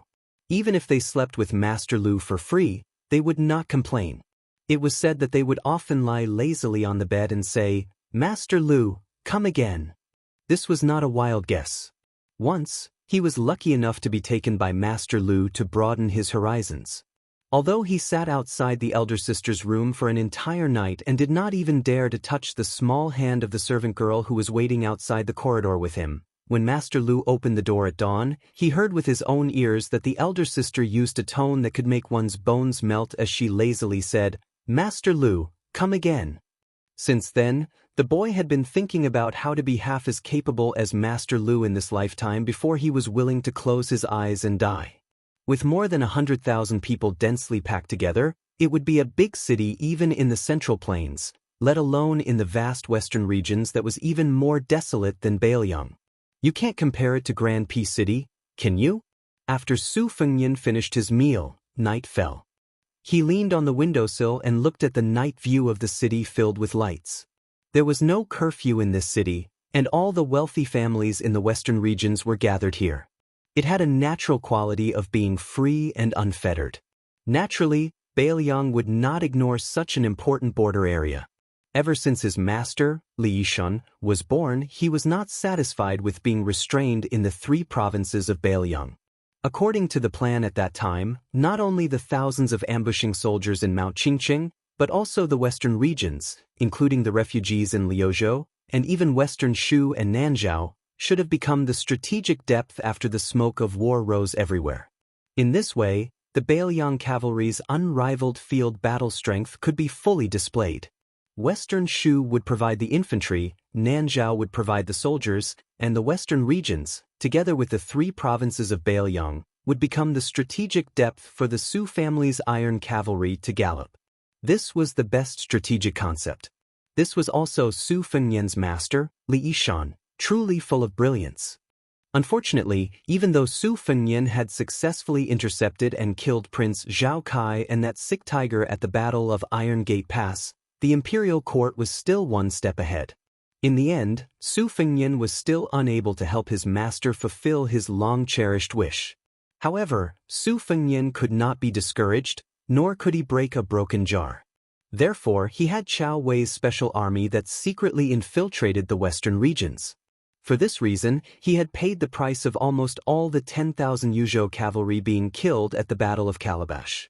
In contrast, Su Fengnian had Lu Wenbao, the down-and-out scholar whom he had first met on the Spring God Lake and then accepted from the Maui courier station in the capital, lurk in this city. He had even given him the identity of a second-class room owner in Fushui society, who was responsible for the coordination between Beiliang and Chao Wei's cavalry. For the time being, Su Fengnian did not want to meet Lu Wenbao, who had sneaked into the inner city but had not yet gained a firm foothold. Things were different now. According to Fushui society, Su Fengnian's portrait had been placed on many desks all over the world. Su Fengnian smiled and touched his face. The news from Xiangfan City was not good. Xu Xiu, the girl who had left Mount Qingliang, should have turned her act into reality. She had shown signs of opposing Bailiang on the matter of Lu Su. However, she did not dare to openly offend Bailiang. According to the rules, she had to deal with Fushui society every half a month. She was respectful and cautious. The sky was high and the emperor was far away. People's hearts were like ripples in the water. Su Fengnian was not too angry about this. He had no choice. When he was young, he always heard from his mother that the world was not peaceful. It was even more difficult for women to live in peace. Su Fengnian was too lazy to compete with a poor girl from Nanjiang. It was one thing for God, the Zhao family of Liang, and Beimang's army to compete with Su Fengnian. Su Fengnian believed that he was not so miserable that he needed to vent his anger on a girl. However, Shu Xiu was one thing. If the Han from Jizhou, whom he had supported, dared to betray Bailiang, it would cross Bailiang's bottom line. It would be the same as the horse gang leader Song Diao, who secretly contacted Beimang's Taiping Order and Chun Jiebo. Currently, it was difficult for Su Fengnian to do many things as he wished. However, after killing the loyal martyr of Liang who had a dirty background, Su Fengnian did not have the slightest bit of soft-heartedness. At the beginning of the month, a crescent moon hung in the night sky. Su Fengnian could not sleep, so he simply sat on the roof of the restaurant with 2 pots of strong wine. He looked at the center of the inner city. The night scene at Little Nalanda with a prayer wheel at the top of the mountain was particularly splendid. Surrounding this small mountain, there were lanterns and colored banners everywhere. It was a scene of luxury every night. For no reason, Su Fengnian remembered the verbal confrontation with Xie Guining that day. This scholar, who was ranked first in the Lan Dynasty Immortal painting, was not someone who only knew how to speak big words. Xie Guining's words had indeed poked Su Fengnian's heart. That was, after Su Xiao left Liaodong, he had been unhindered for half of his life. His real achievement during the spring and autumn period was that he had smashed the foundation of the powerful clans that, although the country is broken, the family is still there. He had broken the old rule that, in times of peace, the aristocrats and the king ruled the world together. In times of chaos, the king changed but not the head of the family. There were many tragedies in the spring and autumn period, but there were also many inside stories. Su Xiao, who was a pawn of Liang, was able to defeat the great Dechu. How could there not be some unspeakable things involved? At that time, after Su Xiao completed the encirclement and suppression of the Western Wall, how many aristocratic clans shamelessly bet on both sides? Otherwise, how could West Chu suddenly become one of the powerful officials in the imperial court? As for the southern Tang aristocratic clans secretly colluding with Gu Jiantang, the commander-in-chief of Liang's southern expedition, for the sake of their family's continued prosperity, it was even more uncountable. These inside stories that could not see the light of day, the common people, who could only drift along with the general trend, would never know. Perhaps only hundreds or thousands of years later would this dusty past be brought up by the historians of later generations in the vast literature. The history books of the previous dynasty were always the servant girls and maids of the new dynasty, who could apply rouge and splash dirty water at will. If nothing unexpected happened, Su Fengnian would certainly belong to the latter fate. Su Fengnian did not care, nor did he care, whether the history books written in black and red in the history books thousands of years later would go down in infamy or go down in history. It was just like when he told the old stonecutter in the paradise of Lanyu not long ago that he would do his best. Su Fengnian was no longer the incarnation of Zhenwu Great Emperor, nor was he the reincarnation of the Great Qin Dynasty's emperor. He was just Su Zhao's son. The historians of the Central Plains could scold Su Fengnian for being arrogant but incompetent, losing the entrance to the Central Plains in the northwest, but they could not let the history books in just a few decades begin to scold the Su family of Bailiang, who originated from Liaodong, as slaves of 2 surnames. Since Su Xiao was gone, Su Fengnian could not let his father, who could not sleep well when he was alive, sleep well even after he died. In the end, Su Fengnian wanted to fight to the death with Beimang because of this selfishness. He wanted to leave a good reputation for Su Xiao in the history books and accumulate good karma for his parents, eldest sister, second sister, and Huang Manor. Su Fengnian took a sip of wine, raised his sleeve to wipe the corner of his mouth, but did not put it down. He smiled softly and said, Su Xiao, as a father, you never ask for anything from your children, nor do you think that we have to have great achievements. But I'm a son who has never been filial. In the past, I only cared about going against you. I was so stingy that I only called you father a few times, for fear that my mother would be wronged if I called you father. In the future, you don't have to worry about it. Of course, you can't do anything about it. In the future, when people remember you, Su Xiao, and read about our Su family, some people will not follow the trend and sincerely say that the Su family of Liaodong, like a tiger roaring for 100 years, will not fall down even in death. Chapter 1447. A pair of black-clothed masked people with vaguely visible figures were lying on the roof tiles on the other side. They poked their heads out to look at the figure and whispered. One of them took off his headscarf and reached out to fan his sweaty cheeks. He stuck out his tongue and complained with a frown, Sister, is there something wrong with that guy's head? He's been sitting there in a daze for almost 4 hours. What if he ruins our plan? Should I go and kick him off the roof? The other head that covered his face shook his head and didn't say anything. Sister, that wine smells good. There's still half a pot left. I'm really hungry. After the person who spoke received a glare in return, he felt a bit aggrieved. He lowered his voice and muttered, that old pervert surnamed Dong in the inner city is really a great spy that the northern Mang has placed here. Grandpa Song and old Master Huang are risking their lives to lure him here. There are already quite a few top-notch experts in charge of the assassination. We are actually just putting on a show. Don't tell me that we really have to go into battle? Old Dong is one of the top 3 masters in the inner city. Even if that old bastard escaped here with a broken arm and a broken leg, he can still kill us with one finger. My good sister, why bother? Even if you want me to die, you should let me walk on the road to hell drunk so that I won't be afraid of Oxhead and Horseface. The other woman was really annoyed by these unlucky words. She took off her headscarf and said angrily, Why are you cursing yourself? Damn girl, do you have nothing better to do? The woman who had caused the trouble giggled and stretched out a slender finger to point at the back of the figure. The angry woman hurriedly shut her mouth and looked up with some regret. She was unlucky enough to be involved in this disaster. Most likely, it would be difficult for her to see the sun tomorrow.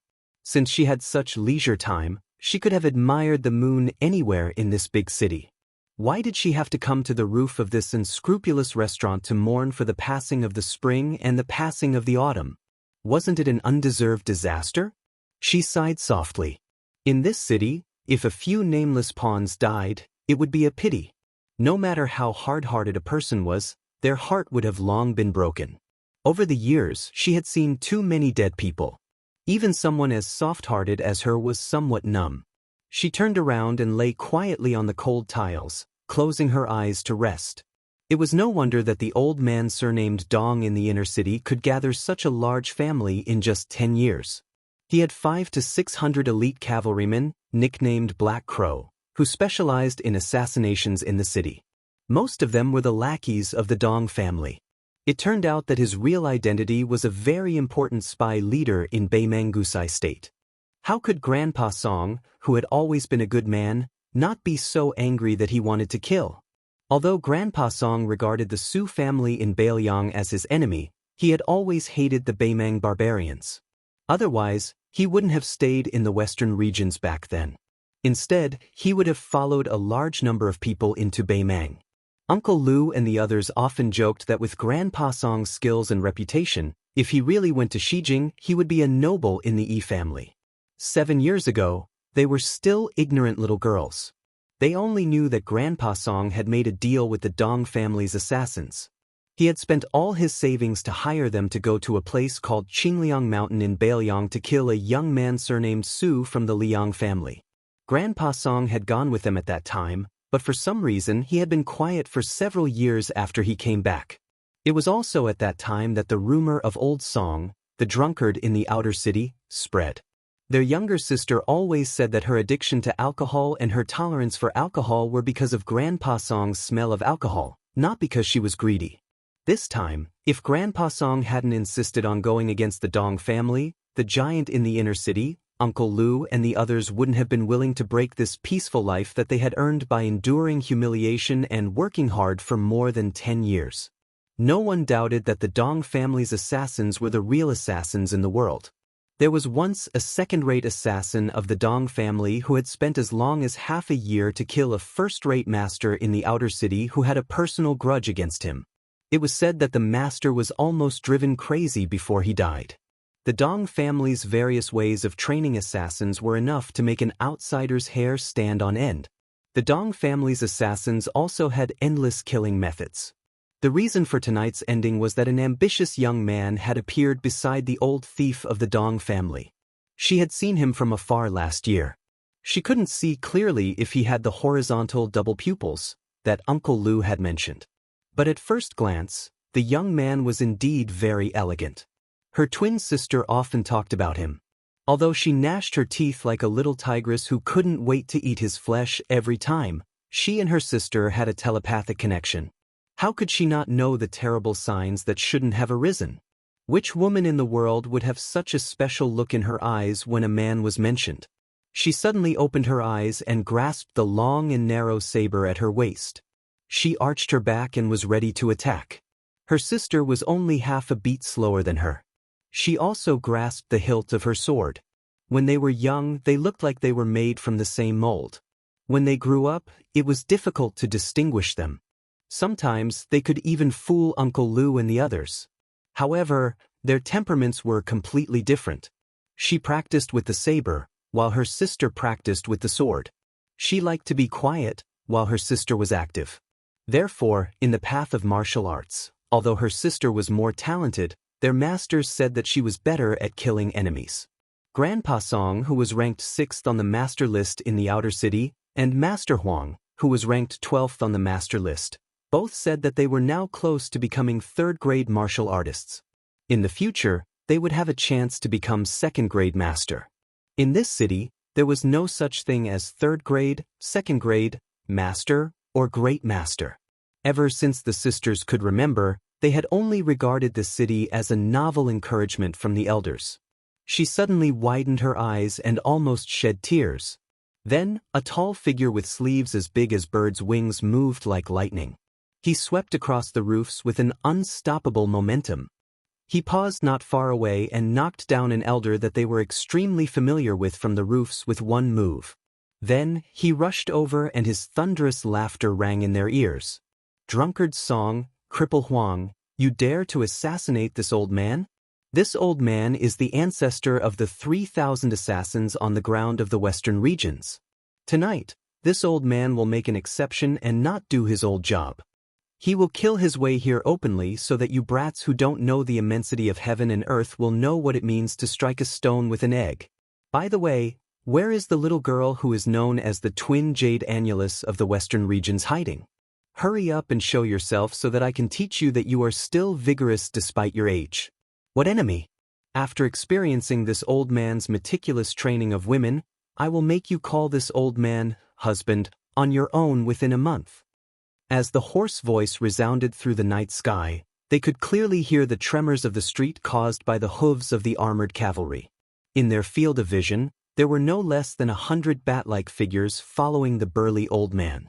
She clenched the hilt of her saber, her face pale. Didn't Grandpa Song say that tonight's assassination would definitely not alarm the Dong family's assassins and cavalry? Moreover, the inner and outer cities had always minded their own business. The Dong family had clearly crossed the line and broken the rules by mobilizing all of their forces. Weren't they afraid that the intertwined forces in the inner and outer cities would unite and attack them tomorrow?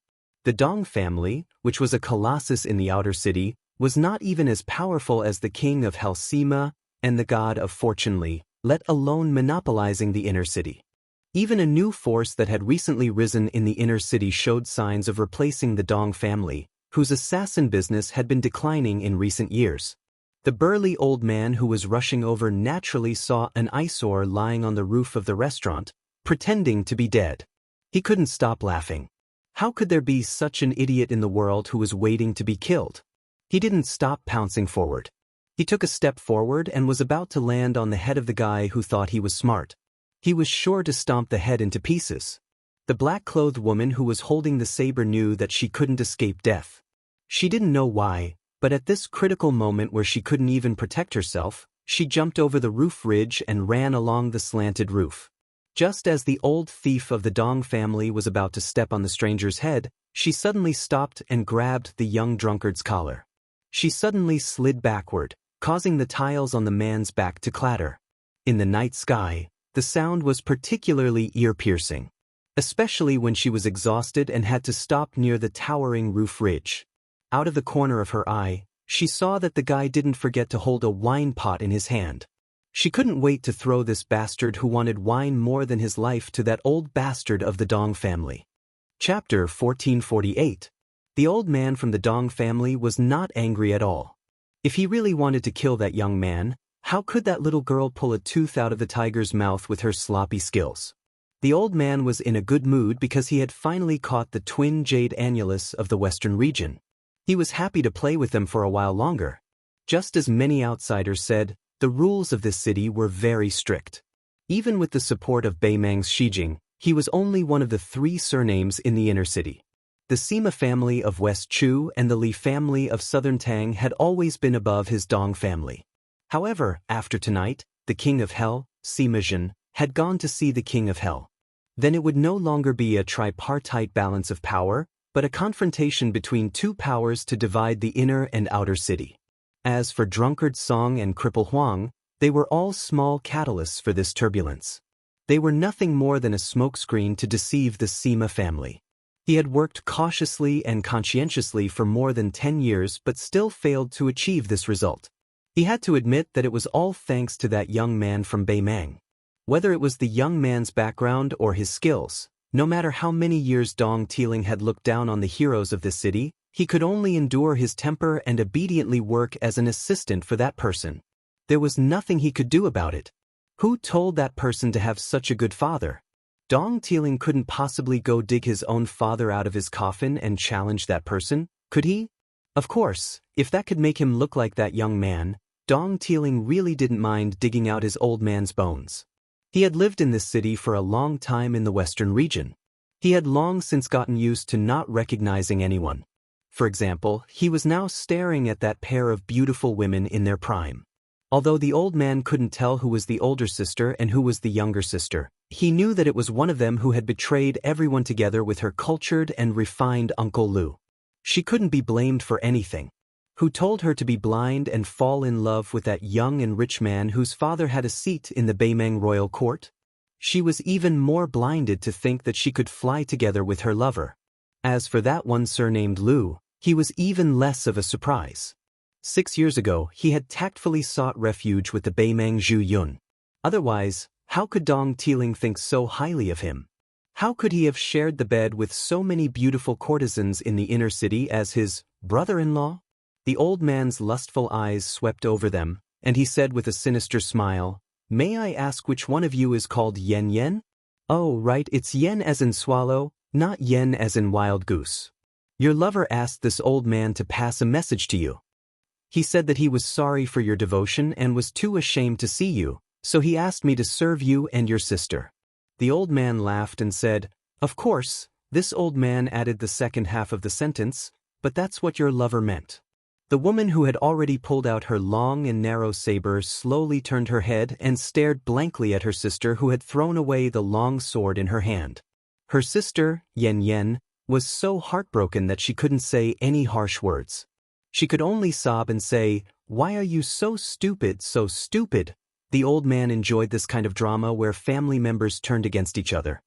He was really satisfied from head to toe, as if he had enjoyed this pair of twin jade annulus of the West who were like a couple in a painting. Therefore, the old man, who was in no hurry to kidnap them, returned to the luxurious mansion in the inner city that was comparable to that of the nobles in the Central Plains. At Dong Tiling's age, his knowledge of the matters between men and women was incomparable to those rash young men. One must know that Dong Tiling claimed to be a land immortal in bed. How many chaste women initially tried to kill themselves, and then they wanted to die? In the end, they gave up all their shame and became the plaything of this old man? Yen Yen, who was in a daze, looked at her sister Yen Yen. She actually smiled and shook her head gently. Sister, that won't happen. Wang Lang won't let me down. Wang Lang promised to marry me, and he will find the most outstanding man in the world for you to marry. He also said that he will take us away from this place where people are killed and dying every day. He will take us to see the small bridges and flowing water in Jiangnan, the moonlight in Daoist city, the sandstorm in western Beiliang region, the tide in Guangling River, the rising sun in Eastern Sea's Martial Emperor City. Sister, I will take you to see him now, okay? He will definitely nod his head. Yen Yen smiled miserably and said with an ice-cold tone, Yen Yen, you are really crazy. You have been crazy ever since you saw that person. Yen Yan's expression was malevolent as she shouted, I didn't. Dong Tiling looked at this scene and was really pleasing to the eyes. He extended his thumb and wiped the corner of his mouth. He squinted his eyes and smiled. Yen Yen or Yen Yen, don't be anxious. I, Dong Tiling, have plenty of ways to make you happy. The two of you don't have to seek death like this. When the time comes, you will know that there is such a beautiful thing in the world that even the immortals in the heavens would be envious of. You are not even 20 years old yet. This old man likes the new, but he doesn't dislike the old. Ordinary men don't know the taste of a 40-year-old woman, but this old man is willing to endure it. At the very least, you will have more than 20 years of good fortune.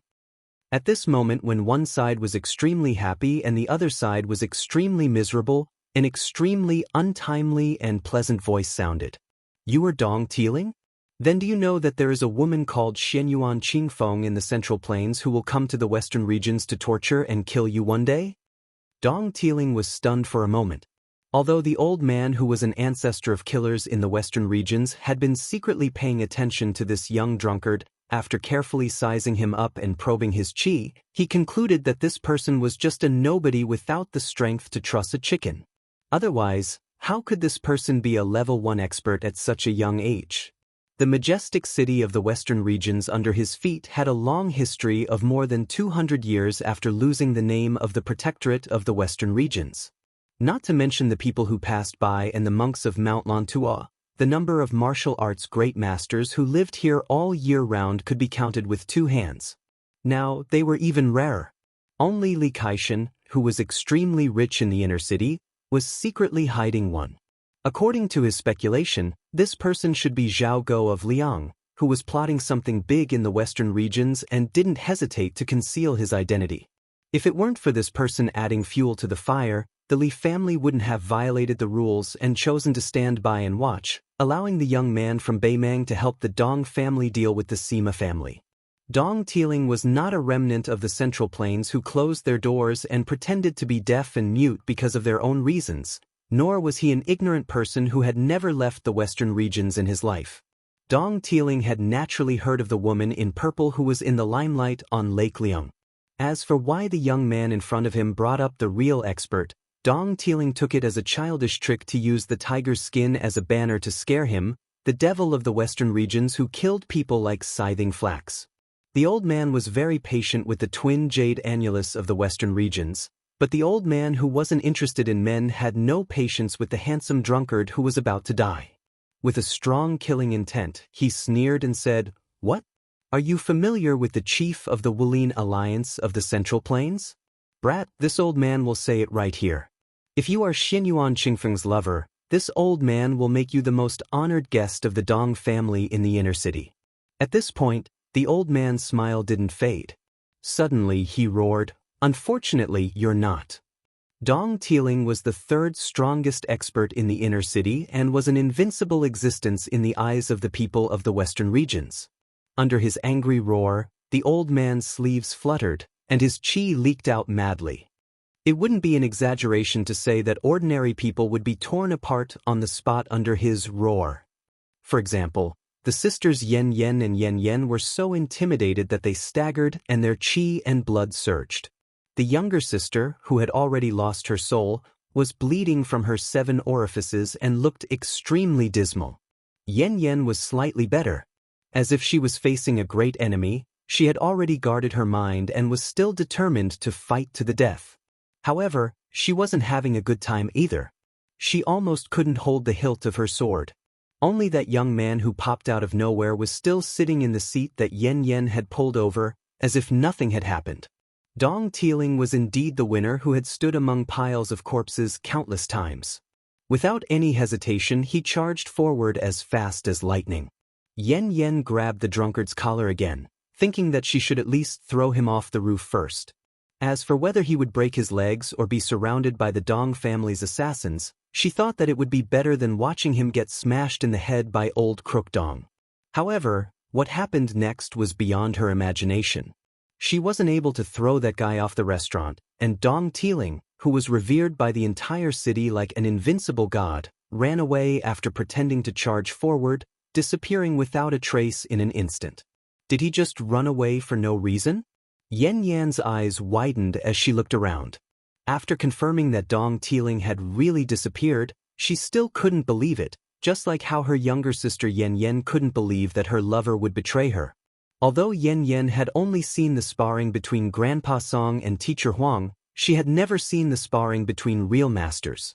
Even if they didn't fight for 800 rounds, they wouldn't be like old thief Dong, who would just bluff and run away, right? Su Fengnian, who had been watching with folded arms, stood up with a wine pot in his hand. He looked at his dazed sister and asked, "That lover of yours who made you pledge your life to him, other than his surname being Wang, do you know what his name is?" Yen Yen laughed as if she had lost her mind. "Who do you think you are to know Wang Lang's name?" Su Fengnian didn't seem to make any movements, but this beautiful young woman spun in the air and then fell solidly on the street outside the restaurant. She probably fainted completely and didn't make any more movements. Chapter 1449. Su Fengnian turned his head to look at Yen Yen, who was holding the hilt of her saber and pointing it at him. His eyes were complicated and filled with emotion. For a moment, he was speechless. He thought of Murong Wuzhu and Murong Tonghuang, who were in a miserable situation. He also thought of the filthy Xishan crown prince, Su Su, and this old man's son, Zhao Dingxiu. Su Fengnian sighed and looked at a roof about half a li away from him. Dong Tiling, who could be considered an ambitious and ruthless person in the western regions, knew the severity of the matter, but he was unwilling to let it go. The old fox, who was extremely sensitive to danger, began to give orders to his trusted subordinates. He probably wanted to test the waters with the Dong family's killers on the roof and the Dong family's elite cavalry on the street. If it weren't for Chao Wei's cavalry, Su Fengnian wouldn't have had much of an impression of this strategic town used by the great Feng Emperor to show off his achievements. He only knew that in the early years, many killers and assassins from Mount Qingliang used this place as a place to rest and catch their breath. As for Xianyuan Qingfeng saying that he wanted to torture and kill the lecherous Dong Tiling, Su Fengnian really wasn't trying to find something to talk about. Back then, that woman hadn't been with him and Northern Liang on the surface and had indeed inadvertently mentioned this matter. However, at that time, she still had a favor to ask of him, Su Fengnian, and she hadn't become the Wulin Alliance chief. Perhaps at that time, even she didn't dare to believe that she would one day ascend to the great celestial state. His impression of this big city in the western regions under his feet was truly vivid. After Chao Wei's cavalry quietly went to the western regions, especially Lu Wenbao, who was in dire straits in Shangyin Academy and still did not dare to return to his hometown, entered the city. The Wishui Society, which used to stay in the outer city, also began to increase its infiltration. Su Fengnian learned some things from the spy on his desk. For example, there were a few orphans of the later Sui royal family hidden here. However, compared to Su Su, the only child of Xishan crown prince, the three siblings' bloodline was much inferior. Even if the remnants of later Sui wanted to start a rebellion, he probably would not have the face to talk about the three children. Although the western regions was big and Chao Wei's cavalry was not eye-catching, Su Fengnian and the Wishui Society still did not dare to let their guard down. In order to attract the attention of the western regions, Su Fengnian remotely controlled the western regions to do a series of good shows. First, he let the female bodhisattva, who was dressed in white, return to Mount Lantua with great fanfare. Then he let Lu Wenbao stir up trouble in this city. He even spread the word in the western regions that Wang Xinji's disciple was going to be the king here and build another Wushuang city in the desert. One of the Dong family's assassins swept past the nearby eaves and slashed down without any hesitation. Su Fengnian did not have any intention of shocking everyone here, and he did not want to expose his strength like this. After all, he was going to stay in the city for a long time. Therefore, he started to fight with the assassin. Both sides fought very well. After all, it was not easy for him to kill the assassin with one punch. After all, the other assassins of the Dong family were not second-level master like Dong Tiling. When they saw the hope of killing someone, although their intuition told them that it was not that simple, they still rushed forward. Su Fengnian did not reject any of them and killed them one by one. During this period of time, the Dong family's cavalry on the street did not differentiate between friend and foe and shot at the two people on the roof. However, they were all narrowly dodged by a hair's breadth. This scene made Dong Tiling so angry that he almost spat out a few mouthfuls of blood. He had seen many people pretending to be top experts, but where did this cunning bastard who was afraid that others would not know that he was an ordinary expert come from? After losing more than 40 lives, the old man finally felt the pain.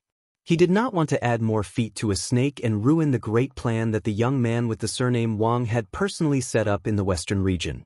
He clenched his teeth and gave an order. The Dong family's men who were invincible in the battle tonight immediately retreated. The moment he turned around and rushed towards the inner city with his back facing the roof, he suddenly felt a chill down his spine. The old man seemed to be able to clearly feel the young drunkard's gaze. Dong Tiling was very sure that even if this person was not a first-level expert of the younger generation in Liang, his cultivation level was definitely not far off. Just when Dong Tiling thought that he was out of danger, someone beside him walked side by side and said to him in the most authentic Gusai Zhou accent, "Pass a message to the master behind you. If he still wants to play, I, Tai Mudi, have learned a few new sword techniques in Bailiang." Dong Tiling did not dare to slow down his pace. Fortunately, he did not see that person's figure in the next moment. Yen Yen only felt a blur in front of her eyes. After blinking her eyes, the young man from the outer city, who she thought was a drunkard, was still standing in front of her without moving an inch. Then she saw that person use his hand to wipe his face. In an instant, his face changed into a slightly stiff and old-fashioned one, like a ghost wearing human skin to travel in the world of the living at night. However, as his finger gently brushed across his face, he quickly looked like a living person. Yen Yen was so scared that she took a few steps back. Su Fengnian had learned a little from Shu Xiu's process of making a face. Compared to Shu Xiu's 2 realms of rooting and enigmatic, it was much worse. However, it was not difficult to fool ordinary people in the night. Su Fengnian did not mind revealing this little bit of his foundation in front of this woman. However, if her sister was present, Su Fengnian would be more careful. He smiled at her as if she had seen a ghost and said softly, "You're just going to let your sister lie on the street like a corpse? I guess you two don't have a safe place to go for the time being.